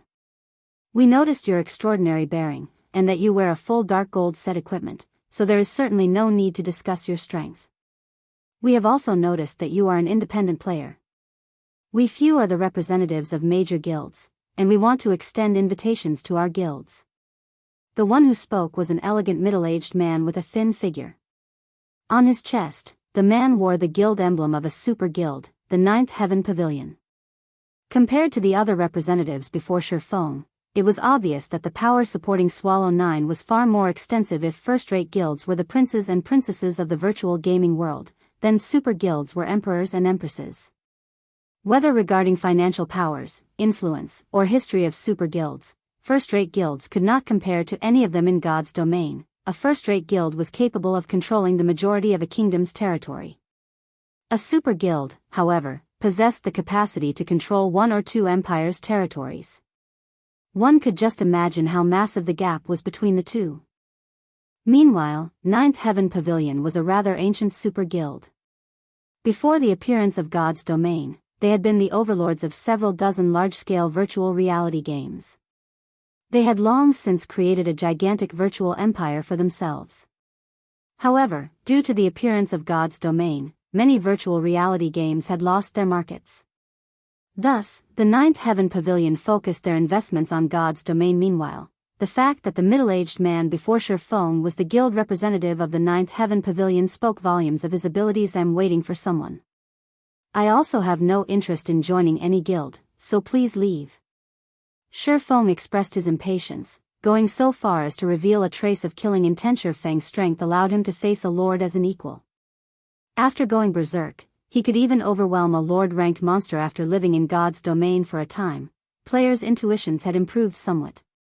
Even ordinary players could vaguely sense things such as killing intent, let alone elites and expert players.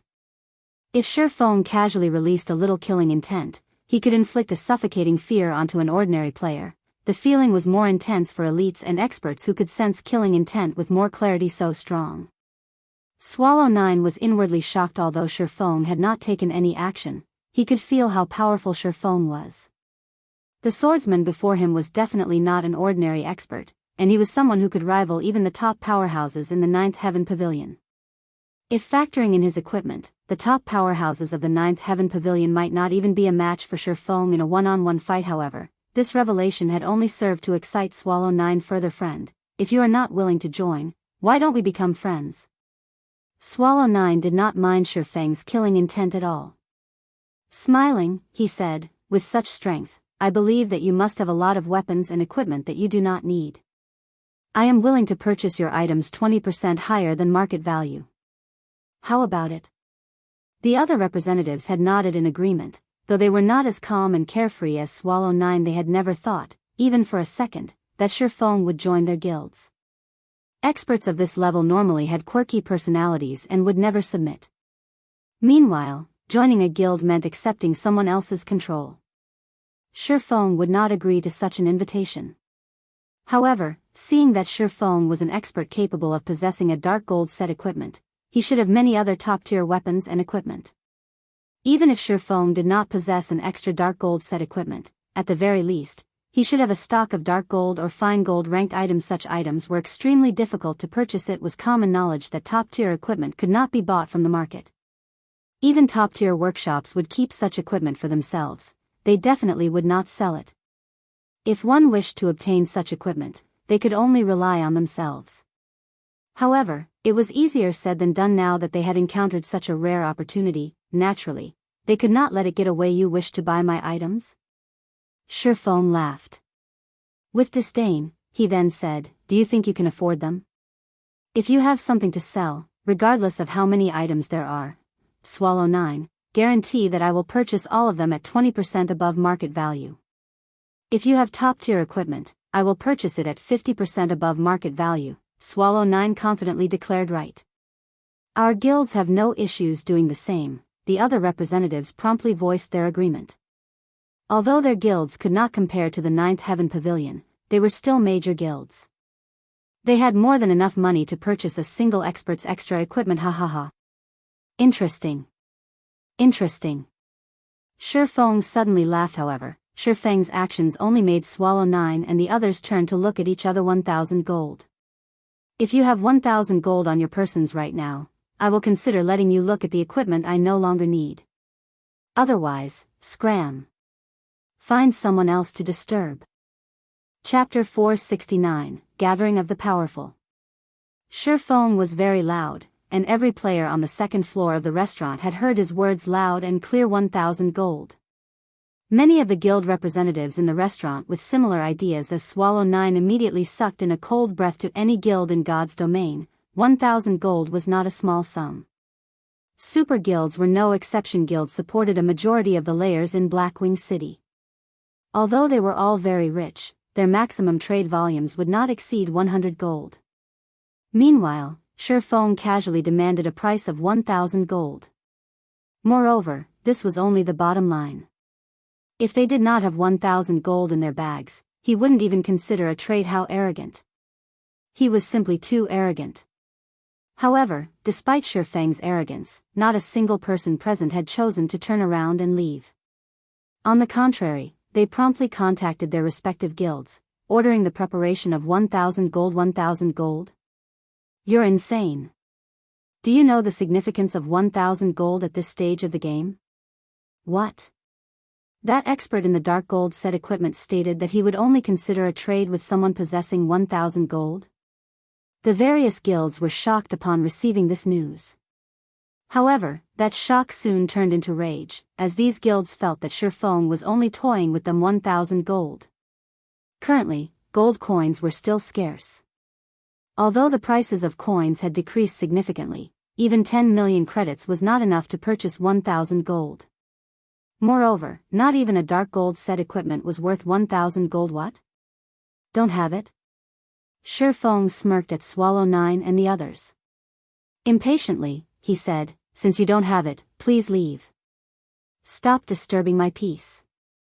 No, please wait a moment. It is true that I do not have that much money on me right now.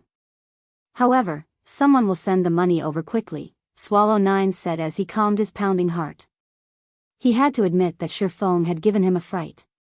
However, the more arrogantly Shifeng behaved, the more Swallow 9 believed that Shifeng had something valuable to offer. Experts of this level had very high self-esteem, and an arrogant attitude was normal. However, one thing was certain. Such experts would not fabricate false rumors. If Shifeng dared to make such ridiculous statements, then he definitely had the capital to do so. Although Swallow 9 did not know what that capital was, he knew that it would not be insignificant. Truly annoying. Shifeng frowned at Swallow 9's words.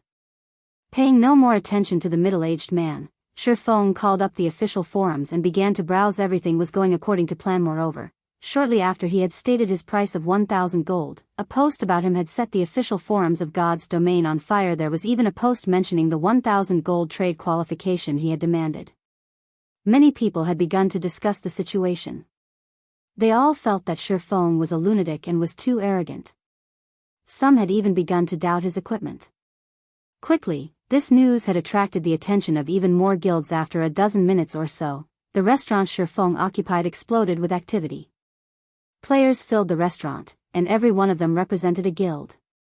The majority of the guilds present were first-rate guilds, with the lowest being second-rate guilds. 2 additional super guilds had even arrived. One of the new super guilds to arrive was Sanctuary, while the other was King's Return.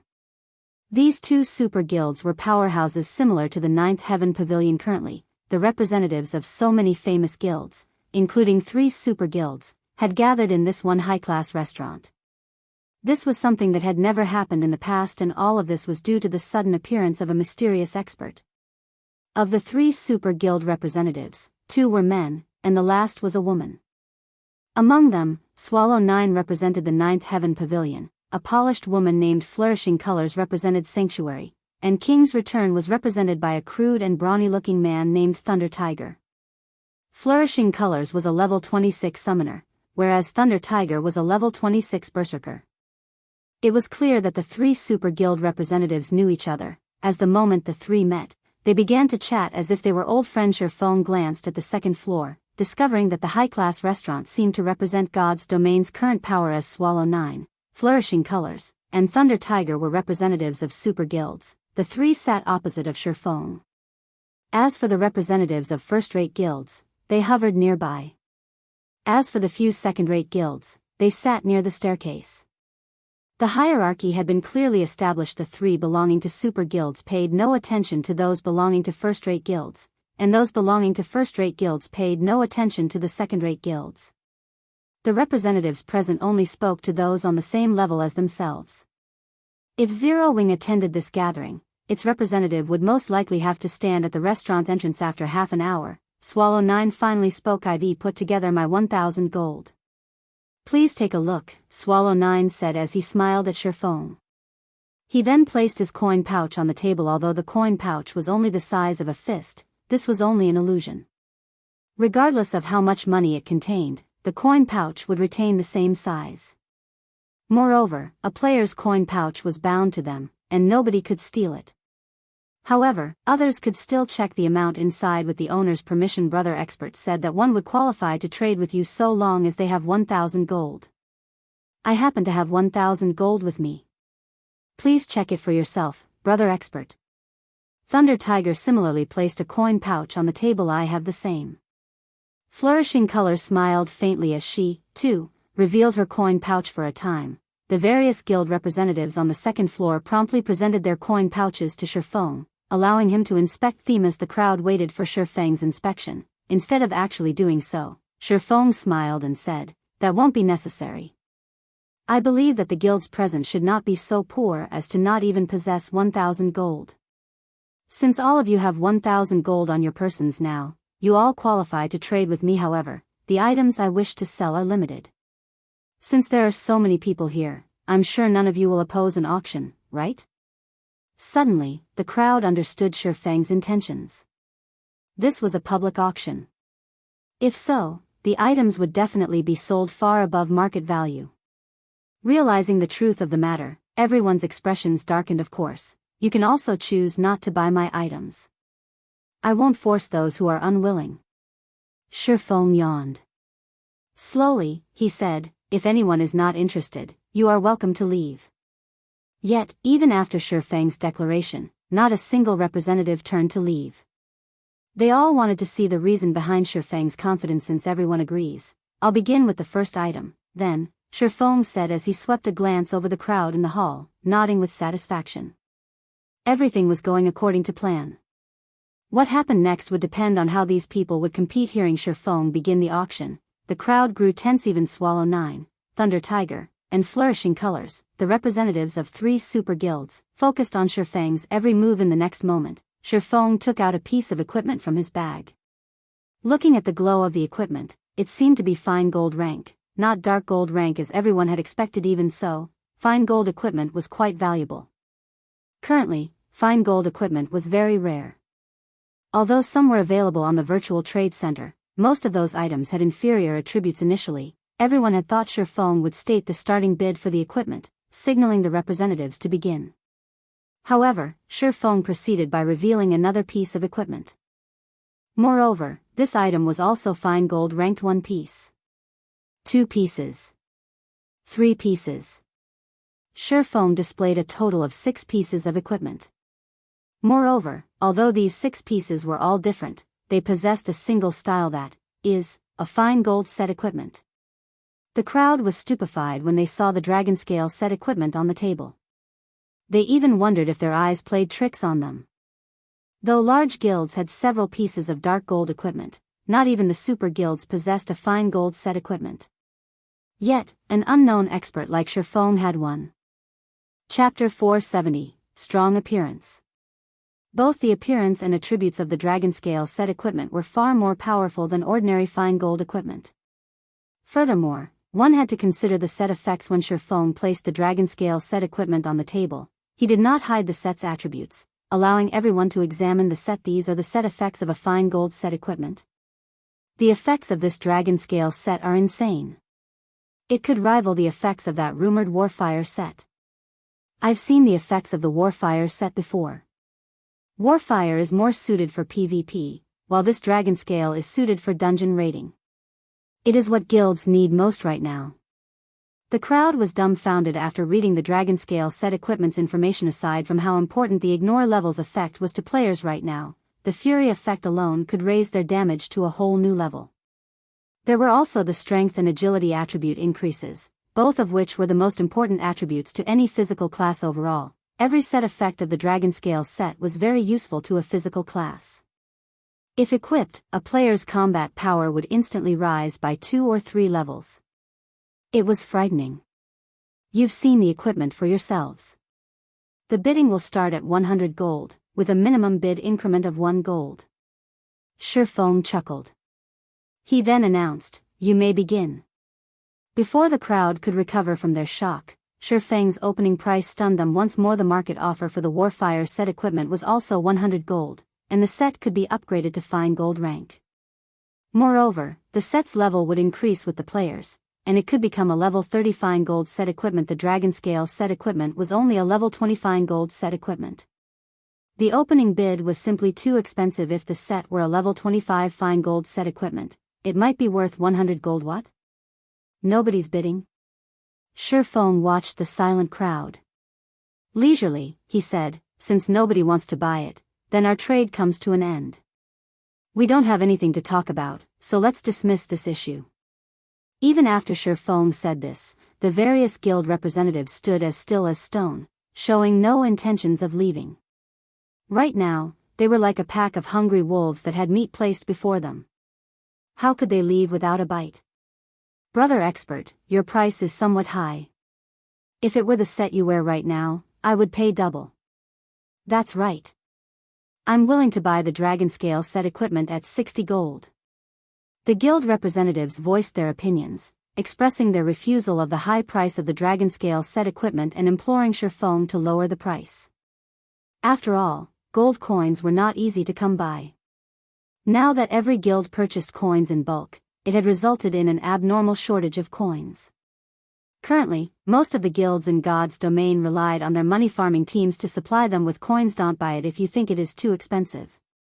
I don't need to sell my equipment to you specifically, Shifeng said disdainfully. Shifeng knew exactly what these representatives were trying to do at this moment. However, a crisp voice echoed throughout the restaurant's second floor. 100 gold.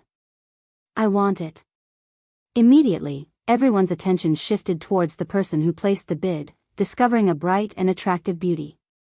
Moreover, the majority of the equipment this beauty wore was fine gold rank, and the staff strapped to her back even emitted the glow unique to dark gold items. Isn't she Aqua Rose of Twilight Echo? I seem to recall Aqua Rose having left Twilight Echo. I believe she joined a small unknown guild. Her actions had caused quite the commotion. That's right, I remember it as well. Many guilds had tried to recruit her. Unfortunately, she rejected all of the offers, insisting on joining a small guild instead. At that time, many had sided her choice. How could she possibly achieve anything in a small guild? Twilight Echo even expressed that, as long as Aqua Rose acknowledged her mistakes, they would gladly welcome her back. Unfortunately, she refused. After not hearing anything about her for so long, I thought she had quit God's domain. It is somewhat unfortunate. However, based on her current appearance, it seems that she is getting by quite well. She even wields a dark gold weapon. No matter what was said or done, Aqua Rose is very talented and powerful. With the nurturing of a small guild and some luck, it isn't exactly impossible to obtain level 20 fine gold and dark gold equipment. However, she probably won't grow beyond that. After all, a small guild is still a small guild.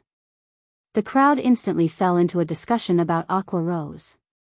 She was quite famous in the virtual gaming world, and like the snow goddess, she had been nicknamed the Rose Goddess. Naturally, the guild representatives recognized her. The crowd's attention turned from Aqua Rose, shifting towards Twilight Echo's representative. Twilight Echo's representative, Brilliant War God, had also noticed Aqua Rose's appearance. He was visibly delighted.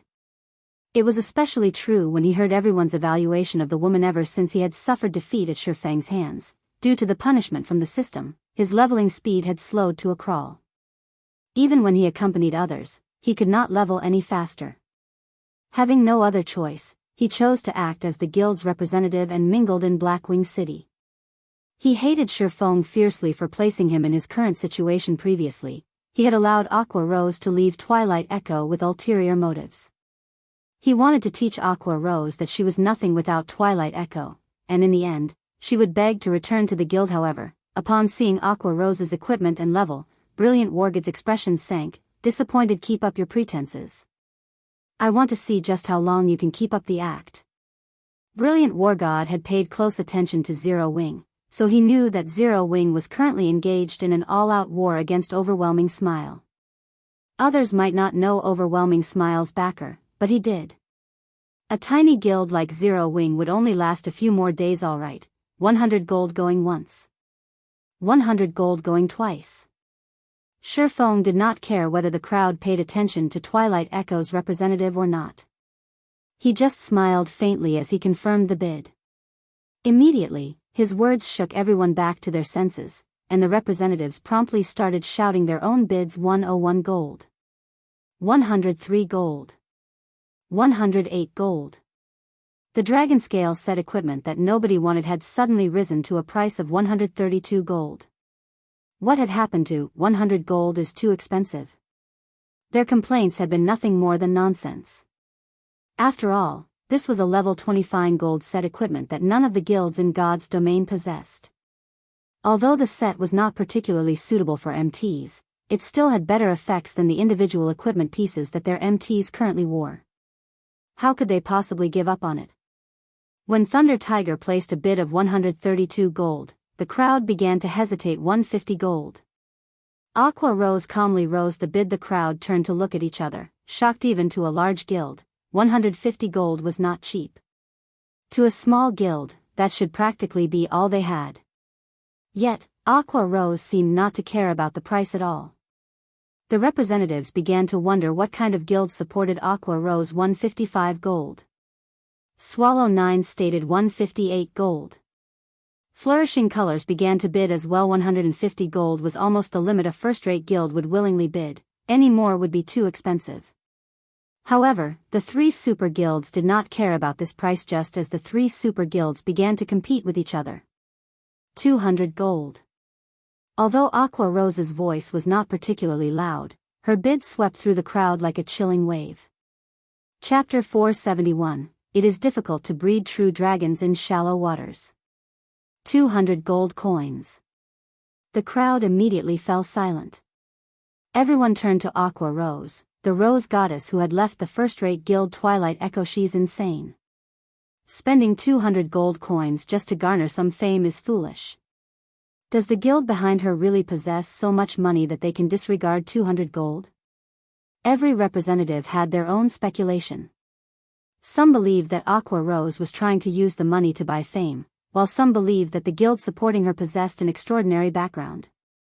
However, regardless of the reasons behind her actions, everyone's admiration for Aqua Rose grew. Every guild here could afford to spend 200 gold.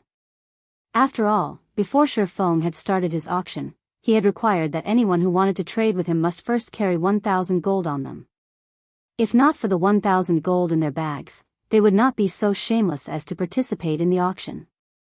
Every guild in this restaurant was a reputable major power. If others discovered that they did not have 1,000 gold in their bags, it would tarnish their guild's reputation. However, although they had the money, they would not spend it on useless items. They would only buy that which had value to their guilds. After all, their members had struggled to earn every gold coin. Nobody wanted to be played for a fool. The three super guild representatives were also silent. They looked at Aqua Rose with curiosity, confused as to what the rose goddess was attempting to do. 200 gold going once. Shifeng watched the calm and composed Aqua Rose, silently praising her performance. He had to admit that Aqua Rose's confident smile even led him to believe that 200 gold was no different from spare change to her. 200 gold going twice. Just as Shifeng shouted the second time, Brilliant War God suddenly shouted, 201 gold. This young master wants it. 210 gold, Aqua Rose said as she glared at Brilliant War God, disgust and hatred filling her eyes. 211 gold. Brilliant War God sneered. Although he was not particularly interested in the dragon scale set equipment, he could not stomach letting Aqua Rose garner fame in front of this crowd. If that happened, it would wound his reputation. Hence, he could not allow Aqua Rose to have the dragon scale set equipment, allowing her to enjoy the limelight. 300 gold. Done wasting time, Aqua Rose significantly raised the bid. The other guild representatives were stunned. The three super guild representatives shook their heads helplessly. The price was simply too high. Previously, everyone had believed that Aqua Rose would never rise without the help of Twilight Echo. Yet, Aqua Rose's current performance was more domineering than during her time in Twilight Echo. She was no less imposing than Ouroboros's guild leader, the snow goddess Gentle Snow. They could not understand why Twilight Echo had discarded Aqua Rose. Brilliant Wargod's heart trembled upon hearing this bid. Gritting his teeth, he shouted, 301 gold. It had not been easy for the guild to raise the 1,000 gold he had on him right now, and part of the money had been taken from the fund set aside for Twilight Echo's guild residents. If he spent 300 gold here, it would undoubtedly delay the purchase of the guild residence by 1 or 2 days. 400 gold. Aqua Rose shouted without flinching. She then shot Brilliant War God a disdainful look. None of these representatives were fools. They could tell that, rather than purchasing an item, Brilliant War God and Aqua Rose currently competed via wealth. However, when they saw Aqua Rose's resolve as she called out a bid of 400 gold, they could not help but admire the Rose Goddess. Just what kind of financial power did she possess to ignore 400 gold? You. Seeing Aqua Rose's contemptuous glance, Brilliant War God had never felt such humiliation. Suddenly, he gritted his teeth and shouted, Aqua Rose. Don't even think of taking what's mine. So what if you've bid 400 gold? I bid 500 gold. 500 gold going once. 500 gold going twice. As Shifeng announced the price, Brilliant Wargod's anxiety grew.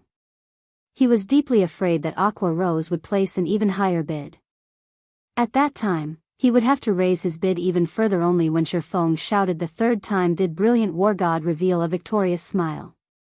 He then shifted his gaze towards Aqua Rose, smirking at the woman with pride. 500 gold, Shifeng said as he walked up to Brilliant War God, placing the dragon scale set equipment in front of the man. He did not care about whatever thoughts occupied Brilliant War God's mind when the crowd watched Brilliant War God hand over 500 gold in exchange for the dragon scale set equipment. Envy, admiration, and disdain filled their hearts. However, they admitted that the dragon scale set equipment was currently the only level 20 fine gold set equipment available in God's domain. Although it was somewhat foolish to spend 500 gold, once they had the dragon scale set equipment, the profits they could reap with it might exceed 500 gold. Thinking up to this point, the various guild representatives felt somewhat regretful. Why had they not competed over the set? What if they could gain far more than 500 gold with the use of this set? After obtaining the dragon scale set equipment, a sense of indescribable joy filled Brilliant War God's heart as he watched the silent Aqua Rose. However, before he could ridicule the woman, Shifeng suddenly spoke again. Let's begin the auction for the second item, then. The auctioned item is another dragon scale set equipment. Like before, the starting bid is 100 gold with minimum increments of 1 gold. Saying so, Shifeng placed another dragon scale set equipment on the table. You. How? Why do you have a second? Brilliant War God felt his heart shatter when he saw an exact copy of the dragon scale set equipment he had just purchased. Who said I only had one set?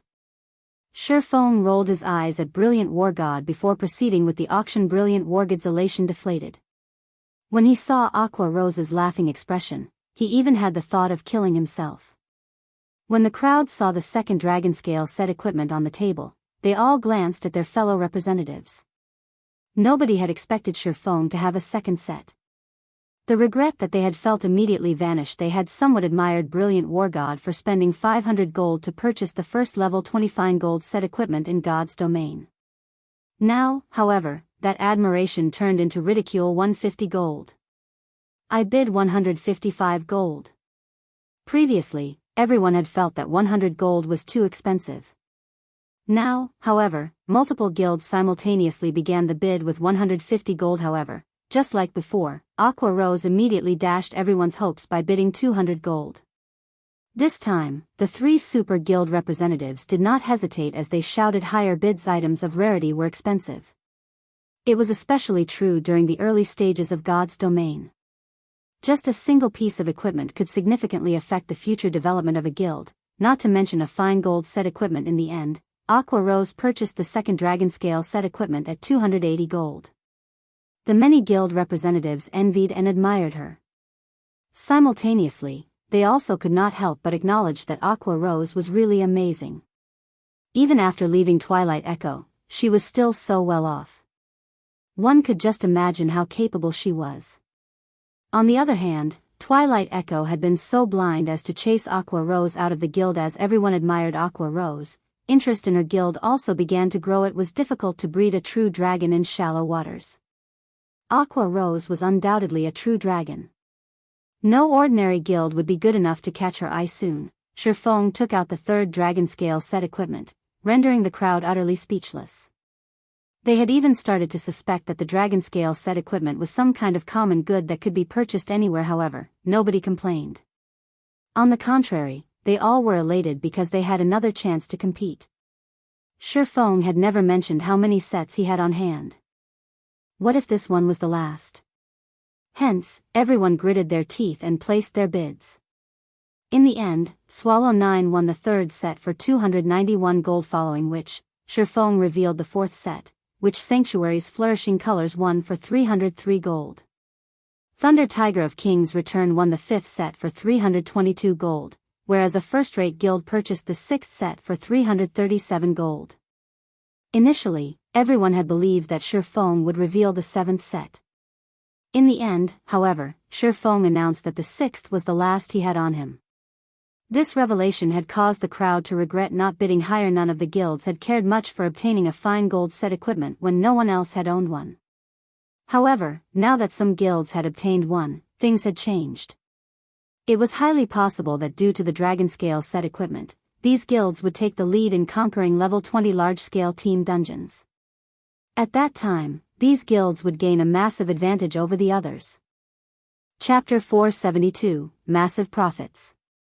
Rare items were expensive, although Shifeng had over 100 copies of the dragon scale set equipment. If he wished to sell them at a good price, he could not sell too many at once. He needed to regulate the number of sets he sold currently. The 6 sets he had actioned would not sate these guilds' thirst.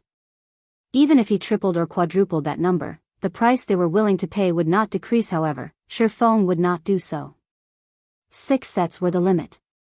If he sold any more, it would lead to everyone to believe that the dragon scale set equipment was easily obtainable. If he tried to sell it later, it would become impossible to get a good price. Although Shifeng had produced over 100 sets of dragon scale set equipment, they were not cheap to forge. Aside from the basic materials, each set piece required 10 starfire essences.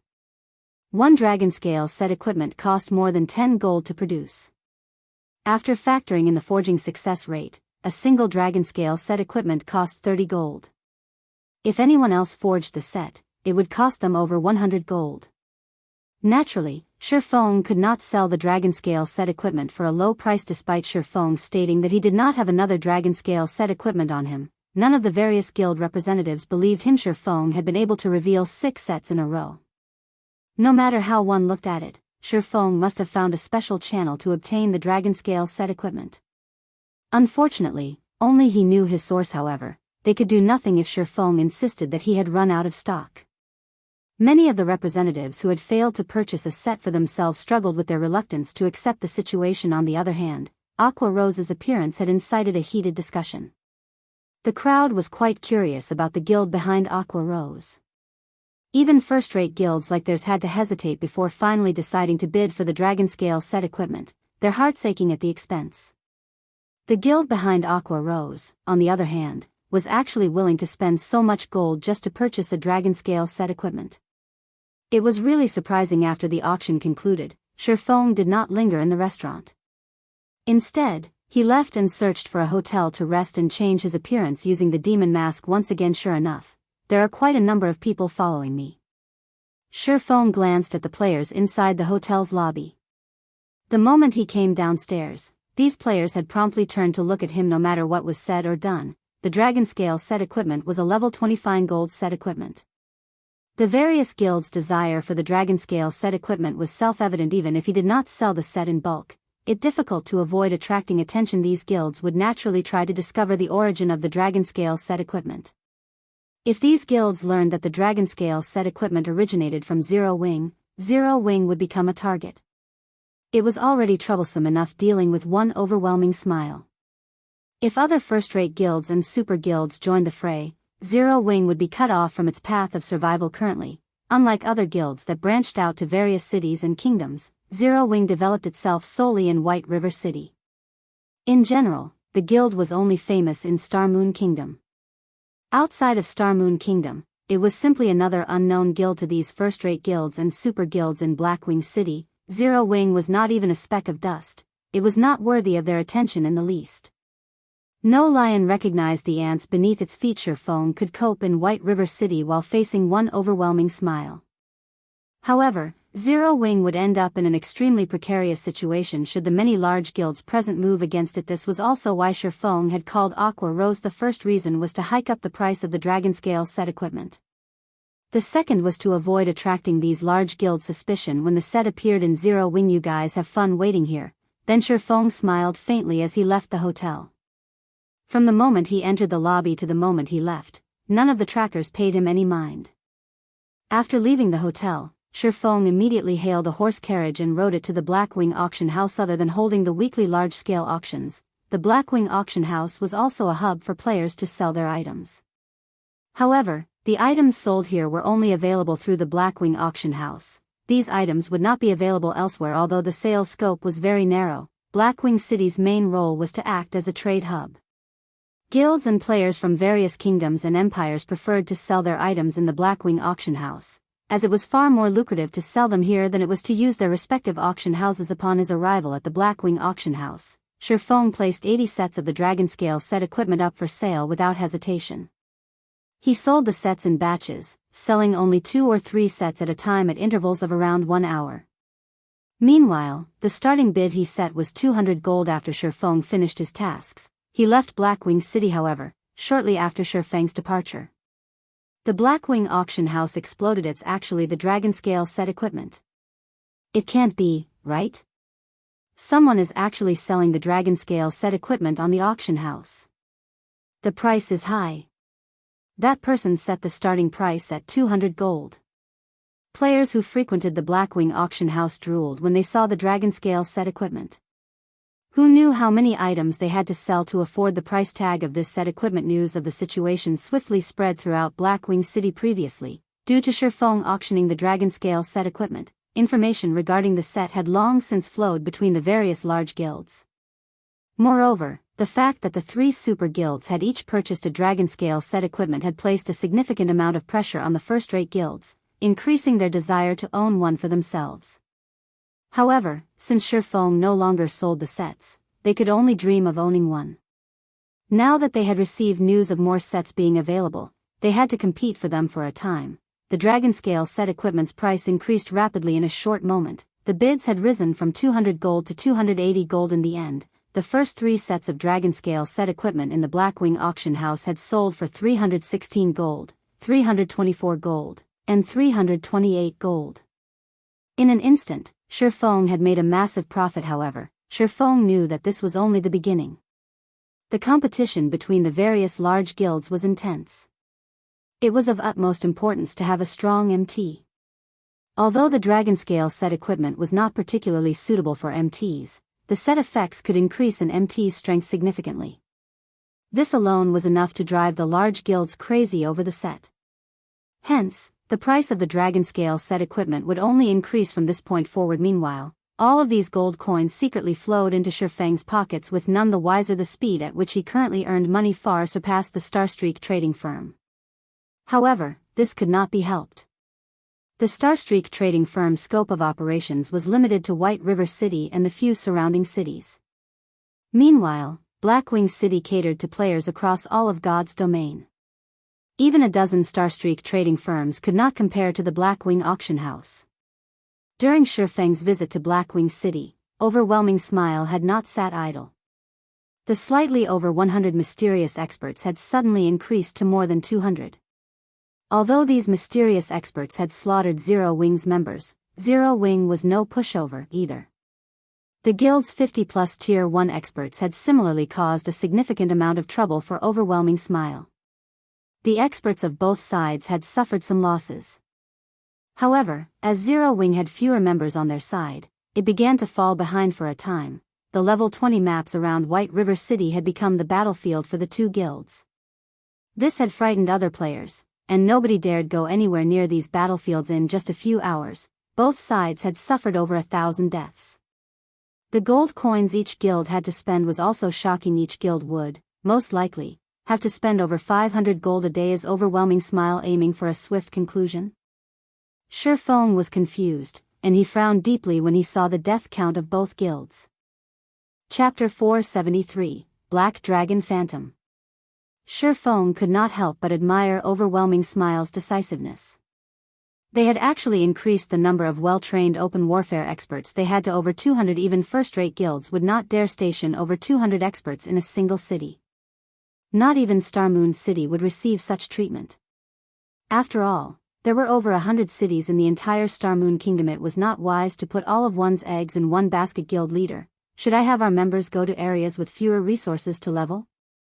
If we continue this exchange with Overwhelming Smile, it will severely affect our guild's development rate, Aqua Rose inquired. Worried originally, Aqua Rose had been very confident of defeating Overwhelming Smile. After all, Shifeng had earned quite a lot of money through the sales of the Dragonscale set equipment. He had earned over 1,700 gold just from the auction and the restaurant. With so much gold on hand and the follow-up income, they could easily drown Overwhelming Smile in gold coins if they wanted to. However, Overwhelming Smile's current performance was too effective. How, exactly, had Overwhelming Smile managed to recruit so many experts? Overwhelming Smile gave them no room to breathe as its attacks became stronger with each consecutive wave. Although the experts on their side were more powerful, their opponents would flee whenever they encountered Zero Wing's Tier 1 players. Moreover, Overwhelming Smile had more experts on their side than Zero Wing. When comparing the number of players each side could kill, Zero Wing was outmatched. Sure enough, these mysterious experts are a big problem, Shifeng scowled. If he did not deal with this matter properly, Zero Wing would fall.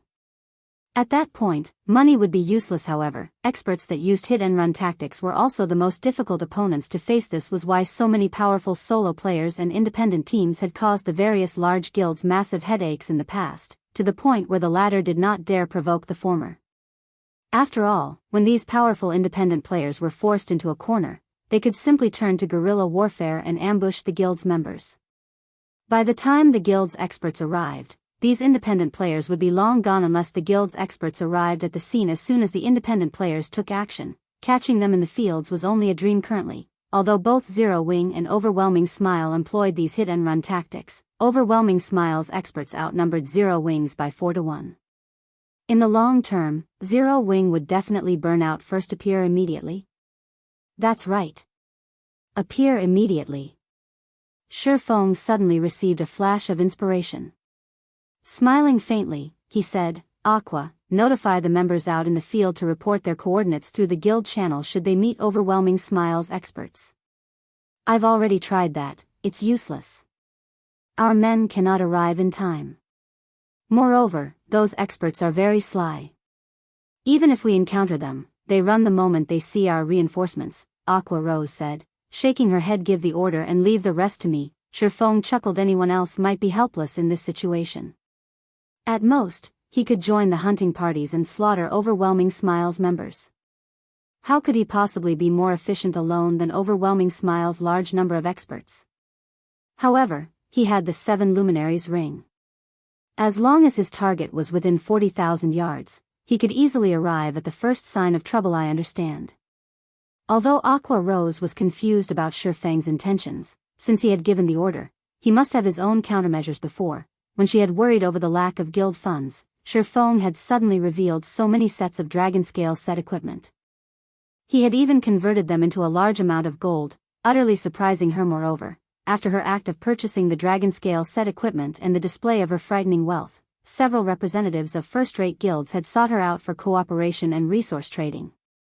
Unknowingly, Zero Wing had obtained another channel for earning gold coins. Shifeng's single move had taken care of her worries in one fell swoop. He was godlike. Aqua Rose struggled to believe that someone like Shifeng had actually remained unknown all this time. It's about time I make Overwhelming Smile pay back some of its debt. Following which, Shifeng placed the remaining sets of the Dragonscale set equipment in the guild's warehouse. Of them, 2 were available for guild members. He then took out 1 level 25 fine gold weapon and 10 level 25 secret silver weapons. Although his current combat power was already quite high, like a lion pouncing on a hare, it was necessary to go all out even when fighting a small enemy or tackling a minor problem. Hence, Shifeng intended to upgrade the Abyssal Blade's level. He was currently level 26. He could upgrade the Abyssal Blade to level 25. However, every time he upgraded the Abyssal Blade, the weapon would create quite a commotion. Hence, Shifeng left White River City, teleporting to the Watch Cemetery. Due to war, the Watch Cemetery had become a land of death. Even the sky here remained dusky, and tombs crowded the cemetery.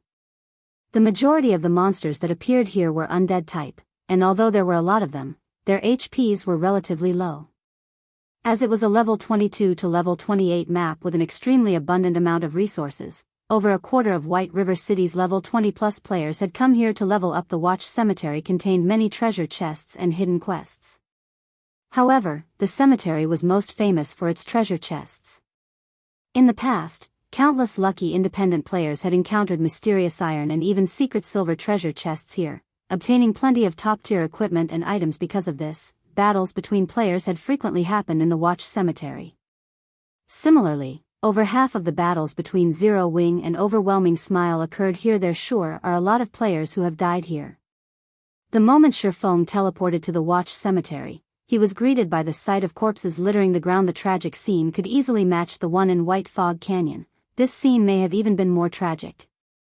After all, usually only elite players visited the White Fog Canyon, whereas ordinary players had come to the Watch Cemetery. One could just imagine how intense the battle here had been. Nobody should be able to discover me here. Shifeng found a hidden underground tomb. After investigating his surroundings and failing to discover any nearby players, he unsheathed the Abyssal Blade. Devour. Shifeng lightly tapped the Abyssal Blades level up button after Shifeng selected a level 25 fine gold weapon and 10 level 25 secret silver weapons. The silvery gray Abyssal Blades suddenly released a black fog. Compared to the previous level-ups, the black fog was denser this time. The 11 sacrificial weapons instantly transformed into ash when they came into contact with this black fog. In the next moment, the power within these weapons flowed into the Abyssal Blade immediately. Shifeng felt the Abyssal Blade release a massive pulse rather than a pulse. It was more like a heartbeat _ thump. Thump _ Each consecutive heartbeat grew clearer and more intense. In the next moment, the Abyssal Blade struggled free from Shifeng's hands, sending Shifeng flying into one of the walls of the tomb. What's happening? Shifeng watched the hovering Abyssal Blade, surprised. This was the first time he had encountered such a rejection. As the pulses grew more intense, the tomb began to tremble. Suddenly, a large boom resounded as the entire underground tomb collapsed and vanished, revealing the dark gray sky above. Soon after, the Abyssal Blade fragmented and transformed into a massive pitch-black heart. Along with the heartbeat, the phantom of a massive black dragon emerged. The black dragon was over a dozen meters tall, and its bone-chilling eyes focused on Shifeng. Suddenly, it spread its maw and released a thundering roar. Chapter 474, Abyssal Upgrade. The black dragon's roar shook the sky, loud enough that anyone nearby would notice it. What a powerful roar. A high-level monster must have spawned somewhere nearby. We'll be rich if it's a chieftain. Let's go and take a look. We can't let others snatch it from us. When a team of over 20 players a short distance from the tomb noticed the black dragon's roar, they finished off the monsters they currently faced and rushed over to the tomb. The Watch Cemetery was a land of treasures, and one could even discover a treasure chest by accidentally falling into a hole. However, powerful monsters were rare in the Watch Cemetery, and normally, these monsters lingered near treasures. This had already become a publicly acknowledged trend. This monster's roar alone was already so powerful. No one who heard it would risk missing this opportunity. At the same time, many other teams who had heard this frightening roar also ran towards the tomb and Shifeng at the epicenter of the roar. However, one man and one dragon stared each other down. The dragon released a frightening aura, and the surrounding air had begun to stagnate. Is this the backlash? At this moment, Shifeng had heightened his 5 senses to their very limits, wearing a grim expression. All of his concentration was on the black dragon phantom before him. Although the black dragon was not the real thing, only a phantom, Shifeng proceeded with caution. Moreover, Shifeng had not reacted in such a way intentionally. His response had been an unconscious decision. The chilling killing intent in the phantom's gaze was so intense that Shifeng was breathless. He had never felt anything like this before. Even against a great lord, Shifeng had never encountered the backlash of a magic weapon before. He had also never heard about what exactly occurred during a backlash. However, seeing that so many top-tier experts had fallen to it in the past, a magic weapon's backlash was no trivial matter. A single mistake in Shifeng might end up with a crippled character. This was also why every player had to consider their options carefully when they obtained a magic weapon. While Shifeng prepared to face a powerful enemy, the black dragon's phantom only pinned Shifeng with its crimson eyes. It had not attacked. You're not going to strike. Shifeng was slightly surprised. Although Shifeng had not taken any measures to deal with the Abyssal Blade's backlash, his brain activity's improvement had allowed him to reach the refinement realm.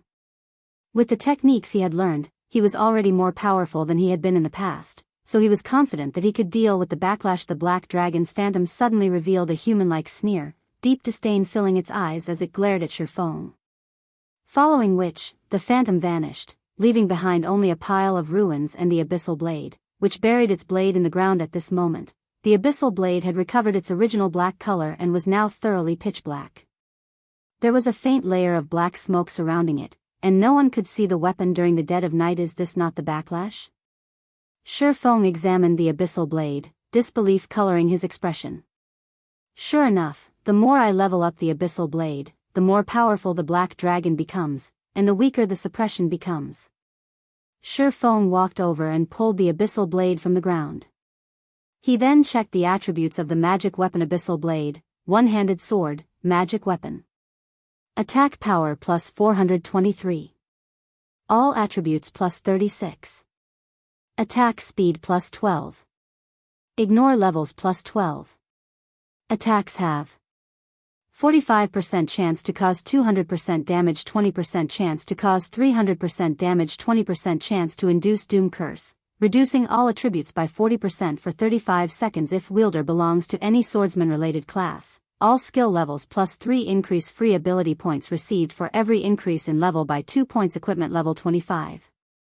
Can be upgraded. Devour 10 level 30 fine gold weapons and 1 level 30 dark gold weapon to upgrade to level 30. Can be evolved. Unknown. Additional skill 1, Phantom Kill.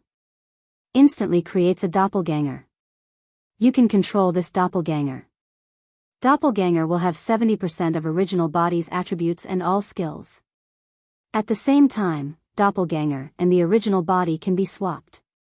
Duration, 45 seconds. Cooldown, 5 minutes. Additional skill 2, Abyssal Bind. Binds enemies and prevents movement, reducing defense by 100%. Duration, 4 seconds. Cooldown, 1 minute.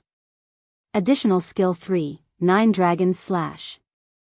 Instantly creates 12 phantoms of the Abyssal Blade for the wielder to use. Each phantom sword is capable of dealing up to 45% damage. Duration, 30 seconds. Cooldown, 5 minutes. Additional skill 4, Dark Violent Dance. 50% of the total damage dealt to the target spreads in a cone-shaped area towards targets within a distance of 12 yards. Duration, 30 seconds. Cooldown, 1 minute. Additional Profound Inheritance, Black Emperor. When activated, every critical hit will accumulate 1 layer of Death Aura.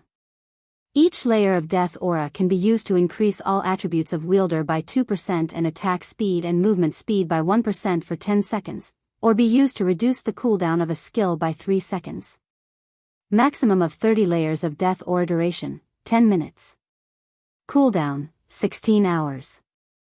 The Abyssal Blade was personally created by Master Smith Alices using the Black Dragon King's fangs as material.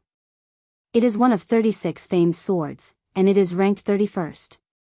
However, this sword has been cursed by the Black Dragon King. Aside from providing the wielder with immense strength, there will be a backlash every period of time. However, after being remodeled by Jack using a star crystal, the strength of the backlash has been greatly reduced. If the wielder is unable to suppress the backlash, the wielder will receive the curse of the Black Dragon King, permanently reducing all attributes by 50%. Unable to be dropped, unable to be traded. The basic attributes and the skills of the Abyssal Blade had not undergone any significant changes. However, the magic weapon's attack power had massively improved. Previously, its attack power was only slightly over 300. After this evolution, its attack power had soared past 400. It was nearly 50 points higher than Fire Dance's level 25 Dark Gold ranked True Fire Blade. After retrieving the Abyssal Blade, Shifeng swung it a few times. He swung the weapon at a damaged stone pillar near Baizeng. Shifeng had not encountered any resistance as he cut into the stone. The sturdy pillar felt like air as the Abyssal Blade sliced through it, splitting it in two as it fell to the ground so sharp. Shifeng stared at the remains of the stone pillar with shock. He then glanced back at the magic weapon in his hand. The Abyssal Blade was practically a weapon of gods.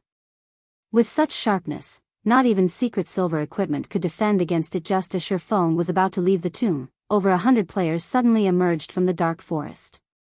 With a quick glance, it was obvious that these players were not all members of the same team. These new arrivals were also independent players. What happened here? These players were stupefied upon arriving at the thoroughly ruined underground tomb. Currently, the underground tomb looked more like a crater. Someone's there. A ranger with sharp eyesight pointed at Shifeng, who was preparing to leave the area. Suddenly, everyone shifted their gaze toward Shifeng at this moment. Shifeng wore a black cloak that obscured his appearance. He had also hidden the glow effects of his equipment. However, judging by the fine workmanship of his equipment, it should be of high quality. At the very least, his equipment should be mysterious iron rank or above. Shifeng was also level 26, so one could easily tell that he was not someone to provoke. Just as these independent teams hesitated over whether to take action against Shifeng or not, another party emerged from the forest.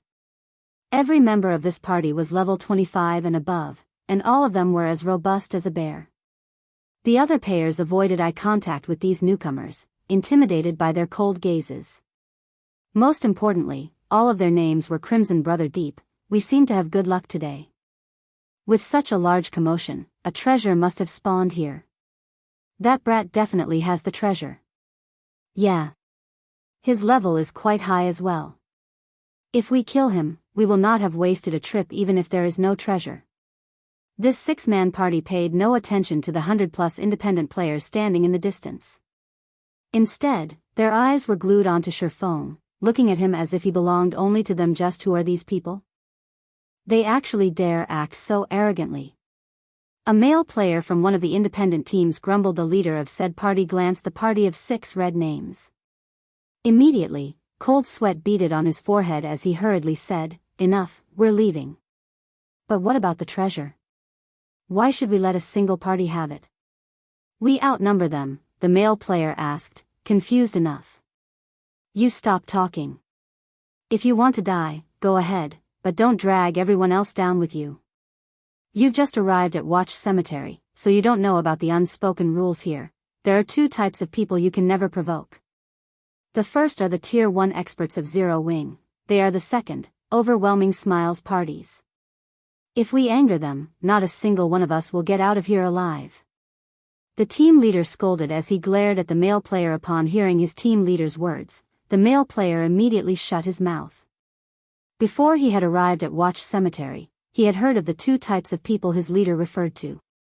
Nothing much would happen if one encountered the experts of Zero Wing. However, if one encountered the killing gods from Overwhelming Smile, they better pray that the other side was in a good mood. Otherwise. Following which, the other independent teams promptly departed from the area. Not a single one of them dared to stay for the show. Chapter 475, Silent Massacre. As the independent teams departed, many had sent pitying gazes to Shifeng. That fellow sure is unlucky. If we had gotten a hold of him, we would have let him live so long as he handed over the treasure. Now that those people have arrived, he won't survive. I heard that those red names seem to have some sort of special treasure that causes the players they kill to drop more items than normal. It's not seem to, but must have. One of Overwhelming Smile's expert parties killed a friend of mine, and he lost 3 pieces of equipment when he died. He had even dropped some of the items from inside his bag. Because of that, my friend was so frightened that he refuses to return to the Watch Cemetery. Shut up. We need to hurry up and leave this area. We won't be so lucky if we encounter those killing gods a second time. That's right. Let's get out of here. Although these independent teams possessed the numerical advantage, the expert parties of Overwhelming Smile were like fearsome tigers. They picked up the pace, leaving as quickly as possible. Shortly after the independent teams left, the expert party from Overwhelming Smile approached the motionless Shifeng Brother Deep. That fellow must be scared stupid. He isn't even trying to escape. How boring, a simple and honest-looking berserker laughed as he watched Shifeng. And here I thought that we had encountered a somewhat powerful player that can use for exercise. Killing noobs has become really boring. Enough, little whistle. Don't think that I don't know what's going through your mind. You just want to test out your new battle axe. Since this player has a fairly high level and is traveling alone, he should be relatively skilled. You can take care of him. The level 26 assassin referred to as Brother Deep laughed as he glanced at the simple-looking berserker. Right, his items seem quite good. Don't forget to use that thing. We might get some good stuff from him. Leave it to me, the berserker, little whistle, squinted as he smiled at Shifeng, excitement flashing in his eyes. Step by step, he approached Shifeng slowly. He also retrieved a black potion from his bag and emptied the contents into his mouth. This thing seriously tastes horrible. If you didn't seem to have some valuable stuff on you, I wouldn't have to suffer such a nasty fate, brat. Stand still. I'll be done in just a second.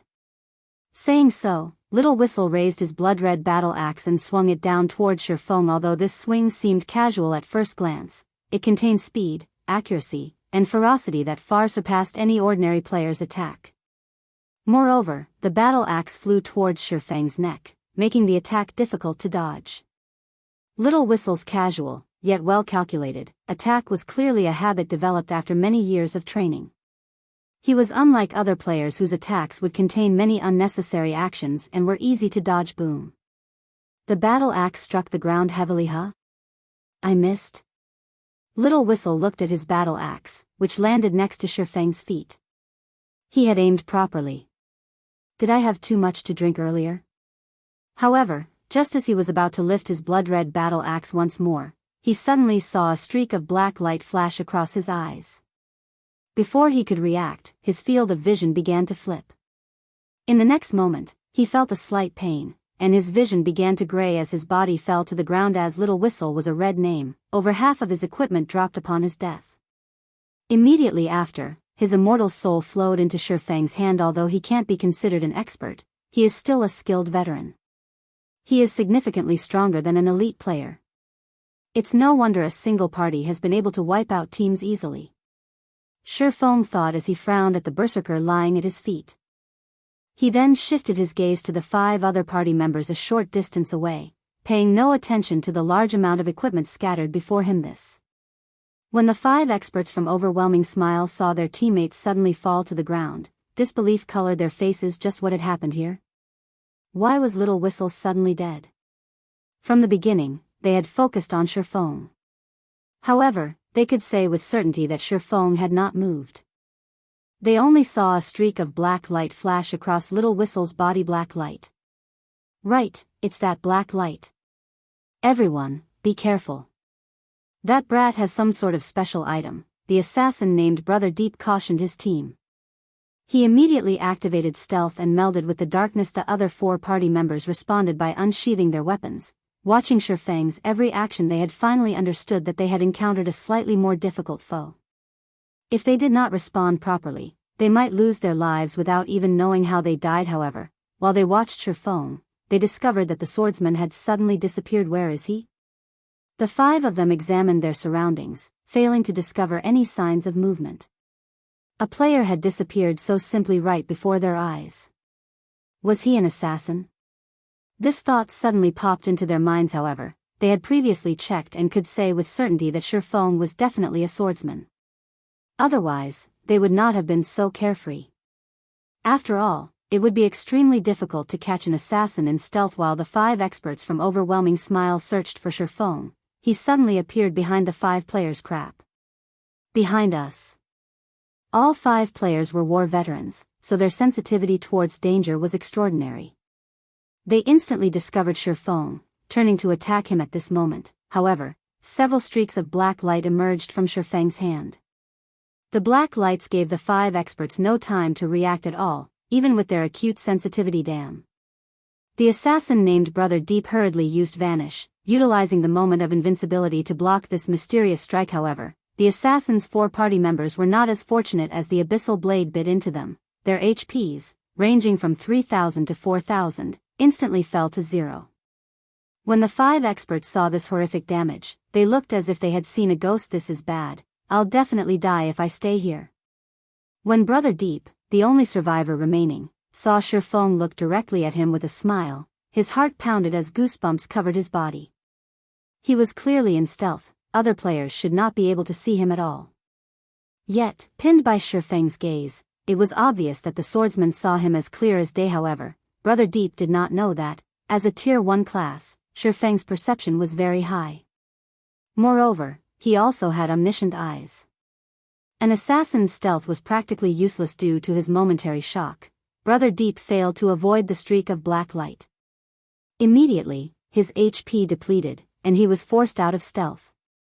Before he knew it, his body had fallen to the ground. Such a quick sword. Even in death, the assassin could not figure out when Shifeng had attacked. Their party had consisted of people who had experienced life or death situations many times, so their awareness of danger was particularly sensitive. However, none of them had detected the slightest precursor to Shifeng's attacks. They had not been able to detect Shifeng's sword when it was a few inches from their faces, much less been able to defend themselves. You'll be the 6th. Shifeng spoke softly as he looked down at the shocked assassin. Relax, you'll have more companions soon. Just who are you? Upon hearing Shifeng's words, Brother Deep craved the answer to this question. However, as his HP had reached 0, he could no longer open his mouth. When Brother Deep thought about such a person slaughtering his companions, goosebumps rose all over his body. If such an expert suddenly decided to take action against them, none of them would have any hope of survival. Chapter 476, Haunted.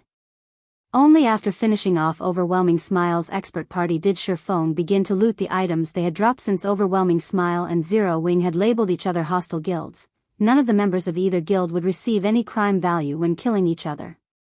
However, aside from slaughtering the members of Zero Wing, the expert parties of Overwhelming Smile also frequently killed players who possessed high-quality equipment, resulting in them becoming red names. As red names, the penalty they received for dying multiplied, resulting in them dropping an abundance of items. When they died, the 6 Overwhelming Smile experts had dropped a total of 54 items.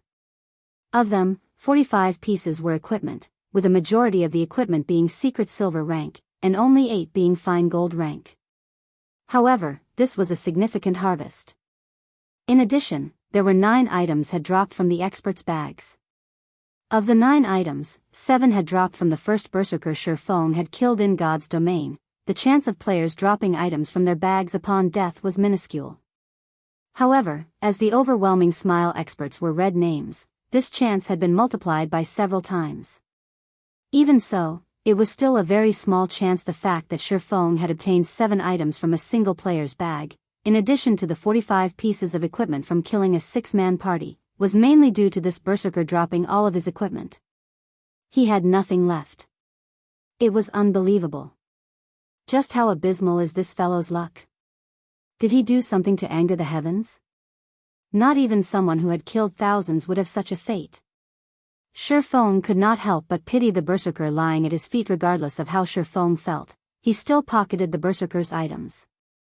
However, when he looked through the items, he discovered a dozen bottles of a black potion. Isn't this the potion that berserker drank before the battle? Shifeng examined the black potion and suddenly recalled the berserker's comment.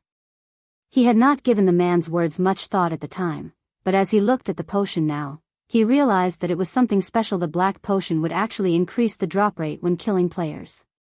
However, the potion's effect similarly affected its user, and if the user died, their drop rate would multiply as well. This was the first time Shifeng had seen or heard of such a potion. There were over 10,000 types of potions in God's domain. Although he had played the game for over a decade, he was still ignorant of many of the items in the game.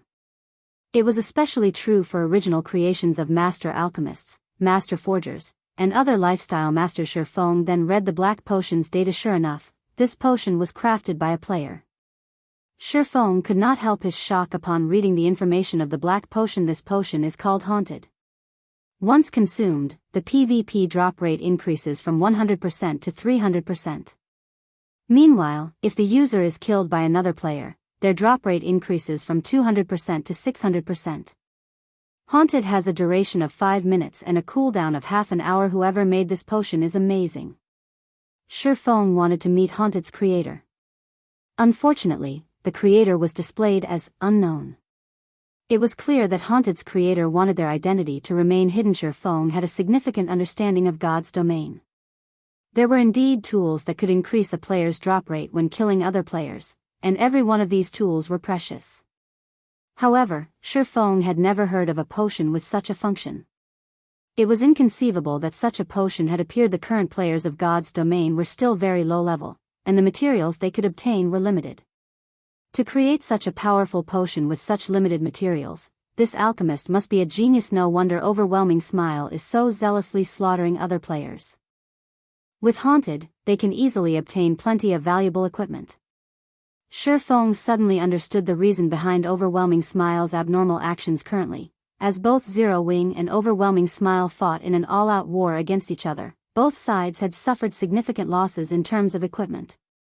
With Haunted, however, Overwhelming Smile could fund their battles with battles. The more well-equipped the player they killed was, the higher the quantity and quality equipment they could obtain. Normally, players would only drop 1 piece of equipment upon death. A single player had over 10 pieces equipped.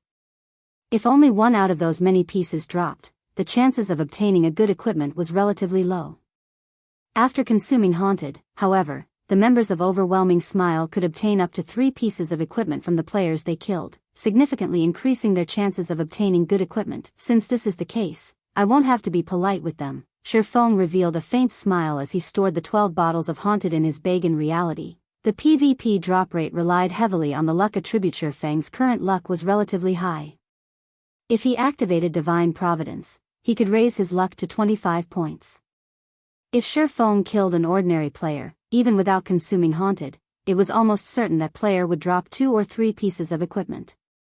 Moreover, there was a relatively high chance for those 2 or 3 pieces to be the best pieces said player wore if he included the effects of Haunted. Considering the situation, Shifeng began to search through the guild channel, looking for any guild members in Watch Cemetery who had encountered an ambush. Perfect. You'll do. After a moment, sure enough, some members had reported through the guild channel that Overwhelming Smiles experts had ambushed them.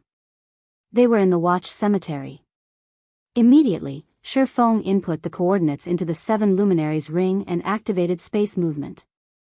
He then jumped into the spatial crack that appeared before him. In one of the gravel-filled prairies of the Watch Cemetery, a team of over a dozen players ran desperately for their lives. As they ran, the ranged classes on this team attacked the 6 robust-looking players pursuing them. If this happened anywhere else, it would confuse any onlookers. The side with more players actually fled from the side with less players in the Watch Cemetery. However, nobody would find this scene surprising because the side with less players consisted of bloodthirsty lunatics with astonishing strength. Moreover, this party of lunatics consisted of only melee classes. There was not a single ranged class in their party. Damn, why aren't any of my attacks hitting them?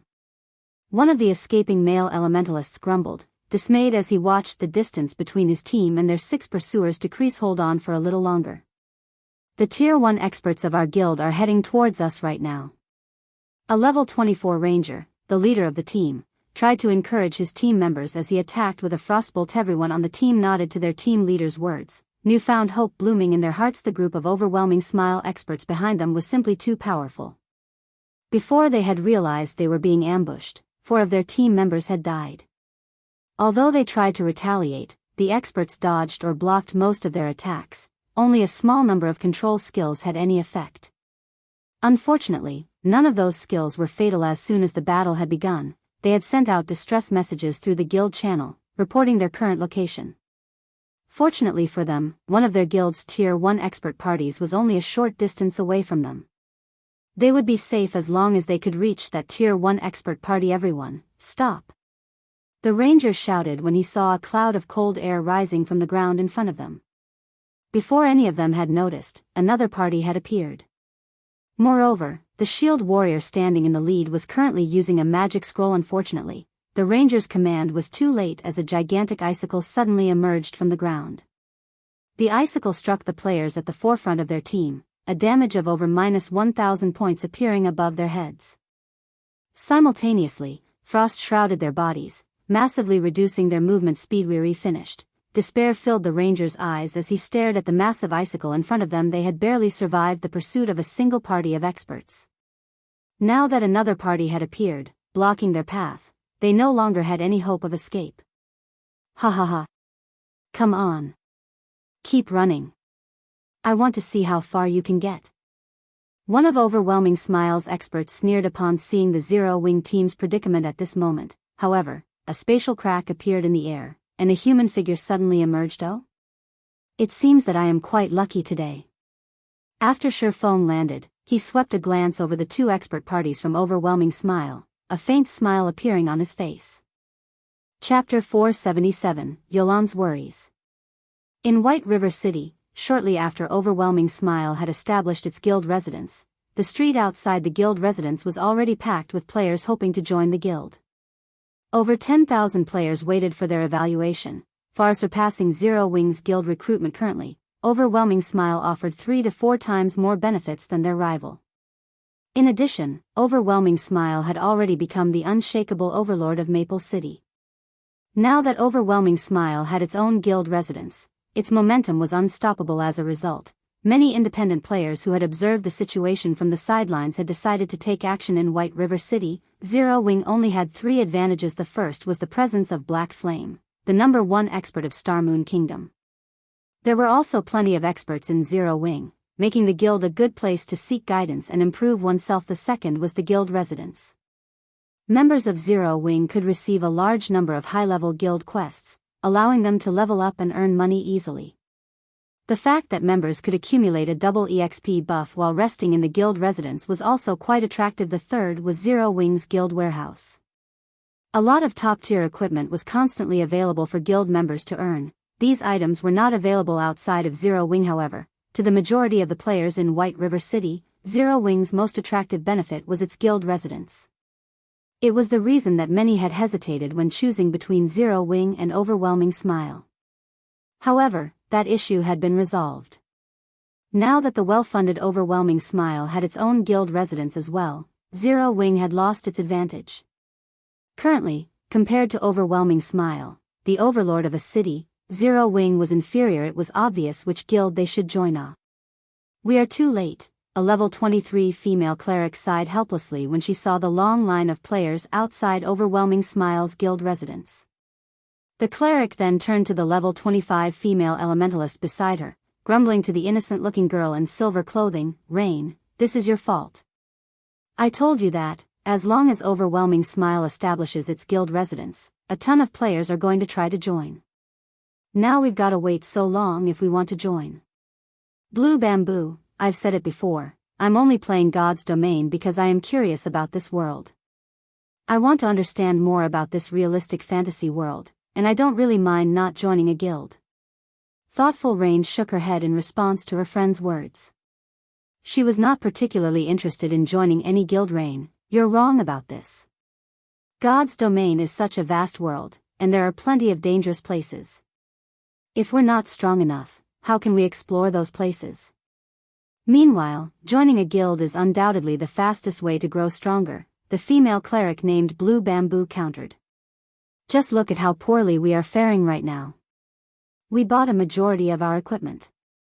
To make things worse, our equipment is crappier than what guild members have.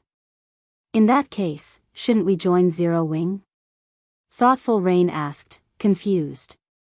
"I hear that Zero Wing's warehouse contains plenty of top-tier equipment that no other guild can match." Speaking of Zero Wing, Thoughtful Rain suddenly recalled the man named Yifeng who had helped her before. She remembered that he was one of Zero Wing's members. The library emblem he had given her had helped her greatly, and she wondered how that man was faring. "Don't you know? A war has recently broken out between Zero Wing and Overwhelming Smile, and each report is more amazing than the last. As a result, the independent players who had originally hesitated are now desperately trying to join Overwhelming Smile." "Do you know why?" Blue Bamboo asked mysteriously. "That's because Zero Wing no longer has an advantage over Overwhelming Smile. Previously, Zero Wing slaughtered Overwhelming Smile's members, driving the guild into a corner. Now, however, the situation has completely changed. Overwhelming Smile has somehow managed to recruit a large number of experts, and these experts have slaughtered Zero Wing's members, scaring them from leaving the city. It probably won't be long before Zero Wing is destroyed, which is why so many players are rushing to join Overwhelming Smile. Moreover, Overwhelming Smile no longer targets Maple City. It has shifted its focus to White River City. The fact that the guild has established its first guild residence in White River City rather than Maple City had made that obvious. If we don't join Overwhelming Smile now, it will only be harder to do so in the future." Thoughtful Rain nodded, seeing the logic in Blue Bamboo's words. However, she looked at Blue Bamboo and said softly, "You are correct. However, I still don't want to join Overwhelming Smile." Saying so, Thoughtful Rain immediately turned and left. "Fine, then. I'll listen to you, but you better not regret your decision later."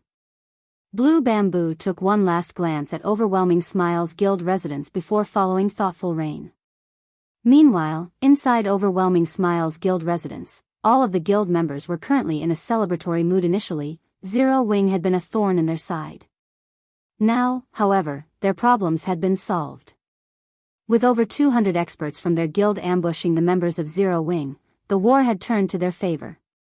Many of Zero Wing's members were too afraid to leave the city. This greatly boosted the pride of everyone from Overwhelming Smile at this moment. However, the atmosphere in the guild residence's meeting room was extraordinarily tense. What? You're saying that Little Deep's party was completely wiped out? How is that possible? Feng Xianyang was unable to stomach the news he had just received. The new batch of underworld guards that had been sent consisted of live combat veterans. Although not all of them were experts in God's domain, they were only slightly inferior. Even if these underworld guards encountered one of Zero Wing's Tier 1 expert parties, they could still drag one or two of their opponents to the grave with them if they went all out. However, a single player had annihilated one of these parties. They could not even escape. How could Feng Xianyang possibly believe this? Young Master Feng, there are countless experts in God's domain. The underworld guards aren't invincible either. There is nothing strange about the slaughter. However, based on Little Deep's report of their assailant, it is likely that they ran into Black Flame. We already know the majority of the experts in White River City. Aside from Summer Sunshine, Black Flame is most likely the only player capable of this massacre, Youlan explained. Feng Xianyang had never watched a battle between true experts of God's domain. However, Youlan had personally witnessed Black Flame and Summer Sunshine's frightening encounter. Hence, she was not the slightest bit surprised about the appearance an expert capable of destroying an underworld guard party single-handedly. Yuri saying that Black Flame is responsible? Is Black Flame really that strong? Feng Xianyang asked skeptically. In his opinion, Black Flame was just a frog in a well. How could he possibly defeat a party of underworld guards by himself? Young Master Feng, I guarantee that Black Flame is more than capable of performing such a feat. However, this is not the most important information we have received. Based on what Little Deep said, after they died, they could not log into God's domain for some time. Moreover, every underworld guard is currently a red name. If they die, they will lose at least half of their equipment. We will suffer a massive loss now that Black Flame has involved himself and is using such methods. If he focuses on hunting down the underworld guards, it will be a disaster for us. I suggest that we have the underworld guards stop their ambushes, retreat from the Watch Cemetery, and go elsewhere to level up, Youlan suggested. From the moment she met him, she had never been able to see through the man known as Black Flame. Now, Black Flame had suddenly begun to act and killed a party of underworld guards. This was not a good sign, and Youlan began to worry. Hence, she thought it best to quit while they were ahead. Youlan, you worry too much. Even if Black Flame is powerful, the Watch Cemetery is a massive area. Do you really believe that he can scour the entire map by himself? Feng Xianyang said disdainfully. Little Deep was simply unlucky and coincidentally encountered Black Flame. Losing one party isn't significantly damaging. On the other hand, our rampant ambushes on Zero Wing are severely wounding the guild. Moreover, there are so many treasures in the Watch Cemetery. If we give the area up, not only will it greatly reduce our guild's morale, but we will also lose a huge source of income besides. While Zero Wing has Black Flame, do you think that Underworld does not possess experts aside from the Underworld guards? Feng Xianyang laughed. Chapter 478, 7 Ghosts. Have they arrived as well? Yolan's beautiful eyes widened upon hearing Feng Xianyang's words, shock coloring her features. Although the Underworld guards were the core combatants of Underworld, they were not the peak combatants. Even so, the Underworld guards were only slightly inferior to the peak combatants of other first-rate guilds. They were more than enough to deal with second-rate guilds. Since Feng Xianyang had said as much, the new arrivals were not members of the Underworld guards. Instead, they should be the peak combatants of Underworld, the 7 Ghosts. That's right. To eliminate Zero Wing quickly and ensure that we obtain White River City, upper management has sent us 2 ghosts. With the 2 of them, Black Flame's good fortune will come to an end. Feng Xianyang laughed. Since 2 of the 7 ghosts have arrived, Black Flame's hunting spree will no longer be an issue. On the contrary, this is our chance. Youlan nodded as she revealed a smile. Underworld was a massive organization, and those who joined the Underworld guards were already considered experts. Meanwhile, the 7 ghosts stood out among the Underworld guards and stood at the peak of the organization. The 7 ghosts held very high positions in Underworld, and even Feng Xianyang had to treat them with respect. Every one of the 7 ghosts was an extraordinarily talented expert carefully selected by Underworld. Moreover, they had received Underworld's unreserved nurturing and hell-like training. Their strength had long since surpassed the realm of ordinary humans. If several ghosts worked together, even an expert like Summer Sunshine would be helpless. Now that Black Flame was going all out in his hunt of the Underworld guards, This was very good news for Overwhelming Smile. If the two ghosts found Black Flame while he was on his hunting spree, perhaps they could kill Black Flame and utterly destroy Zero Wing. Just as Feng Xianyang and Youlan discussed Shifeng, the man currently faced off against two underworld guard parties in the Watch Cemetery. Good luck? What an arrogant little brat. The two underworld guard parties glared at Shifeng, before turning to each other. Smiling, the members of Zero Wing also watched Shifeng, who currently hid his appearance under his black cloak, astonishment filling their eyes. Shifeng had accidentally appeared and claimed to have good luck. Did he not know that the two parties surrounding them were the famous killing gods? Every one of these players was a demon who could slaughter people without batting an eye. Those who encountered these killing gods had only one ending: death. We have to hold our ground. Our guild's Tier 1 experts are almost here. We'll be saved as long as we hold on for a little longer, the leader of Zero Wing's team said, gritting his teeth. A thread of hope appeared in the eyes of Zero Wing's members. When they looked at the two underworld guard parties surrounding them, their gazes burned with fighting spirit. Oh, you guys must have a death wish. Old Six, you deal with these guys. I'll deal with the new brat, a youthful-looking level 26 swordsman named Fifth Ghost ordered with a deep voice. The youth was tall and robust, and he was currently garbed in golden battle armor. Brother 5, you're too cunning. This is the first expert we've found after such a long hunt, yet you're sending me to deal with the trash while you steal the expert for yourself. The level 26 berserker named Sixth Ghost complained that brat is a swordsman. I'm also a swordsman, while you're just a berserker. Naturally, I should deal with him. If we meet a berserker, you'll deal with them. Deal? Fifth Ghost laughed. The berserker named Sixth Ghost could only nod in response. He then looked towards the underworld guards, saying, leave these people to me. You guys only need to prevent them from escaping. Yes, the underworld guards immediately took up their formation. However, when Zero Wing's members heard that the man named Sixth Ghost intended to deal with them alone, they rejoiced. Each side had about the same number of players. If the enemy faced them as a team, they stood no chance. If only one person attacked, however, they could probably kill that player and escape. We'll charge together. After we get rid of him, we can take the opportunity to break through the encirclement, the ranger team leader whispered. At this moment, when Shifeng saw Sixth Ghost approach the group, he suddenly said, no, you guys aren't his match. In a moment, run in the opposite direction. Elementalists, use ice walls and frozen circles while I hold them back. Zero Wing's elite team was strong enough that they had a good chance of defeating any ordinary expert. However, the berserker before them was not an ordinary player. The killing intent and pressure he radiated did not belong to an ordinary expert, so much so that even Shifeng sensed danger from the berserker. Moreover, when Shifeng used omniscient eyes to inspect everyone's data, Sixth Ghost's data surprised him. The berserker named Sixth Ghost was actually a Tier 1 class.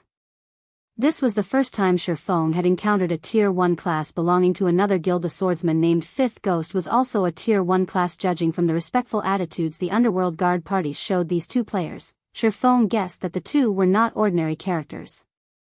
They were definitely high up in underworld. Originally, Shifeng intended to hunt down underworld guards.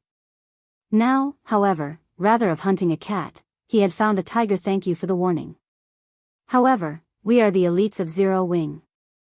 Even if he is powerful, he can't take us down easily if we work together, the ranger team leader said confidently. However, before the ranger could finish his words, Sixth Ghost had used charge, leaving only an afterimage behind him. In the blink of an eye, Sixth Ghost arrived before Zero Wing's battle-ready shield warrior. He then activated Cleave and slashed his saber down on the shield warrior. Just as this shield warrior was about to block the attack with his shield, Sixth Ghost's saber suddenly vanished. The saber instantly reappeared in the shield warrior's blind spot and struck its target, sending the shield warrior flying backward. A damage of over -2,600 points appeared above the shield warrior's head, reducing his HP by more than half. The entire process was as smooth as flowing water. None of the surrounding Zero Wing members had reacted to Sixth Ghost's attack. They could only watch as their MT was sent flying. Sixth Ghost's damage shocked Zero Wing's elites. None of them could believe that a berserker could actually deal over -2,600 damage to a shield warrior. However, Sixth Ghost was not done with the shield warrior. Twisting his feet slightly, Sixth Ghost transformed into an afterimage as he weaved through the crowd of players. He arrived behind the still airborne shield warrior and sent out another slash. Nobody had ever expected a berserker to be so agile. Although the entire process seemed slow, in reality, everything had happened in an instant. Just as Sixth Ghost's saber was about to strike the shield warrior's back and end his life, Sixth Ghost suddenly spun and used whirlwind slash. Bang. Dazzling sparks scattered around him. Sixth Ghost's battle saber collided with a pitch-black sword. Meanwhile, the owner of this sword was none other than the mysterious newcomer, Shifeng. Brat, you sure are in a hurry to die. Sixth Ghost licked his lips, a hint of excitement appearing in his eyes as he smiled at Shifeng. Since you can attack soundlessly, you should have also reached that realm. If not for his many years of combat experience and his senses picking up on Shifeng's faint killing intent, he would not have detected Shifeng's attack. Fortunately, he sensed the attack at the very last moment and instinctively used whirlwind slash. Otherwise, Shifeng's attack would have been successful. Other than his sparring sessions with the other ghosts, this was the first time he had encountered such a situation. Chapter 479, Triple Cut. Saber and sword intersected, scattering sparks, following which, Sixth Ghost and Shifeng exchanged moves continuously. Both Shifeng and Sixth Ghost possessed frightening strength, the ground beneath them cracking under the pressure. Surprisingly, neither expert had actually taken a single step back. However, it was a different story for the players watched from the sidelines. Due to the resulting impact from the weapons collision, the spectators were forced to retreat. They are so powerful. Even from this distance, I can feel how intense the impact is. No wonder Little Horse was sent flying, the ranger team leader muttered as he watched the scene before him. Fear filled his gaze as he watched Sixth Ghost. Since he had started playing God's Domain, this was the first time he had seen a player with such ferocious strength. It was simply terrifying.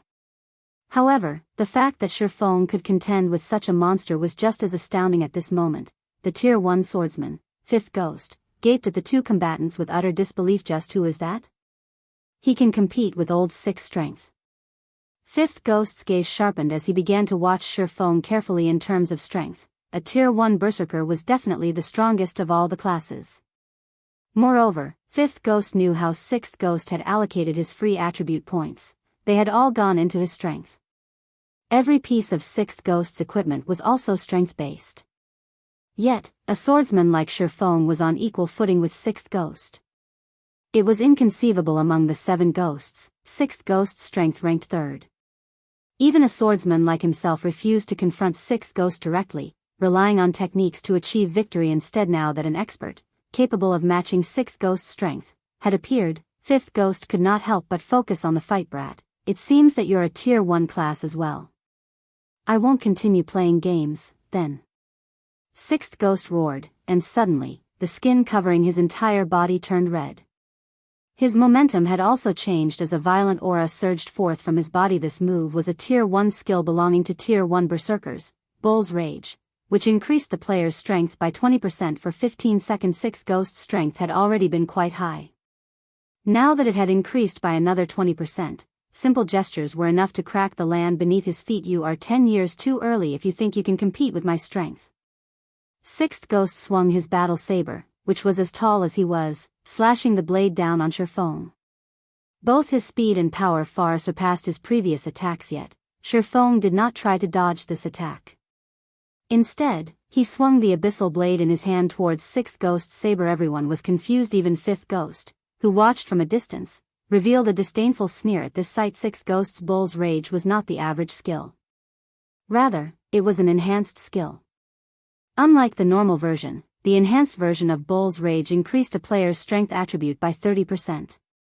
Although it was just a measly 10%, to Sixth Ghost, that 10% was the equivalent of more than 30 points in strength. Having an additional 30 points in strength was like wearing an additional piece of top-tier equipment that added strength. In terms of a Tier 1 player's levels, this increase equated 4 or 5 additional levels. After activating Bull's Rage, Sixth Ghost was the strongest among the 7 ghosts. A Tier 1 swordsman stood no chance against Sixth Ghost's strength. Shifeng overestimated himself if he thought he could challenge Sixth Ghost's attack head-on. The only way to deal with Sixth Ghost's attack was to dodge. However, even dodging was impossible. After all, even experts like them, who had reached that realm, found it extremely difficult to dodge Sixth Ghost saber techniques. Everyone pictured Shifeng's figure flying backward the instant the saber and sword collided. Boom. The ground beneath both combatants' feet cracked, the impact of the collision creating a dust storm that enveloped the battle. Sixth Ghost's eyes widened with shock upon seeing Shifeng block his attack with just one hand. He had already activated Bull's Rage, yet Shifeng still blocked his attack. The skill had increased his strength attribute by over 100 points. This increase alone was already as much as what an ordinary player possessed, yet Shifeng had blocked it. The onlooking crowd gaped when they saw the small crater below the fighters' feet. Are they NPCs? None of them could believe what they saw. Was this really a battle between players? If not for the player-specific diamond-shaped markers hovering above both sides' heads, they would have suspected that the two were monsters of God's domain fighting over territory. So he really was telling the truth. Only now did Zero Wings members realize why Shifeng had warned them before the battle had begun. With such frightening strength, even if Sixth Ghost had not utilized any skills and relied solely on his techniques and attributes, he would not have needed long to annihilate their team. Just who are you? After this single exchange, Sixth Ghost hurriedly retreated from Shifeng. He was on high alert as he watched his opponent, no longer as calm as before. Even a fool could tell that Shifeng's basic attributes were far superior to Sixth Ghost's. From their previous exchange, Sixth Ghost realized that Shifeng had only been testing his strength. With this realization, an indescribable anger overtook Sixth Ghost's heart. All this time, he had been the one to test others' strength, never the other way around. Now that someone had done the same to him, Sixth Ghost's pride as one of the 7 ghosts had been wounded. You attacked first. Why are you the one asking this question? Shifeng chuckled. Brat, you're courting death. As Sixth Ghost bellowed, the battle saber in his hands transformed into 3 saber images. These saber images sealed off Shifeng's path of retreat as they bombarded their target. At this moment, it looked as if Sixth Ghost held not 1, but 3 battle sabers in his hand. Soundlessly, Sixth Ghost appeared right in front of Shifeng. Hand-to-hand combat relied on 2 things, attributes and techniques. Currently, Shifeng's attributes were far superior, so Sixth Ghost chose to contend with Shifeng using techniques. Triple cut? Shifeng's expression immediately turned grave. Immediately, he brandished the Abyssal blade, meeting the oncoming attacks. Triple cut was a more advanced technique compared to second acceleration. Second acceleration was a technique used to fool the enemy's eyes and attack the blind spot. However, triple cut was an advanced attack technique that relied on the body's center of gravity to focus all power into a single point. The attack was extremely fast, to the point that others would see 3 weapons instead of 1. In reality, these were only afterimages. Dang. Dang. Dang. The sound of metal clashing echoed through the air for a time. The area between Sixth Ghost and Shifeng had become a whirlwind of blades. The constant and deafening clangs of metal on metal made everyone's ears ring. However, when they looked at the battlefield, they failed to see any collision between weapons. Such a powerful triple cut. Although Shifeng had not received any damage, he struggled to defend against Sixth Ghost's attacks with the Abyssal blade. Even though he was significantly faster than Sixth Ghost, he could do nothing but defend himself. This was the first time Shifeng was at a disadvantage against a berserker in a contest of speed. Shifeng had to admit that an advanced attack technique could increase a player's combat power significantly. Fortunately, he was quite a bit faster than Sixth Ghost. He had also already entered the refinement realm. He could perceive both attacks and dodging maneuvers meticulously.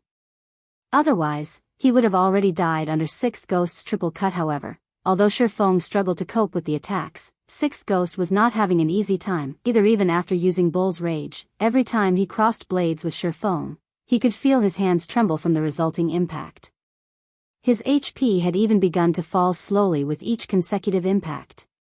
Although it was only a very tiny amount, after a long period, his HP would eventually vanish. Old Six, I'll help you. Suddenly, Fifth Ghost's figure appeared behind Shifeng. Immediately, he used triple cut with his 2 swords, aiming for Shifeng's back. Chapter 480, Stepping into the Second Phase. Fifth Ghost was a Tier 1 swordsman. Although he did not possess Sixth Ghost's frightening strength, in terms of speed, he was significantly superior to the berserker. In particular, Fifth Ghost's control over his center of gravity when using the advanced attack technique triple cut surpassed Sixth Ghost's. In addition, Fifth Ghost had used Wind Blade, increasing his speed significantly. At this moment, one could even vaguely see a fourth afterimage of his sword presently. Shifeng had already focused all his power into defending against Sixth Ghost's attack. He simply had no time to consider Fifth Ghost when Fifth Ghost saw his sword piercing Shifeng's chest. A sinister smile appeared on his face. "Brat, although your strength is quite good, you are still 10 years too early if you think you can fight against us 7 ghosts. Brother 5, be careful." Sixth Ghost suddenly shouted in panic when he saw Fifth Ghost's delighted appearance. Fifth Ghost immediately sensed that something was wrong because his instincts were telling him right here and now that he had already arrived at death's door. He then realized the sensation he felt with his hand, when his sword stabbed into Shifeng, was as if he had just pierced through air. Suddenly, he felt goosebumps rising all over his body. He immediately activated his life-saving skill, Defensive Blade, and abruptly leaped forward. However, he was still a step too slow. Hua. Hua. Hua. At the same time as he activated Defensive Blade, Fifth Ghost felt chilling sword auras striking at his back. These piercing sword auras were the attack Shifeng had launched at Fifth Ghost upon arriving behind the ladder using silent steps. If Fifth Ghost had not activated Defensive Blade at the first sign of danger, allowing him to negate several instances of damage, he would have become a corpse by now. Just who are these people? Shifeng knitted his brows slightly. Shifeng found it truly hard to believe that such experts would actually appear in Underworld. He had also never heard of such experts in his previous life. After using silent steps, he had swung the Abyssal Blade immediately. At such a short distance, as well as with the element of surprise, experts of the same level definitely would not be able to react in time. Yet, Fifth Ghost actually managed to activate Defensive Blade and leap forward before the Abyssal Blade landed on his body. Furthermore, from the attack Fifth Ghost had sent out before, Shifeng could clearly perceive just how powerful Fifth Ghost was. When Sixth Ghost used Triple Cut, he was able to apply the technique only to a normal attack. He could not use the technique with a skill. On the other hand, Fifth Ghost was able to integrate Triple Cut together with a skill in fast-paced close combat like this. Other than some special skills like silent steps and instantaneous movement, the difficulty of using attack skills in battle was extremely high. Such attack skills simply had too long a cast time and required one to go through fixed motions before the skill could be activated. The speed of using an attack skill was simply incomparable to the speed of a normal attack. Moreover, even if one was highly proficient with a skill and could activate it very quickly, excessive speed could easily result in distortions in the motions and, consequently, a drop in completion rate, rendering the skill practically useless. Hence, the fact that Fifth Ghost was able to integrate an attack skill into the battle was something extremely difficult to achieve. Performing such a feat was no longer something feasible for ordinary men. Even Shifeng's current self would not be able to do so. Moreover, Shifeng had clearly been the one to attack first, yet he was still a step behind Fifth Ghost. This situation reminded Shifeng of Soaring Snake's godlike reaction speed. Fifth Ghost might be similar to Soaring Snake, both of them possessing a reaction speed of less than 0.1 second. Shifeng estimated Fifth Ghost's reaction speed at around 0.7 second. However, it was obvious that Fifth Ghost was more proficient at utilizing his reaction speed to his advantage. Originally, Shifeng had thought of following up his victory with a hot pursuit. However, upon noticing Sixth Ghost charging at him, he had no choice but to shift his focus. Brat, not bad. Not only are your attributes so overpowered, you actually possess that sort of skill as well. You very nearly did me in just now. However, you will no longer get another chance like that. After regaining his composure, Fifth Ghost turned around to look at Shifeng, a hint of greed flashing across his eyes. He then took out a bottle of Haunted and drank it. Every piece of equipment they had on them was top tier. Yet, Shifeng had still managed to overwhelm them with his attributes. This showed that Shifeng's equipment was a cut above theirs. If they could kill Shifeng and obtain his equipment, it would definitely allow their combat power to rise to the next level in a 2-on-1 situation. Shifeng no longer held back as he used Purgatory Power, increasing his attack speed by 100%. He then used Void Steps, vanishing from everyone's eyes. He disappeared. Sixth Ghost was stunned. Before he could figure out what was going on, he suddenly discovered that Shifeng had already appeared directly beside him, the abyssal blade mere centimeters from his neck. Sixth Ghost hastily bent his body away with all his might. However, he was still too late as a fountain of blood sprayed out from his neck, a critical damage of over -3,000 points appearing above his head from this attack alone. Sixth Ghost had lost more than half of his HP immediately after. Shifeng followed up with another strike. One more hit was all he needed to finish off Sixth Ghost. However, Fifth Ghost's sword was already curving toward Shifeng. Moreover, Sixth Ghost was now aware of the danger, his saber moving to greet Shifeng's sword. In this situation, Shifeng had no choice but to break off his attack. He then used Void Steps once more and disappeared from everyone's sight. So your black flame. However, if you think you can rely on this footwork to defeat us, think again. Before coming to the Watch Cemetery, Fifth Ghost had already received information on Black Flame from Youlan. He had also watched the battle between Black Flame and Summer Sunshine, so Shifeng's Void Steps was still fresh in his mind. Now that he was seeing the footwork in action, he determined Shifeng's identity right away. Then, Fifth Ghost abruptly changed his sword's trajectory, swinging the weapon at the empty air beside him. Fifth Ghost's action confused the spectators. They could not understand what the swordsman was trying to achieve with this action in the next instant. However, everyone immediately received an answer to their questions when Shifeng suddenly appeared in the path of Fifth Ghost's sword. At this moment, Shifeng was using the Abyssal Blade to defend against Fifth Ghost's attacks adapted to Void Steps already. Shifeng was slightly surprised. Shifeng knew full well that Void Steps was not an invincible technique. Although the footwork could force others to ignore his own presence, making it seem as if he had vanished from thin air, someone who had undergone special training could still catch him once they let their eyes adapt to the technique. There was nothing strange in people like Fifth Ghost and Sixth Ghost being able to perform such a feat. However, the speed with which Fifth Ghost managed to adapt to the technique still exceeded Shifeng's expectations. During Shifeng's moment of surprise, Sixth Ghost had also slashed his saber at Shifeng's back, forming a pincer attack around Shifeng. Left with no other choice, Shifeng activated Windwalk as well as Void Steps to retreat. Although the two ghosts had adapted themselves to Void Steps, there was still a brief moment of delay before their eyes could locate Shifeng. Hence, Shifeng still persisted in using Void Steps to retreat for a time. Both sides entered a stalemate. The exchange between saber and swords created a storm that engulfed the audience. The surrounding spectators were shocked by this scene, and not even their eyes could keep up with the three combatants' actions. Looking at the high-speed battle between the three, even breathing seemed superfluous despite Shifeng's attack speed receiving a huge boost and the significant effect of Void Steps. Shifeng was still forced into passivity. The two ghosts' attacks were extremely tricky to deal with. In particular, Fifth Ghost's attacks would always strike from various different blind spots, and never once would the swordsman face Shifeng in a direct confrontation. If not for the fact that Shifeng had already entered the refinement realm, his grasp over attacks and movements becoming extremely precise, he would have long since lost his life to the two ghosts. Although Shifeng was currently locked in a passive state, he was enjoying every moment of this high-speed battle. Ever since the increase in his brain activity, he had not had a chance to familiarize himself with the sudden boost to his perception as well as the sudden enhancement in his control over his own body. This battle was the perfect opportunity to get used to his new improvements.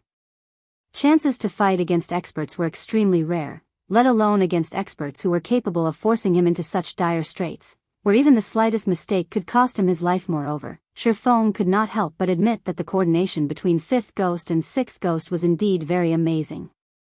Regardless of how he tried to attack or dodge, he could never fully defend against the attacks of the two ghosts. As a result, he had lost close to half his HP already. However, under the steady onslaught, the accuracy of Shifeng's actions was also gradually increasing. The damage the ghosts inflicted was also gradually decreasing. Their attacks really are precise. At this moment, even Shifeng could feel himself growing mentally tired. Fifth Ghost took advantage of the moment Shifeng used Void Steps and vanished to slash at the latter's back, giving Shifeng no chance to dodge or block at all. At the moment of life and death, a slight change came over Shifeng. Suddenly, Shifeng's movement stopped in the next moment. Fifth Ghost's sword actually brushed past Shifeng's body. However, Fifth Ghost did not stop his attacks as he continued brandishing his two swords. Sixth Ghost kept hacking at Shifeng with his saber as well, not giving him any chance to dodge or block yet. No matter how hard they tried to hit Shifeng, he always managed to avoid their attacks ahead of time. it was as if Shifeng had long since known the trajectory of their attack. So this is the second stage of the refinement realm, the flowing water realm. It's no wonder I wasn't a match for those people in the past. Shifeng could not help but smile while dodging the two ghosts' attacks. Chapter 481, Flowing Water Acceleration. Fifth ghost and sixth ghost immediately detected the sudden change in Shifeng, and the two ghosts promptly distanced themselves from their target. As experts of God's domain, their perception of danger was far superior to ordinary players. On the other hand, the dazed players watching Shifeng's battle were confused by the two ghosts' actions. There were no visible changes to Shifeng's outer appearance, and neither were there any changes to his attributes. So, why did fifth ghost and sixth ghost suddenly choose to back away from him? Was it just my imagination? Fifth ghost somewhat doubted his own senses. He could not understand why Shifeng would suddenly undergo such a drastic change. Originally, the pressure fifth ghost felt from Shifeng was that of a tiger. However, in the blink of an eye, Shifeng had transformed into a violent dragon. Moreover, it was a violent dragon with extremely sharp fangs and claws. Let alone them, even ordinary people would know to distance themselves from Shifeng upon sensing such a radical difference. Since you guys aren't going to take action, then don't mind if I do, Shifeng said as he revealed a meaningful smile.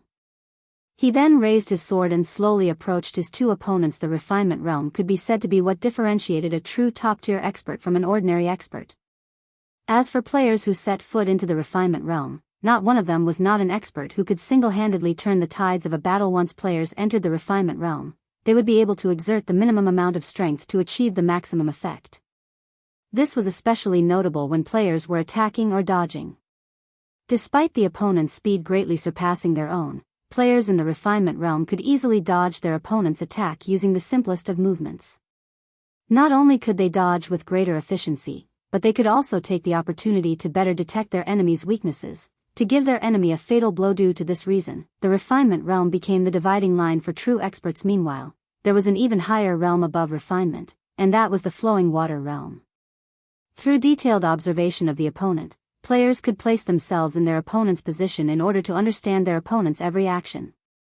They could then anticipate their opponent's next action, or even multiple subsequent actions, and make the most appropriate response. In other words, before their opponent had even taken action, players in the flowing water realm could have already known what their opponents were going to do next and carried out appropriate countermeasures.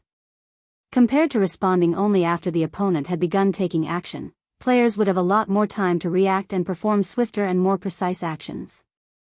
Hence, for Shifeng, who had already seen through the coordinated attacks of fifth ghost and sixth ghost, it was very easy for him to dodge and react to his two opponents' attacks. When Shifeng slowly approached fifth ghost and sixth ghost, the two ghosts unconsciously began backing away as well. Looking at this scene where one side was advancing while the other was retreating, the surrounding spectators were stupefied.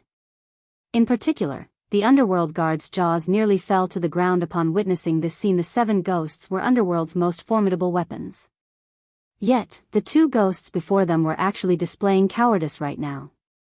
How could this be any more inconceivable? Meanwhile, Shifeng also wore a helpless expression on his face as he took in this situation. He promptly fished a bottle of Haunted from his bag and drank it. He then used Wind Blade on fifth ghost, his body transforming into an afterimage. In the blink of an eye, Shifeng appeared in front of fifth ghost and swung the Abyssal blade at the other swordsman. Shifeng's slash was unimaginably fast. The spectating crowd only saw a flash of black light. They could not make out Shifeng's sword at all, so fast. Fifth ghost was greatly alarmed. It was definitely impossible for him to dodge Shifeng's attack. However, with his godlike reaction speed, fifth ghost still managed to react before Shifeng's sword landed on his body, instinctively using triple cut to block this fleeting sword. Dang! Sparks scattered into the surroundings.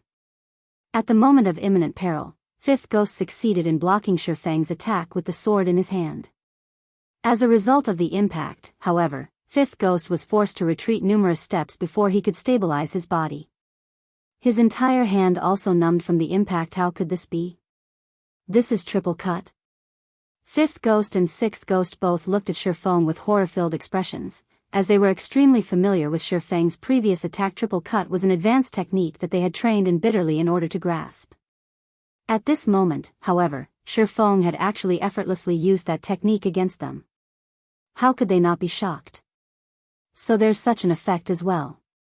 Shifeng looked at the abyssal blade in his hand, similarly surprised just now. He had taken advantage of the pressure fifth ghost and sixth ghost had placed on him to enter the flowing water realm. However, he had not expected that, after he entered the flowing water realm, his attack would also receive such a boost originally. He had relied on eliminating excess actions in order to increase the speed of his attacks.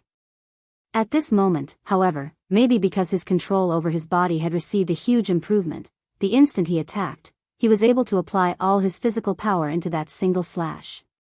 As a result, not only were there no excess movements in his attack, but his attack had also received a huge acceleration, which allowed his sword to reach its maximum speed in the shortest amount of time possible. Taking fifth ghost as example, if the initial acceleration of fifth ghost's sword was counted as 100 and his sword's maximum speed as 20, then from the moment he started swinging his sword, he would need 0.2 seconds for his sword reach its maximum speed.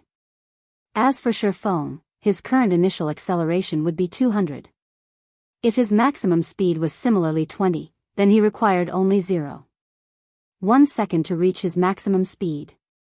Hence, his sword could reach his target much faster than fifth ghost's. However, this was assuming both sides possessed the same maximum speed.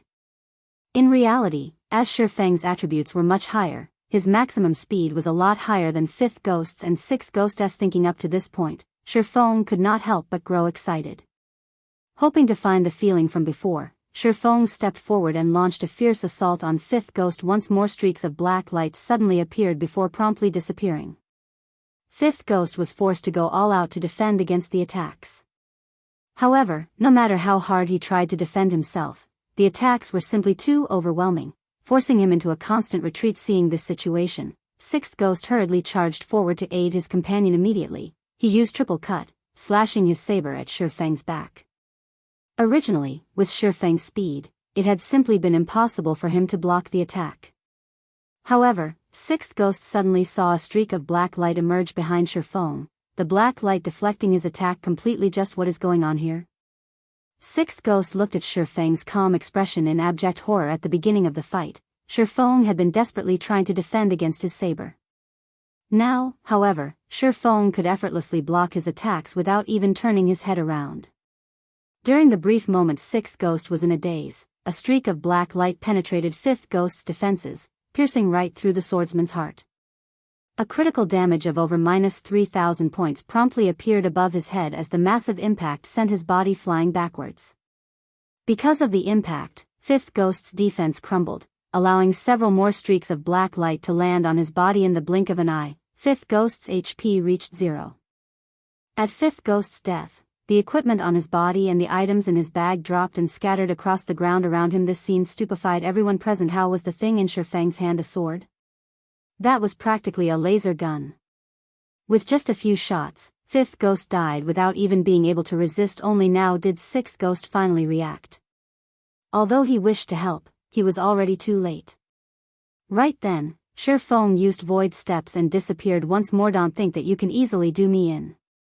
Sixth ghost bellowed as he used whirlwind slash, sweeping his battle saber around himself. In the next moment, however, a streak of black light shot at sixth ghost's weapon. Boom. Sixth ghost's battle saber was abruptly stopped cold.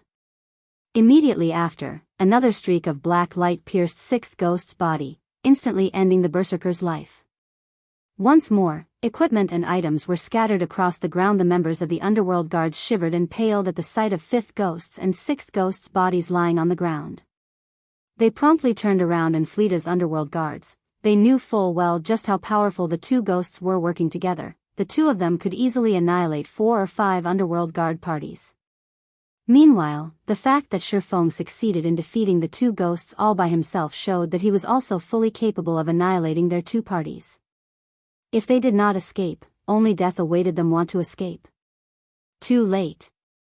Shifeng immediately changed the aura of space to the aura of wind, increasing his movement speed greatly.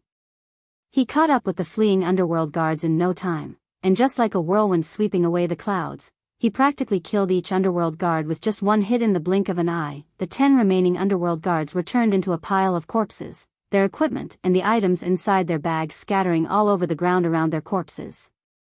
Chapter 482, the strength of a single man. This haunted really is frightening. It is actually able to force a red name to drop every single piece of equipment they are wearing. Underworld should be shedding tears right about now. Shifeng's heart was filled with joy when he looked at the ground littered with items. Killing the elite members of a guild would not cause any significant damages to said guild, as these elite members only had advanced equipment. Such equipment could be easily replaced. The equipment of experts, on the other hand, was different. Every single expert was an accumulation of a guild's top-tier equipment. Meanwhile, behind every piece of top-tier equipment was the sacrifice of a large number of players. Being able to steal a piece of top-tier equipment from a guild was the equivalent of slicing a piece of flesh off said guild. The Underworld Guard parties had a total of 12 members. Of them, 10 were mostly geared in level 25 secret silver equipment mixed with a few pieces of level 20 fine gold and even dark gold equipment. As for 5th Ghost and 6th Ghost, their equipment was only slightly inferior to that of core members of Zero Wing. The majority of their equipment consisted of level 25 fine gold equipment, and even the most inferior pieces were level 20 dark gold equipment. Now, however, these 12 players were left with not a single piece of equipment on their bodies, thanks to Shifeng. In addition, the 12 had also dropped plenty of items from their bags. Among them were plenty of haunted potions, as well as the good quality equipment such as level 20 secret silver and fine gold equipment they had harvested from other players. Making a rough estimate, Shifeng had earned more than 100 gold just from killing these 12 players. Split this advanced equipment among yourselves. Don't forget to leave some for your dead companions. Shifeng only collected the top-tier equipment and haunted potions for himself, leaving the remainder for the team. He then disappeared into the dense forest in search of other Underworld Guard parties. So cool. Is that person really our guild leader? A female summoner asked as she watched Shifeng's departing figure, her gaze carrying a seductive charm. It should be. Before, when that person named him Black Flame, he did not deny it. Moreover, he has even willingly left behind so much good equipment for us. Other than our guild leader, I doubt there would be anybody who would do such a thing. The ranger team leader nodded in reply, his heart filled with an indescribable sense of excitement. It really is great to be a member of Zero Wing. The others could not help but exclaim. Despite the ongoing war between Zero Wing and Overwhelming Smile, as the leader of a guild, Shifeng had actually taken the initiative to enter such a dangerous location all by himself. He had even rushed to their rescue at the first sign of trouble. With such a guild leader, even if they fell back to level 0 as a result of battling Overwhelming Smile, they would still do so willingly. Although guild leader has left all this good equipment to us, I suggest that after we set aside several pieces for those who died, we should place the remainder in the guild's warehouse. Now that we are waging a war against Overwhelming Smile, the guild's expenditure is very large. We can't take advantage of the guild at such a crucial period, the ranger said. The others promptly nodded in agreement. Currently, Shifeng was searching for treasure chests in the Watch Cemetery while waiting for Space Movement's cooldown to end and news to appear in the guild channel. Space Movement had a 5-minute cooldown. As he did not wish to waste time during this period, he had started hunting for treasure. Shifeng could not be more familiar with the Watch Cemetery. He had visited this place many times in search of treasure in his previous life. Moreover, in the past, many treasure chest locations had been published on the official forums. Back then, as treasure chests that had already been found would not reappear at the same location, nobody actually cared about keeping these locations a secret. Instead, they actively publicized and showed off their discoveries. As a result, their actions would now benefit Shifeng. There were plenty of secrets in God's domain. In reality, Shifeng had just taken a casual glance at these treasure chest locations back then. He had not paid any particular attention to them. Even if his memory was very good, he could only vaguely remember these locations now. After all, nobody knew that they would reincarnate into their past lives. However, due to the improvement of Shifeng's brain activity, even his memory had received a huge boost. The things he could only vaguely remember before were now as clear as the sun at noon to him. Hence, his search for treasure chests became a very easy task. It was as if he was looking at a treasure map while treasure hunting. After just a brief search, Shifeng had already discovered a bronze treasure chest, obtaining more than 3 silver coins and a level 25 mysterious iron weapon from it. The number of treasure chests in this area is too little while the number of players is too high. Many of the treasure chests should have already been discovered by someone else. It seems that I can only try my luck somewhere else, Shifeng muttered as he collected the items inside the bronze treasure chest. Currently, level 25 mysterious iron weapons were still in high demand. He then took a look at the system map. As I recall, there should be plenty of high-quality treasure chests located in the inner regions of the Watch Cemetery. Following which, Shifeng dashed directly towards the inner region of the Watch Cemetery for a couple of hours. Shifeng searched for treasure while killing any underworld guard parties that dared show themselves during this period. Shifeng had opened more than 30 treasure chests. Among them, 14 were bronze treasure chests, 16 were mysterious iron treasure chests, and 6 were secret silver treasure chests. He had also killed 11 underworld guard parties. Overall, he had gained a frightening harvest. Although these underworld guard parties did not have experts like 5th Ghost and 6th Ghost, they still contributed plenty of top-tier equipment to Shifeng's harvest. After all, these underworld guards normally killed many players, so they had accumulated quite a lot of good stuff, both on their bodies and in their bags. Now, however, all these items belonged to Shifeng. In other words, these underworld guards had just carried out free labor for Shifeng. Just the number of top-tier equipment Shifeng obtained exceeded 100 pieces, not to mention advanced equipment. Shifeng's harvest had instantly made up for much of the losses Zero Wings suffered before.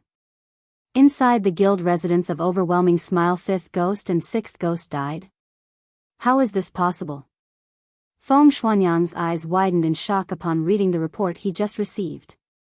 He could not at all accept this matter, as real 5th Ghost and 6th Ghost were Underworld's most formidable weapons.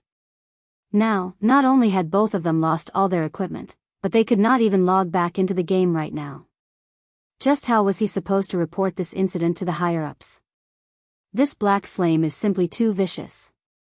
Seated to the side, Youlan, who was garbed in a set of alluring purple robes that placed her exquisite figure on full display, knitted her brows tightly, a gloomy expression currently on her face.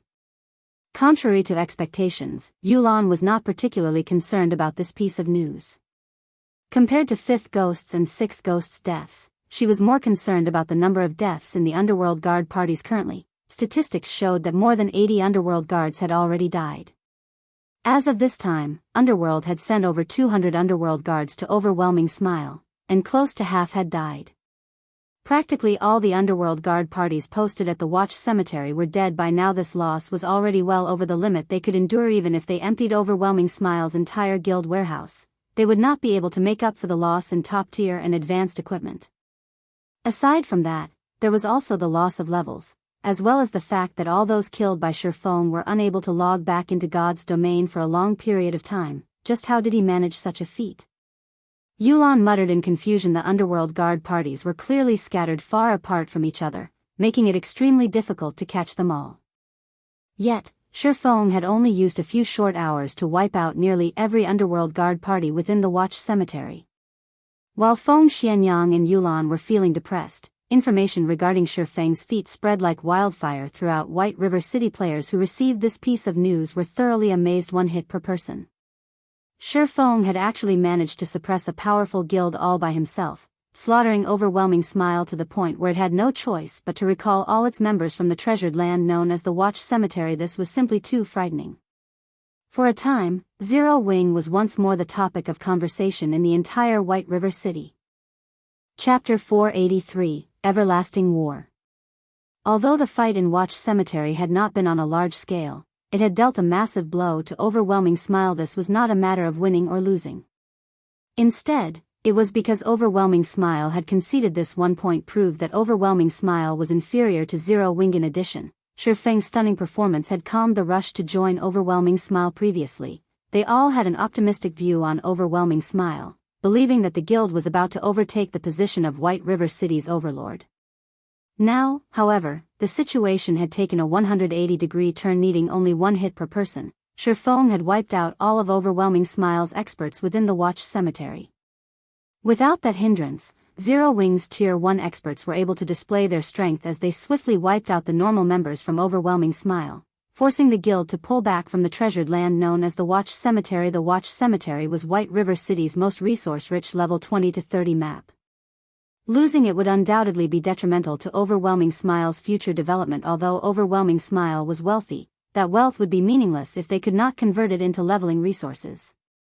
The sky slowly darkened as the setting sun gradually disappeared past the horizon. After a day's struggle, many players had begun to return to the city to rest and celebrate their day's harvest. Bars, restaurants, clubs, and many such establishments were already crowded at this moment. In the rooftop dining room of a high-class restaurant, 2 female players feasted on delicacies as they enjoyed the view of White River City. Many male players present snuck glances at these 2 women of the 2 female players. One was petite and lovely, while still sporting stunning curves. The other was even more beautiful. Her face was so pure that it put flowers to shame and outshone the moon. Her snow-white skin looked so delicate that it seemed as if it might break from the gentlest touch. Currently, although she wore a long, aqua-blue mage robe, trimmed in gold, the clothing failed to conceal her graceful body. These 2 were none other than Blue Bamboo and Thoughtful Rain, the pair that had originally planned to join Overwhelming Smile. Blue, what did I tell you? Look how quickly Zero Wing suppressed Overwhelming Smile, Thoughtful Rain said as she glanced at Blue Bamboo, the gentle smile in her ink-black eyes intensifying. Previously, due to her refusal to join Overwhelming Smile, Blue Bamboo had pestered her ceaselessly, giving her a huge headache. Only now that Zero Wing had forced Overwhelming Smile to submit did the girl finally relent. Overwhelming Smile is truly disappointing. To think that I thought so highly of it, it actually dared to let me down. I don't want to join Overwhelming Smile anymore, either. Blue Bamboo pouted, disappointed. I already told you that Zero Wing is far superior to Overwhelming Smile. After all, it was the first guild to own a guild residence in White River City. Not only that, it claimed the best residence available in White River City. It also has plenty of experts. Currently, the various guilds in White River City barely have any Tier 1 experts in their guilds. Yet, I hear that Zero Wing already has over 50. Zero Wing has long since taken the lead. Furthermore, its guild leader, Black Flame, is a titled expert. Thoughtful Rain's thin lips shifted slightly as she explained, smiling tenderly. Since that's the case, why don't we join Zero Wing? Blue Bamboo could not help but have expectations. Zero Wing's exam is very strict. I might be able to pass it, but I'm afraid that you. Thoughtful Rain shook her head after evaluating Blue Bamboo. Humph. Who says my techniques are bad? I've only recently begun playing virtual reality games. After some time, I'll be more amazing than even Black Flame. Besides, Blue Bamboo's ink-black eyes suddenly shone as she revealed a meaningful smile, saying, Rain, I know that you've encountered one of the higher-ups of Zero Wing before. His name was Yifeng, I think. He gave you a permanent pass to the library. All of my classmates turned green with envy when I told them about that item. Since he gave you such a precious pass, he should be able to admit us into the guild without any issues with his position. I am only acquaintances with him. Blue, stop overthinking things, Thoughtful Rain hurriedly explained. Besides, if he invites you into Zero Wing, and you perform badly, what then? Others will question his ability to manage the guild. Are you my best friend or his? You're actually defending him, yet, you claim that there is nothing going on between you two. I don't care. In any case, I want to join Zero Wing. I have always wanted a piece of level 25 fine gold equipment.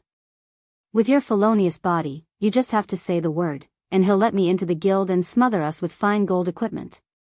Blue Bamboo stated as she swept a glance at Thoughtful Rain's graceful body, her lips hooked up into a deep, suggestive smile. Thoughtful Rain was suddenly speechless at this moment. A party of 6 suddenly appeared before the female duo. The leader of this party was a middle-aged man with a burly body, examining the two with world-weary eyes. None of the party could be underestimated as the other 5 also gave off an air of danger. The party's stance alone left the surrounding witnesses breathless. Their levels were even more astonishing. Of these 6, the lowest-leveled player was level 26, while the leading middle-aged man was a level 27 Guardian Knight. Excuse me, ladies, I couldn't help but overhear that the both of you are familiar with the higher-ups of Zero Wing. I wonder if you can introduce us to them? If you do, this level 25 Morning Dew staff will be yours, the leading middle-aged man said, smiling warmly. He then retrieved a 2-handed staff made of pure white jade from his bag, placing the weapon on the table. Gemstones were inlaid in the staff, and with a glance, It was obvious that the staff was no ordinary weapon. This is a secret silver staff. Its attributes are awesome. Blue Bamboo was immediately mesmerized by the Morning Dew staff. She then turned to thoughtful Rain, saying, "Rain, we're heading over to Zero Wing anyway, so why don't we take them with us?" "I don't know. Why do you want to meet Zero Wing's higher-ups?" Thoughtful Rain only swept a glance over the Morning Dew staff before shifting her gaze back to the middle-aged man. She was no fool, since they had offered a level 25 secret silver weapon as a token of appreciation. Then they were definitely plotting something. She would not be a proper friend if she abruptly contacted Yi Feng without knowing their intentions. "Miss, please don't misunderstand. My name is Everlasting War. We seek the higher-ups of Zero Wing purely with the intention of conducting trade. This trade will only benefit, not harm, Zero Wing, so you can rest assured. If we really wanted to cause trouble for Zero Wing, we would have already done so. We wouldn't have to go through this much trouble," the middle-aged man explained. "All right, then. I'll contact him for you, but it will be up to him whether or not he meets with you." Thoughtful Rain nodded in agreement, feeling that Everlasting War's words sounded reasonable, following which, Thoughtful Rain called up her friends list and contacted Yi Feng. Chapter 484, King.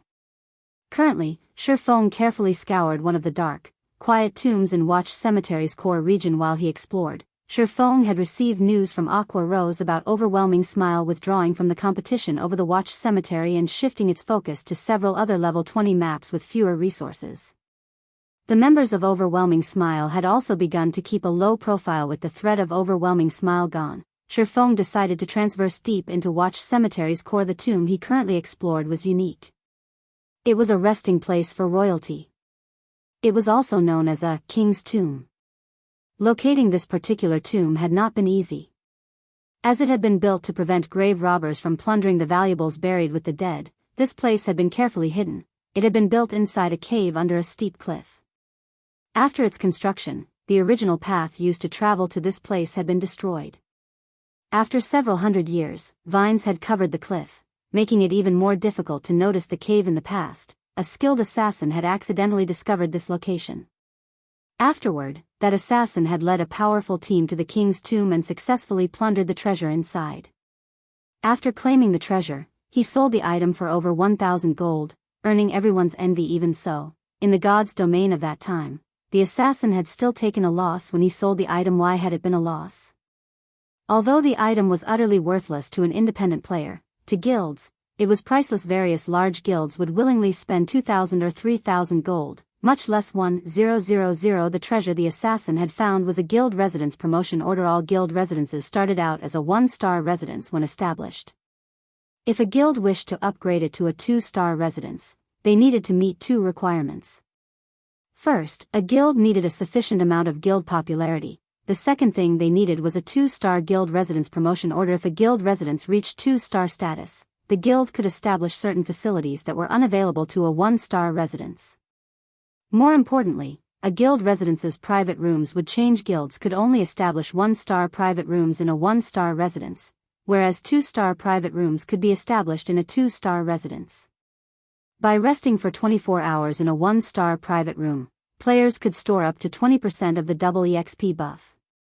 In a 2-star private room, however, players could store up to 25% after 24 hours. In addition, a guild could establish a smithy inside a 2-star residence, allowing members to have their weapons and equipment repaired. Moreover, the repair fees as the guild's smithy were 10% cheaper than elsewhere. Repair fees were always expensive. Although there was only a 10% difference, players could still save a significant amount of money. Currently, Zero Wing's popularity had exceeded 5,000 points. It had met that requirement for the upgrade. Hence, now was the perfect time for Shi Feng to collect the promotion order. Danger awaited any player inside the King's Tomb as traps had been built throughout the crypt. Unfortunately, none of these traps proved to be useful against Shi Feng. He destroyed every trap he encountered with a single slash. This should be it, Shi Feng muttered as he entered a majestic stone room, focusing on the tightly sealed white jade sarcophagus lined with gold that occupied the center of the room. Wetting his lips, he advanced towards the sarcophagus. When Shi Feng was only 20 yards away, the sarcophagus suddenly opened. Black smoke slithered out of the sarcophagus. Soon, the black smoke coalesced into a youth in golden armor. The youth had a white cape draped over his shoulders and a golden crown adorning his head. More importantly, the youth carried the air of a king. Anyone who basked in his aura would tremble and submit body and soul. However, this youth's body was currently in a half-transparent, ethereal state. He was not a physical entity, but a ghost. To be precise, this youth was the ghost of a king as expected of the king of a generation. Even in death, he still possesses such a powerful aura. If he were still alive, I'd have no hope of escaping with my life, Shifeng muttered after observing this ghost king with omniscient eyes. King of ghosts, Monroe Bell, High Lord. Level 30. HP 4000000/4000000. Being capable of receiving the title of king proved that Monroe Bell had been a Tier 3 class before he died. The pair of swords in Monroe's hands indicated that he had been a Tier 3 sword king, the equivalent of a great lord, during his lifetime. However, after Monroe Bell died, he had weakened significantly.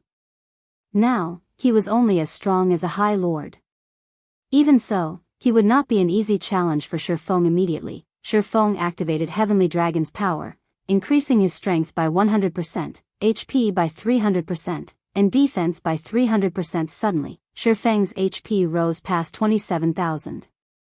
However, his HP could not compete with the King of Ghosts, which possessed 4 million HP. Shifeng then used the activatable skill of the 7 Luminaries Ring's Aura of Water, Life Bloom, recovering 20% of his HP every second for 40 seconds. During this period, it would be the equivalent of having a powerful healer healing him indefinitely. Graverobber, receive the Sword of Justice's retribution. Monroe Bell's pitch-black eyes locked onto Shifeng. Taking a step forward, the King of Ghosts dashed towards Shifeng as he sent a flurry of sword thrusts at the intruder with his king's sword. The King of Ghosts' sword carried with it a majestic aura. The aura alone was enough to scare an ordinary player, much less the flurry of thrusts. Monroe Bell's attack was like a tsunami. He gave Shifeng no opportunity to evade the strike. Shifeng immediately activated Purgatory Power, allowing his attack speed to soar. He then used Wind Blade and charged forward facing the countless oncoming sword thrusts. Shifeng chose to face brutality with grace, and rather than confronting the attack head-on, he deflected the strikes to the side. However, despite the extreme speed of his swords and the fact that he was already in the flowing water realm, he could not keep up with the dozens of sword thrusts. As a result, he received multiple hits. Shifeng was not courageous enough to face Monroe Bell directly. A High Lord far surpassed an ordinary lord. Monroe Bell suppressed Shifeng completely in terms of strength and speed. Even if Shifeng activated twofold Berserk, the result would be the same. Furthermore, Monroe Bell was not an ordinary High Lord. The King of Ghosts had been a bona fide Sword King before he died. In terms of combat technique utilization, he was even stronger than ordinary experts. Hence, challenging the High Lord in a direct confrontation would only be detrimental to Shifeng. If Shifeng had not reached the flowing water realm, gaining insight into an opponent's actions, he would never have come here, only to die. After all, level 30 was a dividing line in God's domain. Monroe Bell's attack power was also terrifying. Shifeng had received close to -2,000 damage from a casual slash and more than -4,000 damage if the King of Ghosts struck him with a skill. If Shifeng had not activated Heavenly Dragon's power, increasing his defense significantly, Monroe Bell's normal attack could have dealt over -4,000 damage, whereas a skill would deal over -10,000. As Shifeng received damage, Life Bloom displayed its impressive effects. After factoring in the passive effects of the Aura of Water, Life Bloom regenerated more than 8,000 HP every second, the amount of healing Shifeng received surpassing the damage he received. While Shifeng and the King of Ghosts fought an intense battle against each other, a figure had stealthily appeared beside the sarcophagus and proceeded to open the treasure chest within. This treasure chest did not have a level restriction, so anybody could open it. However, opening it required 20 seconds. During this period, the person opening the treasure chest must not receive any damage. Otherwise, they would have to start the opening process all over again. Meanwhile, the person currently opening the treasure chest was none other than Shifeng's doppelganger. Although the doppelganger could not pick up any items, it could open the treasure chest. In the past, the 50-man team the assassin had led had similarly made various sacrifices to open the treasure chest before fleeing for their lives. Although Shifeng was alone, he still chose to give the King's Tomb a try. After all, not only did he possess the strength to resist a High Lord for a short time, but he also had his doppelganger. No one else would have a chance of completing the task by themselves. The moment the doppelganger opened the treasure chest, Shifeng instantly swapped positions with it, having his doppelganger delay Monroe Bell while he looted the contents of the treasure chest. Monroe Bell was simply too powerful. Shifeng's doppelganger barely lasted 3 seconds before it died. However, during those 3 seconds, Shifeng had emptied the treasure chest. Seeing Monroe Bell charge towards him, Shifeng hurriedly switched the aura of water to the aura of space before activating space movement and leaving the king's tomb. Chapter 485, Number 1 Guild. Near one of the mass graves in Watch Cemetery's outer region, a tear in space suddenly appeared in midair. In the next moment, Shifeng emerged. I finally escaped. Even after Shifeng landed, he could still hear the King of Ghosts' angry roars. However, the tear in space had already closed. Even if Monroe Bell recovered his strength as a Tier 3 Sword King, he could not reach Shifeng now. Now that I have the promotion order, it should be about time to make a trip back to White River City. Shifeng's lips curled up slightly when he saw the glittering silver token in his bag. Originally, he had only intended to retrieve this guild residence promotion order after he reached level 30. However, he had not expected to set foot in the flowing water realm. Even though he was only level 26, he was already capable of delaying Monroe Bell. Other than the promotion order, Shifeng had obtained 3 items from the king's tomb. Of these 3 items, one was a fiery red 2-handed staff, one was an azure 2-handed greatsword, and the last was a silver stone tablet. Appraising these items with omniscient eyes, Shifeng discovered that both the 2-handed staff and 2-handed sword were actually level 30 dark gold weapons. However, the silver tablet surprised Shifeng far more than the 2 weapons. Shifeng was very familiar with this silver tablet secret sword technique. The pattern engraved on this tablet is too vague and incomplete, and no information can be deciphered. However, some kind of divine power hides within this pattern. If one gathers all of the stone tablets, this vague and incomplete pattern can be restored. Current tablet count, 1/6. The tablet for the secret sword technique. Shifeng had accidentally obtained a part of it while he had completed the Blade Saint's Legacy trial. Back then, he had suspected that the silver tablet was something extraordinary, so he had stored it in his warehouse. He never expected to obtain another piece so soon. Just what is this secret sword technique? Despite examining the tablet, Shifeng could not find any differences between the tablet he had just obtained and the one he had found in the Origin Sword domain. The 2 pieces looked identical. Shifeng even suspected that the piece he stored inside his warehouse had somehow grown legs and run to the king's tomb by itself. Forget it. Let's head back for now. Following which, Shifeng retrieved a return scroll. However, just as he was about to start channeling, suddenly, Shifeng's communicator rang.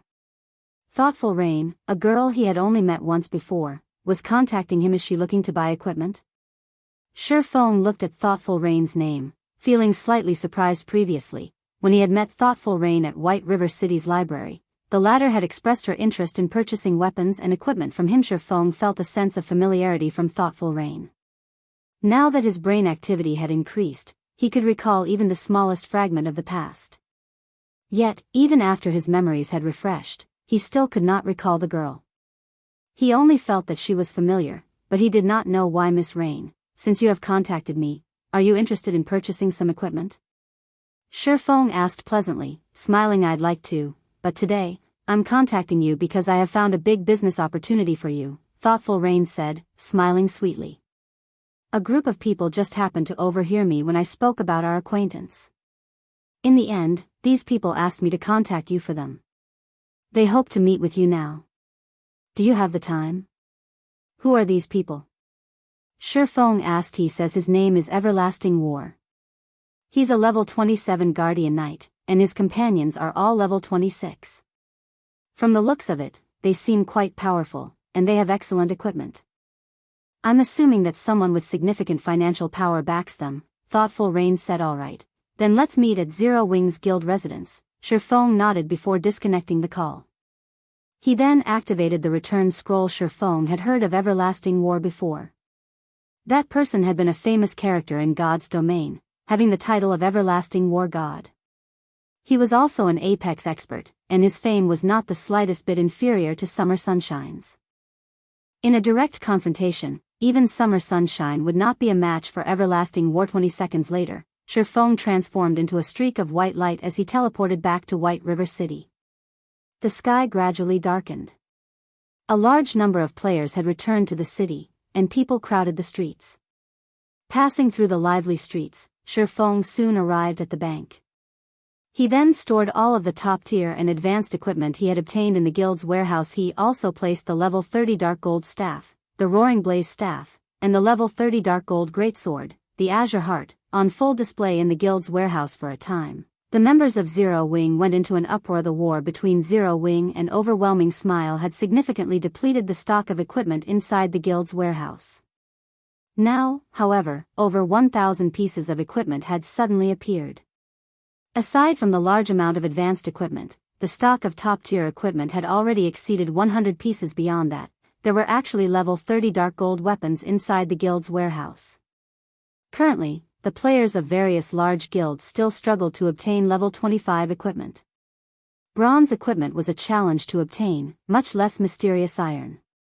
On the other hand, their guild had level 30 weapons. They were Dark Gold weapons to boot. They were definitely the best weapons in all of God's domain right now. However, shortly after everyone in the guild started spreading the news, Shifeng had arrived at the Adventurers Association.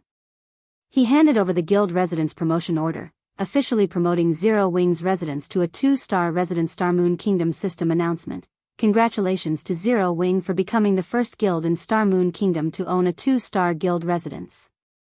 Rewarding 30,000 guild popularity, 500 gold coins to the guild, and 1 guild smithy promotion order. White River City system announcement. Congratulations to Zero Wing for becoming the first guild in White River City to own a 2-star guild residence. Rewarding 10,000 guild popularity and 200 gold coins.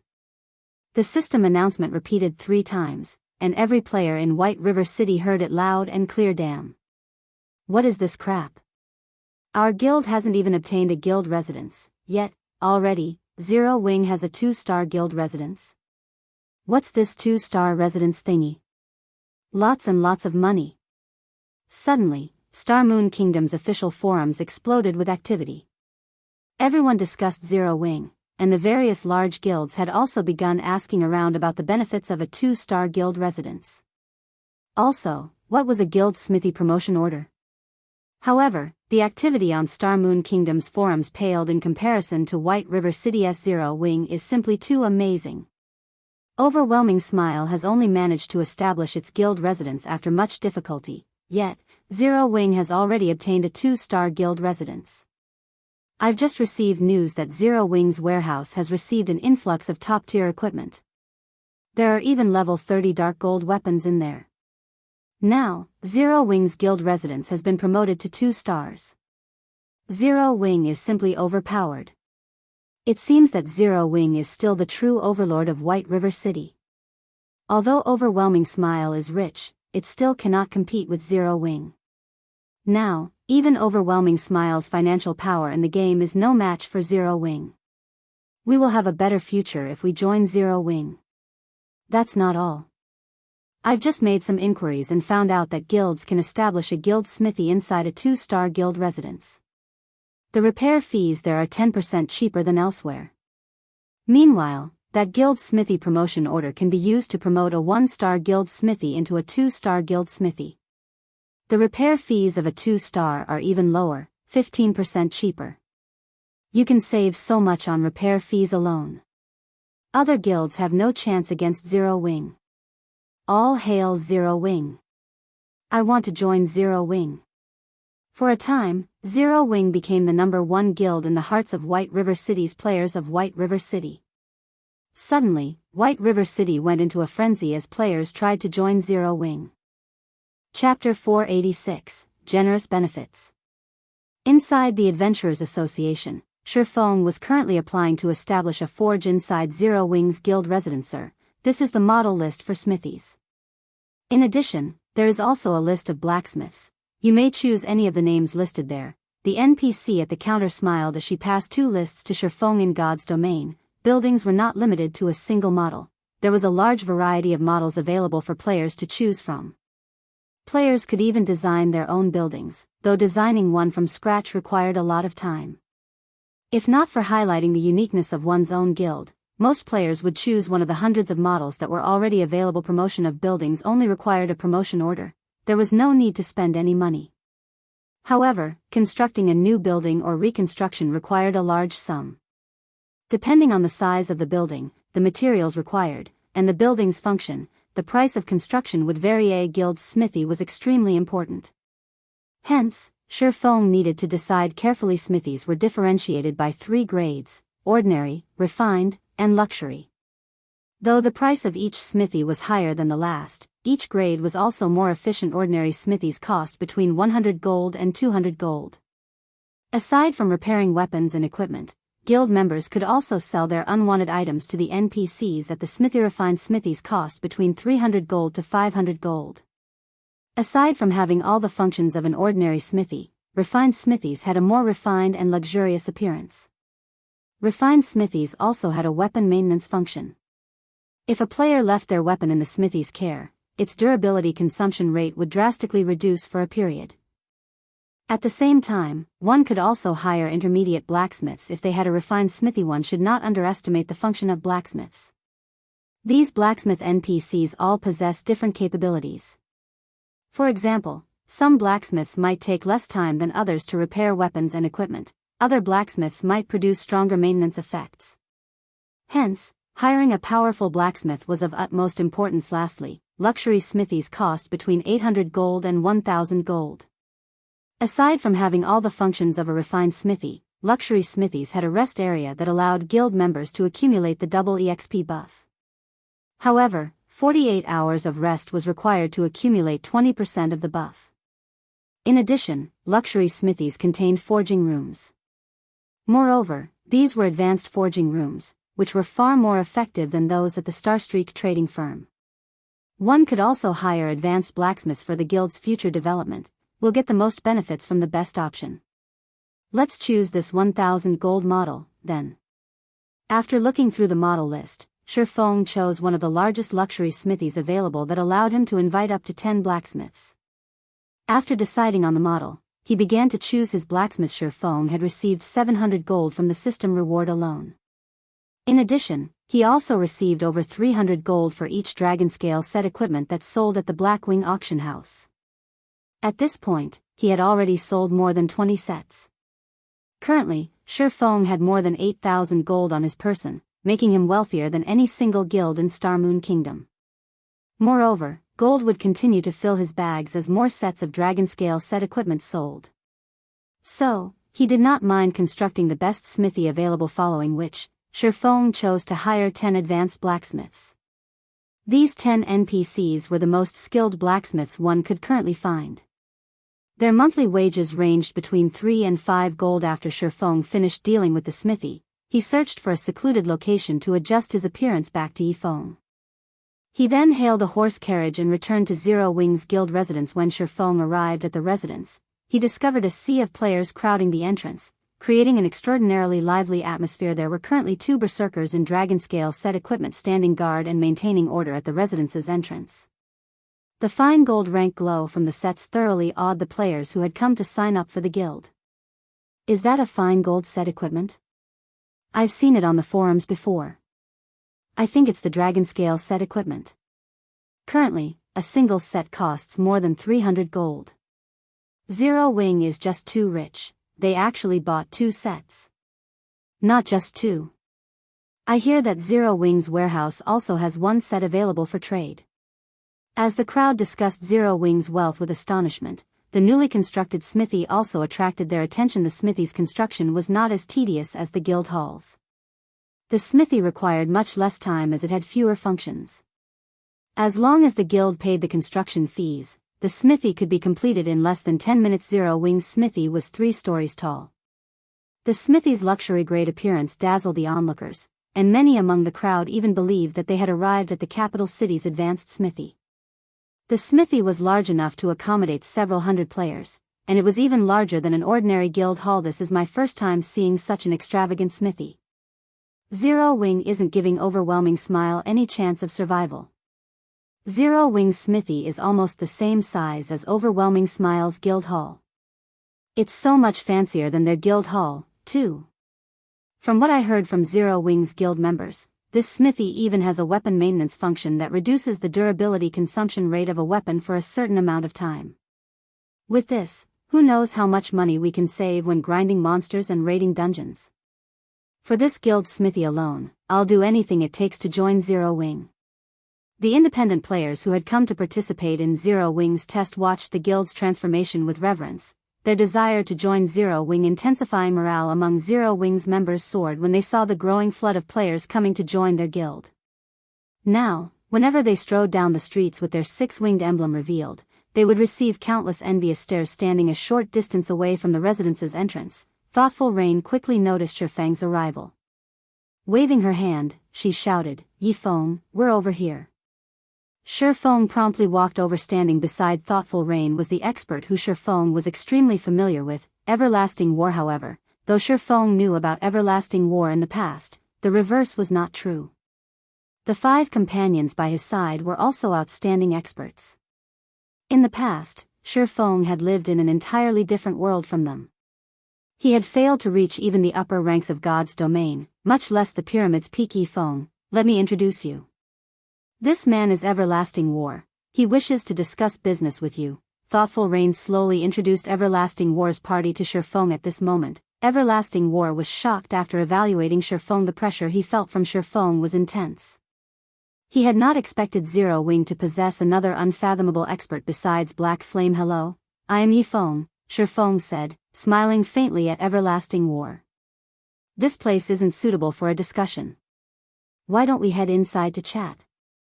Saying so, Shifeng led the group into the rest area in the guild residence's smithy. The rest area was very elegant. Even having beverages available for guild members, this rest area was no less impressive than the city's restaurants. "Wow. Is this really a smithy?" Trailing after Thoughtful Rain, Blue Bamboo's eyes shone brightly as she entered Zero Wing's residence. It was as if she had just stepped into an entirely different realm. Secretly, she said, "Rain, look. That's the weapon maintenance room.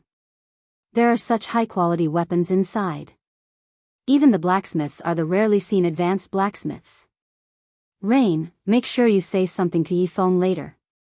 With such awesome guild benefits, it would be a huge shame if we didn't join."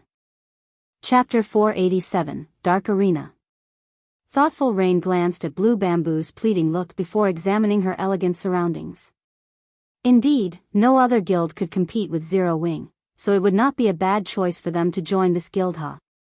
"I only met Yifeng by chance. Our relationship isn't what you imagine.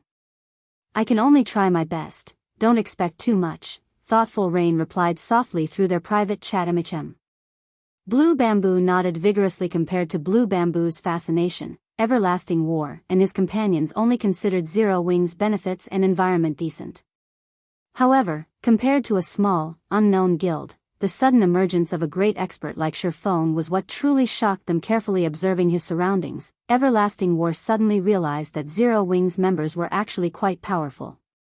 They were much stronger than the members of other guilds. As the rumors had said, Zero Wing was the true overlord of White River City. A moment later, Shifeng had led the group to one of the small rooms located in the rest area. The environment inside the room was excellent, and the pleasant aroma filling the air soothed everyone's tense spirits. Shifeng had to admit that the luxury version of the smithy was worthy of the price. He had not spent 1,000 gold for nothing. "What would you like to talk about?" Shifeng asked casually as he looked at Everlasting War. "Originally, I had hoped to ask Brother Yifeng to introduce us to your guild leader, Black Flame. However, seeing as Brother Yifeng possesses such strength and is one of the upper managers of Zero Wing, discussing this matter with you should have the same effect," Everlasting War said leisurely. "Truth be told, we are not players from Star Moon Kingdom. Rather, we are from the Beast Empire, the 8th strongest country in God's domain.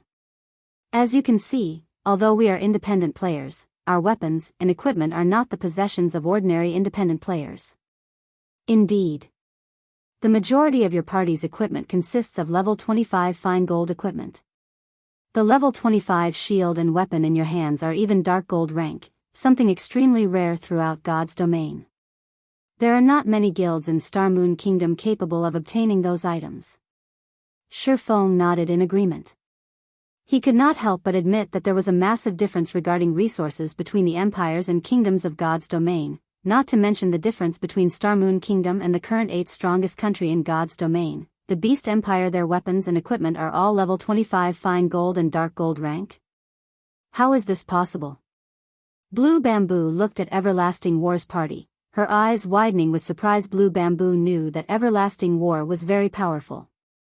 She could tell that just by looking at his level all this time. However, Blue Bamboo had thought that the fine gold and dark gold rank glow effect surrounding Everlasting War's body originated from level 20 weapons and equipment. She never considered that he had level 25 weapons and equipment. Level 25 fine gold equipment was a luxury to any guild, much less dark gold rank. By the side, Thoughtful Rain was also shocked. Only now did she understand why this party did not mind giving them a level 25 secret silver staff. It turned out that these players were all using level 25 fine gold and dark gold ranked weapons and equipment. Is this the gap between a kingdom and empire? Thoughtful Rain was greatly confused upon seeing the shock on Blue Bamboo's and Thoughtful Rain's faces. Everlasting War's companions felt proud even though they had long since gotten used to the shocked expressions of White River City's players. Yuri mistaken. Although there is indeed a gap, it is not as large as you imagine. Moreover, they are no ordinary independent players. Someone has sponsored them, Shifeng explained. In God's domain, both players in kingdoms and in empires face similar difficulties when leveling up. However, since empires mirrored the major cities in the real world, claiming the players who lived in said cities upon character creation, empires had far more players within their borders. As a result of the astounding player population of an empire, the competition in an empire was far more intense than in a kingdom. The intense competition, in turn, gave birth to greater motivation, which resulted in empire players improving their techniques faster.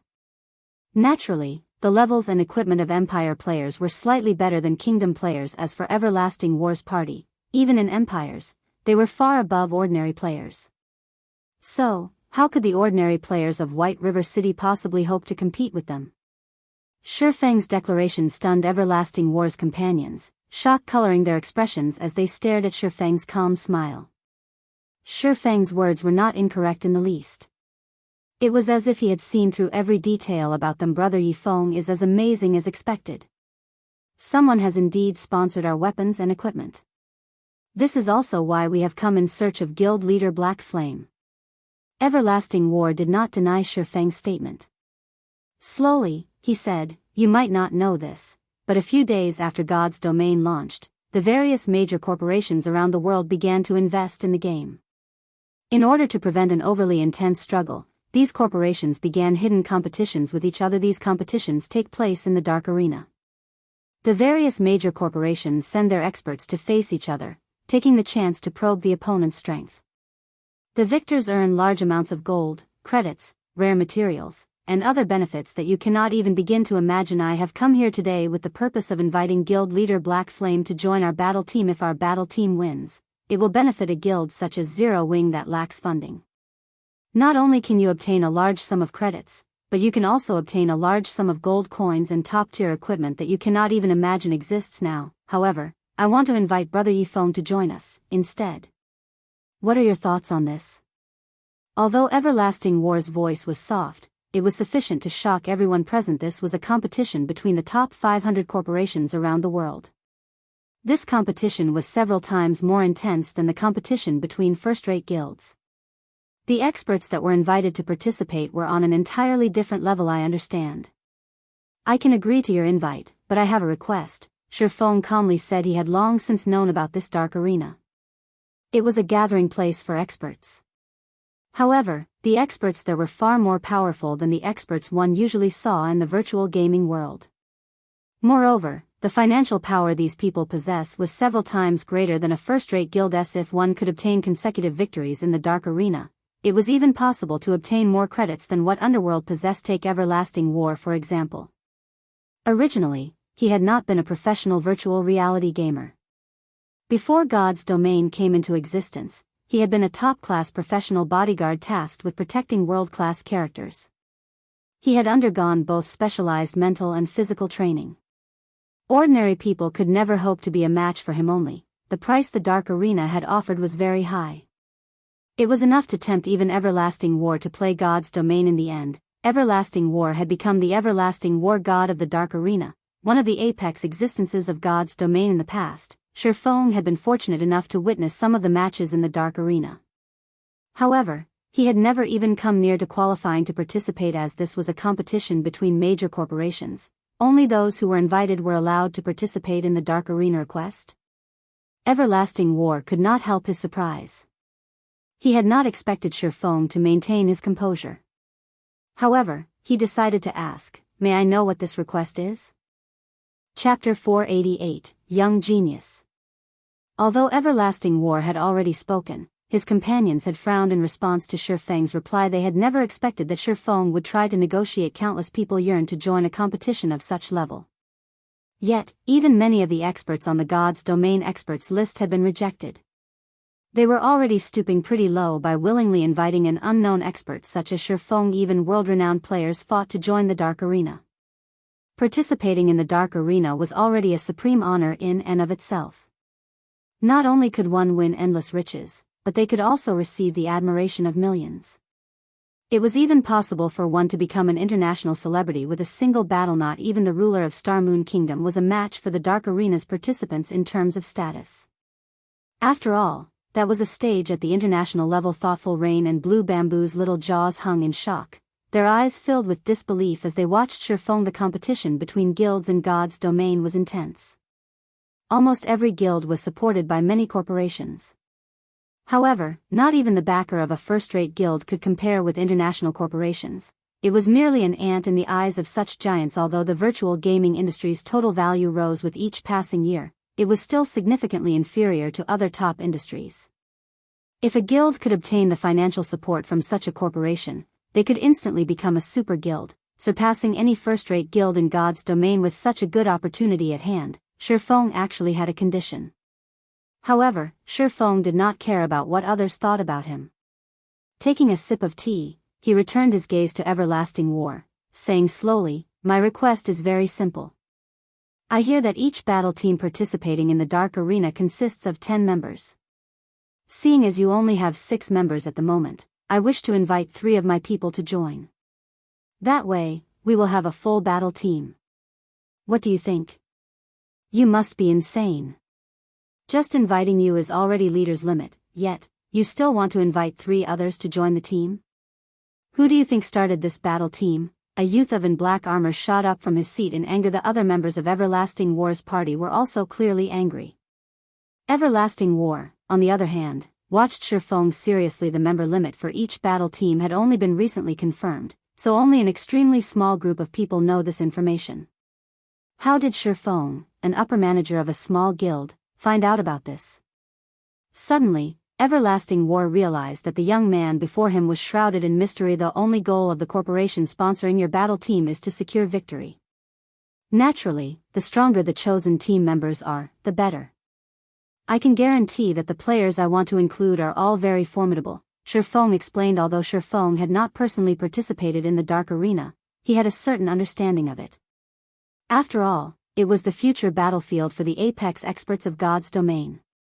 He had learned plenty of techniques from the matches held in the Dark Arena. For example, he had learned void steps from watching the Dark Arena's battle videos. If he could allow the experts of the guild to participate in the Dark Arena and experience those battles, it will enable them to improve their techniques further. Brother Yifeng, I am afraid that I am really powerless on this matter. There are a limited number of slots for the battle team. Although I am the team leader, I only have 1 invitation for the test, not the member slot for the battle team. Originally, I intended to test guild leader Black Flame's qualifications. However, even if he is qualified, I believe that, as the leader of a guild, he should be very busy with its management. Even if he has the strength, he should not have that much time to spare. That's why I wanted to invite Brother Yifeng, Everlasting War said, smiling bitterly. The competition between these international corporations was extremely intense. Every position on the battle team was unimaginably precious, so how could they give them away to Shifeng so easily? I expected as much. Alright, I accept your invitation. When will the test be held? Shifeng nodded. He knew how valuable the slot was. The invitation alone had already greatly surprised him. However, he still wanted to know how much power Everlasting War, this battle team's leader, wielded. If he could obtain another slot, he would have truly profited. The unified testing time has yet to be determined. Let's add each other as friends for now. Once those in charge have decided on a time, I will contact Brother Yifeng immediately. Everlasting War promptly sent a friend request to the swordsman before him. After Shifeng added Everlasting War as a friend, they chatted about matters relating to the Dark Arena. Seated by the side, Blue Bamboo was utterly stunned by the two's conversation. She had never imagined that Zero Wing was so amazing. It had actually received an invitation from an international corporation. If the guild received support from such a corporation, its potential would be unimaginable. Blue Bamboo's decision to join Zero Wing solidified after both sides chatted for another half an hour or so. Everlasting War's group departed. Big Brother Everlasting, there are countless experts in God's domain. Aside from Black Flame, how could you invite Yifeng so casually? What if he fails to pass the test when the time comes? It won't look good to our superiors. Why don't we head over to Starmoon City and take a look? There might be some other amazing experts there. A beautiful female elementalist wearing crimson robes suggested. I know. Our superiors gave me an invitation slot precisely because they wish to test my judgment and to see whether or not I am suited to lead this team. They will definitely replace me if I fail. Knowing this, I won't act recklessly. However, this Yifeng is indeed amazing. Based on his appearance, I'm guessing he is only around 20 years old. Yet, when he moves, not a single action reveals a weak point. There were not even any excess actions in his movement. I have already been in the refinement realm for close to 27 years already, so I can tell that he has clearly already set foot into the refinement realm. Moreover, his progression into the realm is also not shallow. This Yifeng is simply unbelievable. He is truly a young genius. As for Black Flame, I have already watched his battle videos. Although Black Flame is indeed amazing, his performance shows that he has only taken half a step into the refinement realm. He only displays such overwhelming might due to his equipment and skills. With the power backing me, I can easily obtain things such as top-tier equipment. Otherwise, would not have chosen Yifeng. Refinement realm experts are as rare as phoenix feathers in God's domain. We are already very lucky to have encountered one. Even if we went to Starmoon City, it is unlikely that we will find another such expert. Alright, let's return to leveling up for now. His teammates could not help their surprise after listening to Everlasting War's reasoning. They had not realized that Everlasting War had such a high opinion of Shifeng. However, they also had to admit the scarcity of refinement realm experts. Even the 5 of them had only taken half a step into that realm. After Everlasting War and his party left, Shifeng turned to Thoughtful Rain, thanking her. I am truly grateful for Miss Rain's help today. If not for your introduction, would not have such a fortuitous opportunity. If Miss Rain wishes to purchase equipment for yourself, I can offer a 50% discount. Really?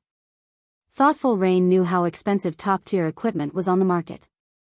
Moreover, top-tier equipment was not necessarily available. If she could purchase top-tier equipment at a 50% discount, she could save tens of thousands of credits with each item. She could save over 1,000,000 credits if she bought an entire set. In addition, the equipment available on the market was nowhere near as good as Zero Wing's equipment. Of course, Shifeng laughed. Great. I want to buy a set, then.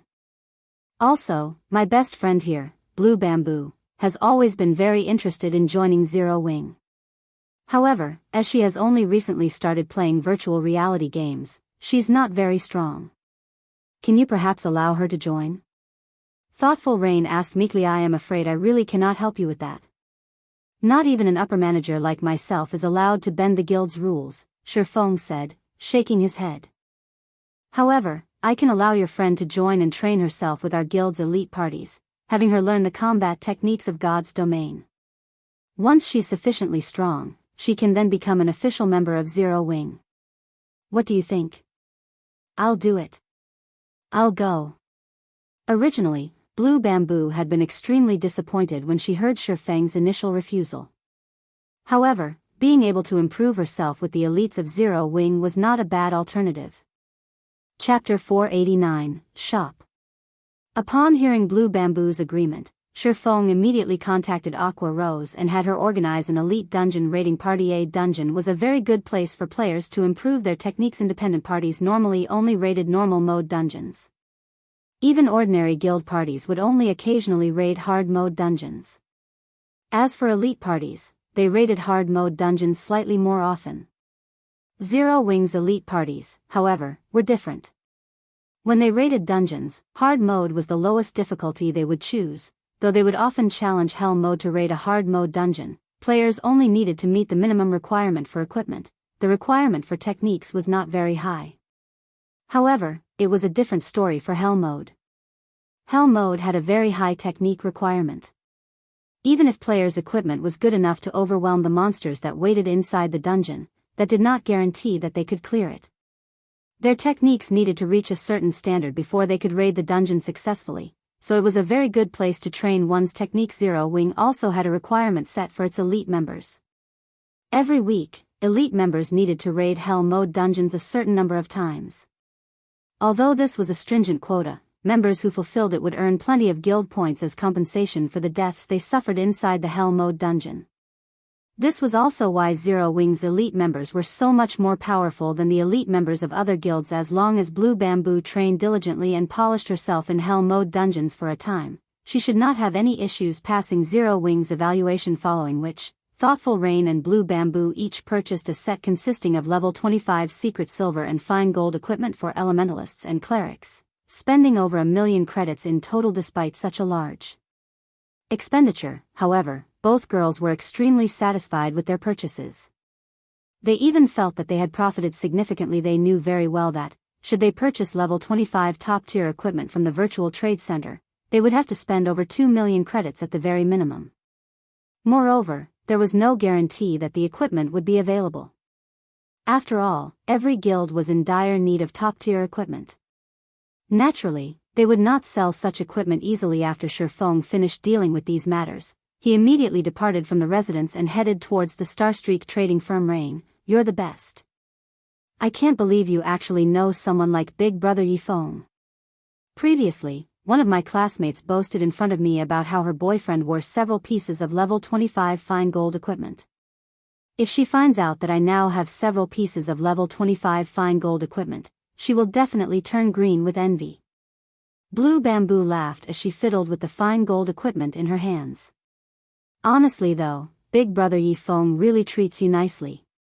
On the way here, I've researched the forums and found out plenty about Zero Wing's elite members.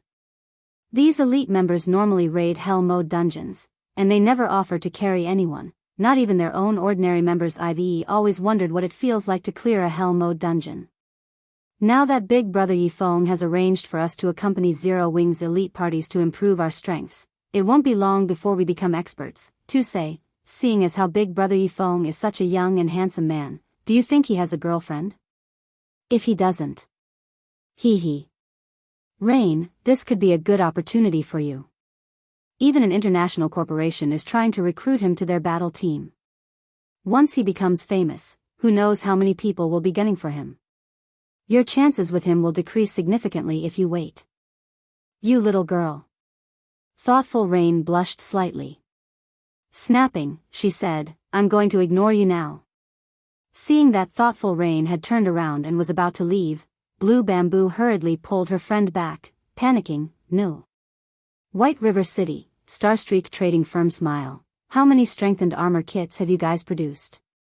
Shifeng asked guild leader. The three of us have forged over 10,000 pieces.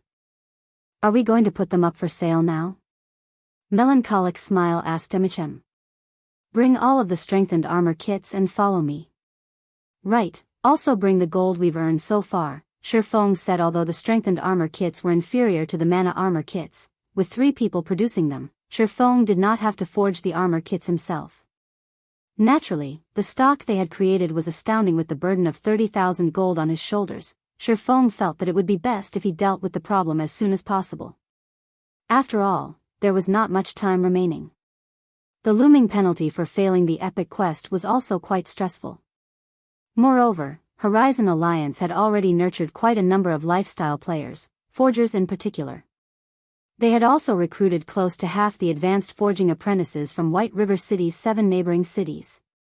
The Horizon Alliance even employed basic forgers, which no other city possessed. Once Shifeng accumulated the 30,000 gold, he would no longer have a connection to the Starstreak trading firm. Hence, Shifeng had been planning and accumulating his wealth, preparing to open his own market, and now was the perfect time to do so. Fortunately, he had accumulated a sufficient number of gold coins. It was time to display his strength. Guild leader, I have everything with me. Aside from strengthening scrolls, we also have the 13,000 plus gold that we've accumulated, Melancholic Smile said as she placed the money and the items on the table. This was the first time she had ever seen so much money. There were more than 13,000 gold coins stacked on the table. This was the accumulation of all the money Starstreak trading firm had earned from the 8 cities it occupied, including White River City. There was not a single guild in Starmoon Kingdom that could compete with the Horizon Alliance's wealth. A guild would be quite well off with only 1/10 of the Alliance's fortune if converted to credits. 13,000 gold was worth hundreds of millions. One had to admit that God's Domain's money-making potential was formidable. Moreover, the game had only launched less than a month ago. However, no fool would exchange so much gold for credits, yet Melancholic Smile had no idea what Shifeng intended to do with so much gold. After giving the items on the table a casual glance, Shifeng quickly stored them in his bag. Follow me, Shifeng said as he exited the forging room. Melancholic Smile promptly followed. After leaving the Starstreak trading firm, Shifeng led Melancholic Smile to White River City's City Hall. Lord Viscount, how may I be of service today? A female manager asked politely, smiling when she noticed Shifeng enter the building. I wish to purchase some land, Shifeng said. Please follow me. Saying so, the female manager led Shifeng and Melancholic Smile to a VIP meeting room. After a short wait, a tall, middle-aged man entered the room. Lord Viscount, I have prepared a list of all available commercial land. My lord may choose any plot of land on this list, and because of your esteemed status, you will receive a 10% discount on all land. Okay.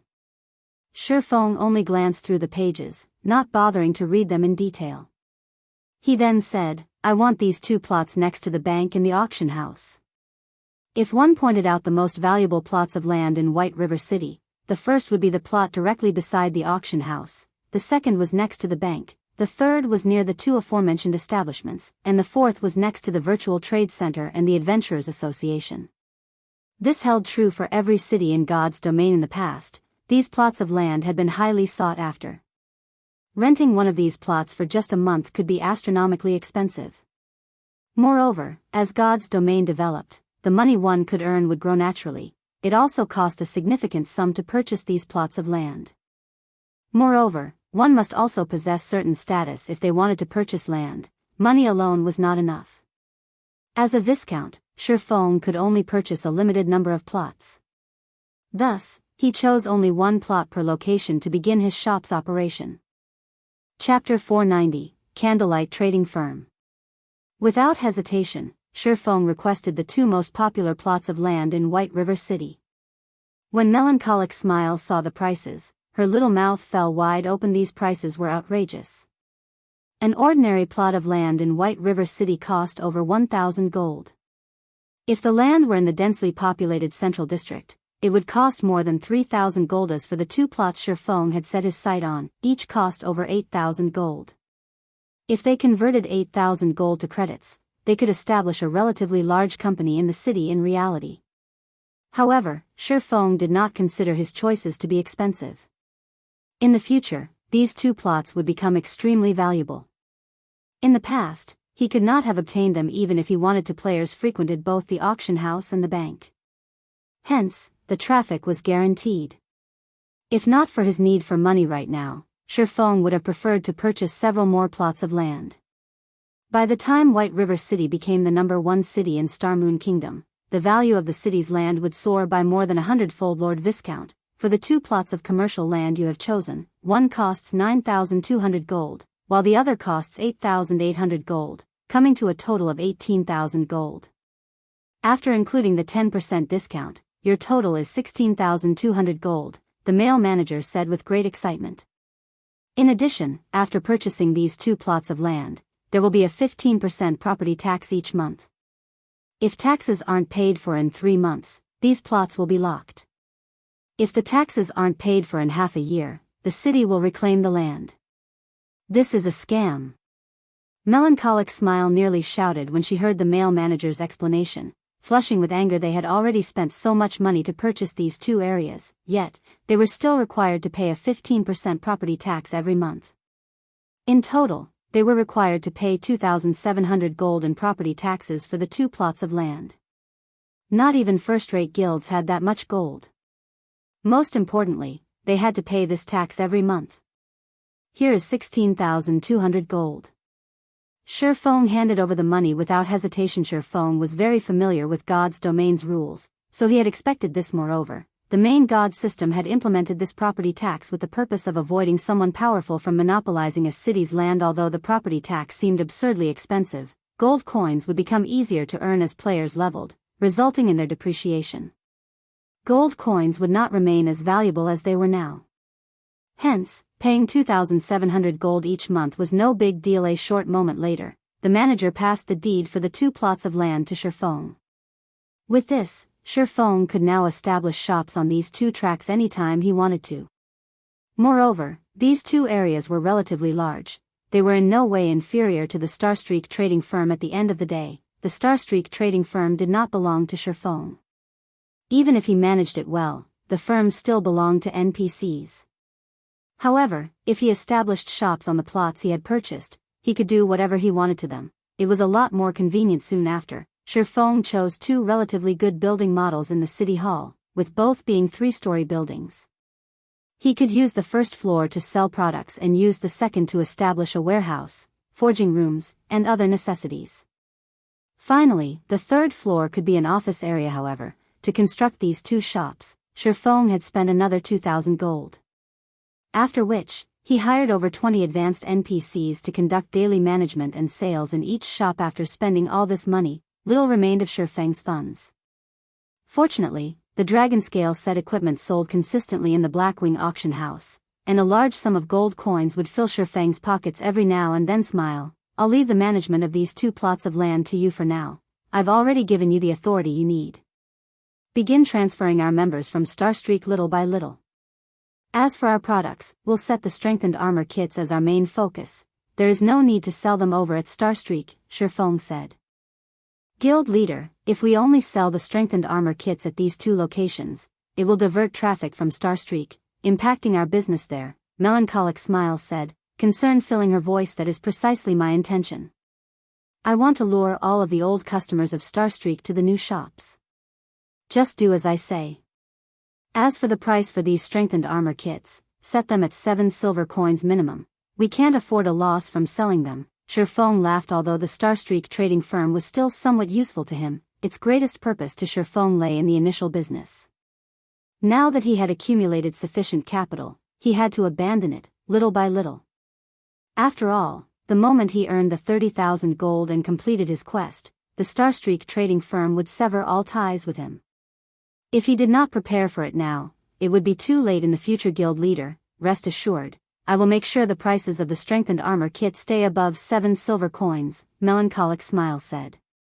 She was very confident about the strengthened armor kits they had produced. Even as basic forgers, their success rates at producing the strengthened armor kits were below 30%.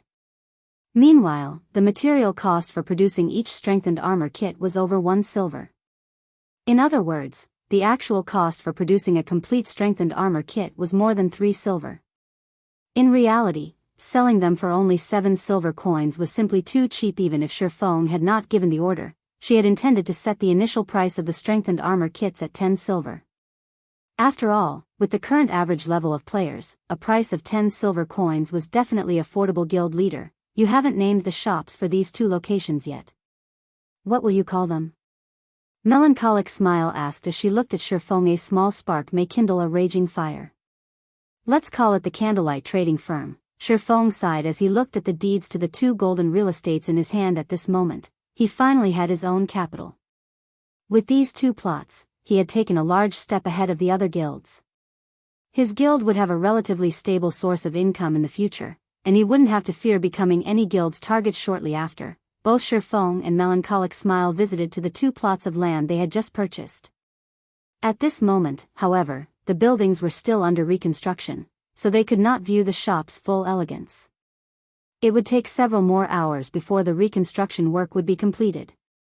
At that time, they could open for business. There sure are a lot of players in White River City right now. Shifeng examined his surroundings, discovering a sea of players near the auction house. The area was even more crowded than it had been in his previous life. Guild leader, this is a given. Zero Wing and Overwhelming Smile are constantly competing over White River City. Zero Wing is also the first guild to own a guild residence in Starmoon Kingdom. In addition, there are Overwhelming Smile's impressive offers to consider. As a result, many players from other cities were tempted to migrate and develop themselves in White River City. Based on the statistics published the day before yesterday, White River City is currently the second most populous city in Starmoon Kingdom. It is only slightly behind Starmoon City. An ordinary city could not compare with a capital. Even if White River City offered a massive advantage, many players still preferred to mingle in the capital city Starmoon City. Upon hearing Melancholic Smile's words, Shifeng suddenly remembered something. He had befriended someone in Starmoon City before and had intended to purchase land through him. Originally, he had planned to direct Zero Wing's development towards Starmoon City. In the end, he had dismissed this notion and focused on making White River City the #1 city in Starmoon Kingdom. After all, unlike in Starmoon City, Zero Wing had an extraordinary background in White River City currently. Although he no longer intended to develop Zero Wing in Starmoon City, the capital city's population was still very attractive. After all, in God's domain, players were a city's resource. The more powerful a city was, the more powerful the guild controlling said city could become. It seems I need to make a trip to Starmoon City. Shifeng suddenly thought of a plan that could advance White River City's development further. Chapter 491, Holy Land for Experts. Just as Shifeng was about to head towards White River City's teleportation hall, the clear ring of his communicator reached his ears. Aqua, what's wrong? Shifeng asked after accepting the call. Guild leader, good news. Previously, your feat of killing so many of Overwhelming Smile's experts boosted our guild's morale. Currently, our members are flooding the fields to participate in the war. As Overwhelming Smile's expert parties are no longer appearing on the battlefield, we've gained significant advantages. We have already taken out over 20,000 Overwhelming Smile members, probably because we're the first guild to kill over 20,000 players in an all-out war. An advanced NPC from the Adventurers Association just visited, issuing an epic guild quest. The quest is called Ancient Battlefield, and only the guild leader of the guild is allowed to accept the quest.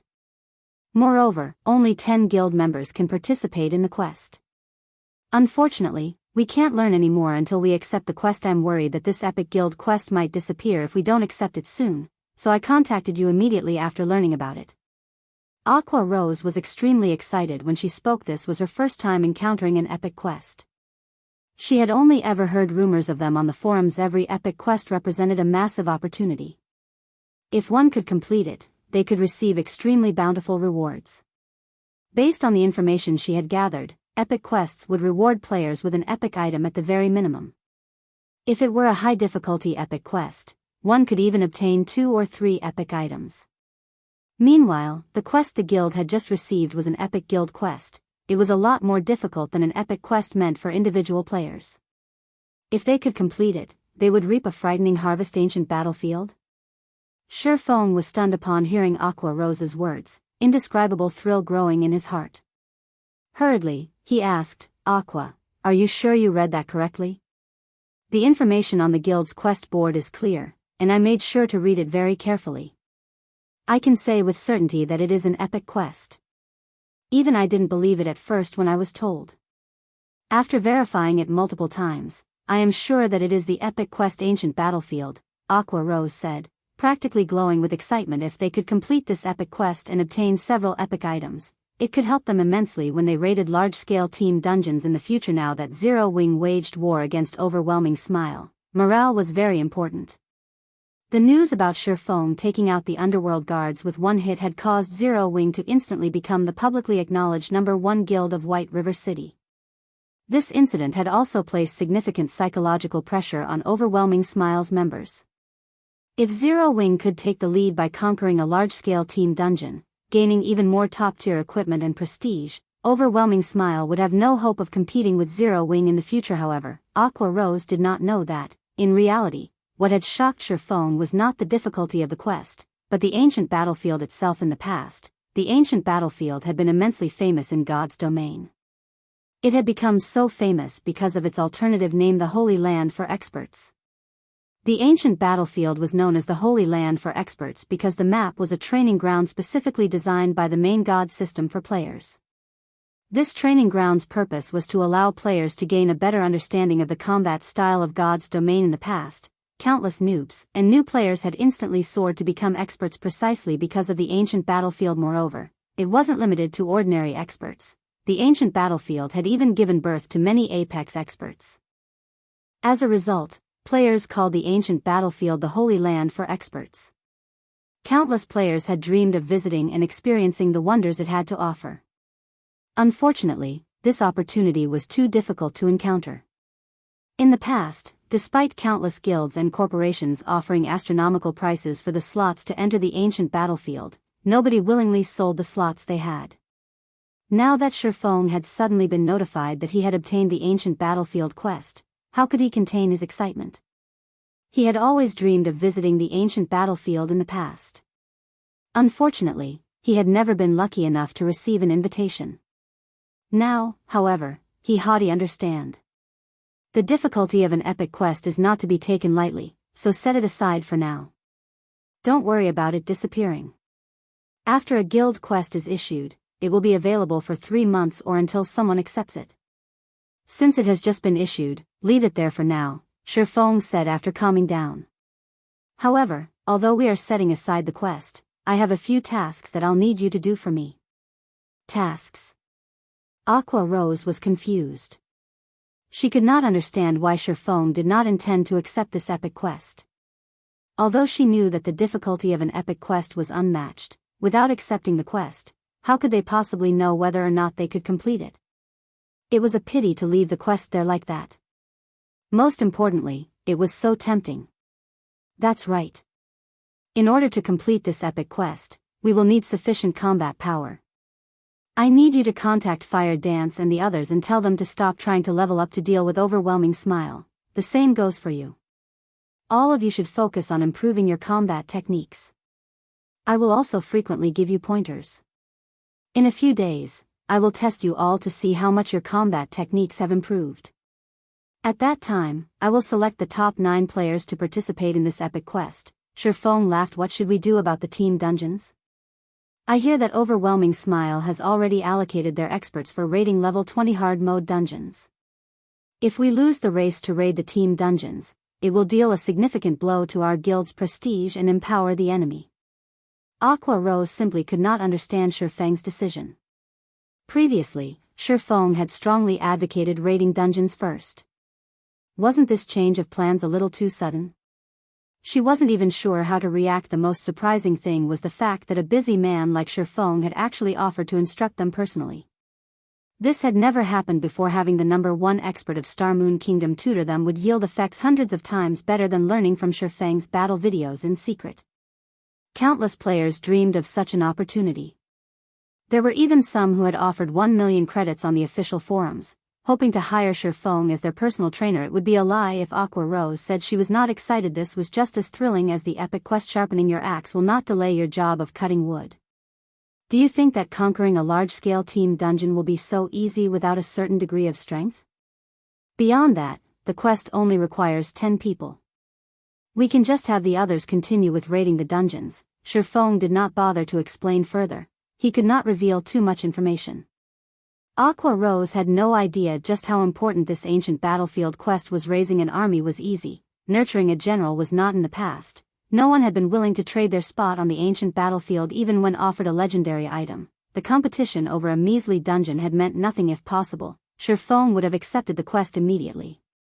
However, doing so would be a massive waste. Besides, leaving the quest for players to see would provide a powerful incentive. Shifeng did not have any concrete information about the situation inside the ancient battlefield. He only knew that the better the combat techniques a player possessed, the greater their harvest would be. Hence, Shifeng had specifically instructed Aqua Rose and the others to spare some time to improve their techniques. By doing so, they would also increase their potential gain. I understand. I'll contact Fire Dance and the others immediately. They will be thrilled when they hear about this. Aqua Rose giggled as she disconnected the call. She then began to contact the other core members of Zero Wing. Meanwhile, Shifeng had arrived at Starmoon City, Starmoon Kingdom's #1 city, through a teleportation array. Chapter 492, Plundering Resources. With a clear moon and few stars, it was already night time in God's domain as the #1 city of Starmoon Kingdom. Starmoon City had brilliantly lit streets at this time. Magic lights illuminated the streets all around, making the entire Starmoon City seem as bright as day as expected of Starmoon City. The population here is not something a regional capital like White River City could ever hope to match up to. Shifeng could not help but sigh as he waded through the sea of players crowding the streets. Now that players were higher leveled, many could afford the teleportation fee to travel to Starmoon City at this moment. Starmoon City's player population was nearly 5 million, 2 million more than White River City's. If one could take control of Starmoon City, it would significantly improve a guild's development speed. The impact on a guild would be even better than having control of 4 or 5 smaller cities. In addition, the available resources in the vicinity of Starmoon City were very abundant. Hence, all powers staying within the capital city were a mix of both strong and weak. Other than the 3 first-rate guilds that had set Starmoon Kingdom as their main base of operations, first-rate guilds of other kingdoms and empires also had a presence in Starmoon City. Plenty of second-rate guilds were also taking root and developing themselves here. As a result, the competition at Starmoon City was extremely intense, and in this aspect, White River City was far from comparable.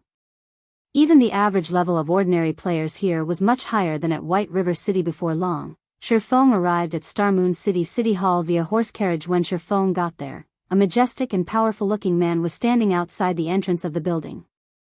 This man was none other than the Ghost Raider, Lifeless Blade. At this moment, Lifeless Blade was already level 26, not one bit inferior to Shifeng. Initially, Lifeless Blade was stunned upon seeing Shifeng, but he soon revealed a bitter smile. Although Shifeng's outward appearance had not changed by much since the last time they met, inwardly, however, the gap was like the distance between heaven and earth. The last time he met Shifeng, the latter gave the impression of being very ordinary, that there was nothing special about him at all. On the other hand, Shifeng's every action right now had an indescribable sense of naturalness. The pressure Shifeng radiated made Lifeless Blade feel as if he was facing a Lord-ranked monster right now. The last time Lifeless Blade met Shifeng, he had learned a lot from the discussion he had with Shifeng on combat techniques. Moreover, the latter had even provided him with plenty of quests that raised one's reputation, allowing his reputation to swiftly reach the status of a noble, which afforded many conveniences for his team's development. Lifeless Blade was only where he was right now due to Shifeng's help. Hence, he felt immense gratitude towards Shifeng during this period. Lifeless Blade had raided plenty of team dungeons. He had even raided Hell Mode team dungeons. There were also countless instances where he participated in field PvPs. If he were to speak for himself, he would say that his strength had improved plenty since his last meeting with Shifeng. However, compared to Shifeng, his improvements paled significantly. Brother Yifeng, I've already completed the task you requested, Lifeless Blade stated when he saw Shifeng approaching. In a somewhat worried tone, he continued, but, Brother Yifeng, that plot of land you want is simply too far away from the high-traffic areas of the city. You will only make a loss by purchasing the land there. With the same amount of money, you can easily purchase a plot of land in the high-traffic areas of the city. This is really not a profitable purchase.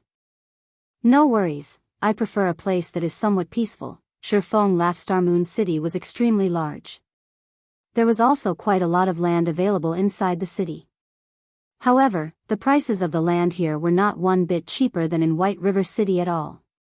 Even an ordinary plot of land had a minimum price of 2,000 gold. With this sum of money, one could purchase a relatively good plot of land in White River City already. Meanwhile, the lands situated around the central district of Starmoon City had a price tag of at least 6,000 gold, whereas land in the golden areas of the city cost 14,000 gold at a minimum. The prices here were more than double those of White River City, however, precisely because of this reason. The guilds based in Star Moon City had a constant headache. There was no meaning in purchasing a useless plot of land for more than 2,000 gold. However, not to mention the land in the golden areas, even accumulating 6,000 gold required a lot of time and effort. Hence, practically nobody was paying attention to the land within the capital right now. However, the many guilds in Star Moon City had neglected a point. Since the land of the capital city was so expensive, wouldn't the guilds developing at the capital city at the initial stages of the game suffer immensely? Not to mention the expensive land, but there was also the high difficulty of earning reputation in Star Moon City. No matter how one looked at the situation, guilds that were developing themselves in the capital city would be at a disadvantage during the early stages of the game. In reality, however, that was not the case. It was only because everyone had yet to deepen their understanding of the commercial lands of Star Moon City. Only after some time had passed would everyone come to realize that some ordinary plots of land in Star Moon City were actually much better than land in the Central District, and these were the lands surrounding certain special buildings. Star Moon City was the core of Star Moon Kingdom, and many powerful high-tiered NPCs were gathered here. There were even many establishments here that were unavailable in other cities. Although these establishments were not as popular as the auction house, bank, and such locations, the player traffic at these locations still greatly surpassed that of many of the lands located in the Central District. In the past, many guilds and players who were lucky enough to purchase these plots of land had made themselves a fortune through them. Meanwhile, the plot of land Shifeng was planning to purchase right now was precisely located beside one of these unique establishments, the Underground Arena. Although only a small number of players frequented the Underground Arena at the moment, the traffic would increase, along with the growth in popularity of arena matches. In particular, players from other cities and countries would often visit Star Moon City, boosting the player traffic here to an even more frightening level. Shifeng truly wished he could purchase every plot of land surrounding the Underground Arena. Unfortunately, he no longer had that much money on him right now. Forget it. It's your money anyway. Lifeless Blade shook his head and sighed. Including the ownership transfer fees, the plot of land Shifeng had set his eyes on cost nearly 3,000 gold. That was enough money to purchase a relatively good plot of land close to the Central District, following which, Lifeless Blade led Shifeng into the city hall and carried out the purchase and transfer procedures. After 10 minutes or so, Shifeng had obtained the best plot of land close to the Underground Arena. Moreover, he had also spent over 1,000 gold to construct the best available shop there, and had even hired 15 advanced NPCs to manage the daily affairs of the shop. Witnessing how Shifeng had spent close to 4,000 gold coins so casually nearly shut down Lifeless Blade's brain. This was his first time seeing a spendthrift like Shifeng. Not only had Shifeng wasted his money on an ordinary plot of land, but he had even spent over 1,000 gold to construct the best available shop in Star Moon City. Lifeless Blade's team could be considered extremely wealthy. Yet, even so, their liquid assets only amounted to dozens of gold. Even a first-rate guild could not easily take out 1,000 gold. Yet, Shifeng had spent it casually, as if he was buying vegetables at a market. At this point, Lifeless Blade had even begun to wonder whether Zero Wing, the guild behind Shifeng, was manufacturing gold coins. In the face of Lifeless Blade's stunned reaction, Shifeng simply gave the man a smile. He did not bother giving any explanations now that he had established a branch of Candlelight trading firm on this plot of land. He had the foundation to begin plundering the resources of Star Moon City. As long as he sold the strengthened armor kits here in limited quantities, the players here who needed these items would end up heading over to White River City's Candlelight trading firm to purchase them when the local supply ran out. With this, Shifeng could secretly steal the player population of Star Moon City. Over time, the players of Star Moon City would become White River City's. By the time the guilds competing over Star Moon City realized their situation, everything would be too late. Afterward, Shifeng discussed matters relating to Star Moon City's situation with Lifeless Blade. He then logged out of the game to rest as he patiently awaited the completion of Candlelight trading firm's construction.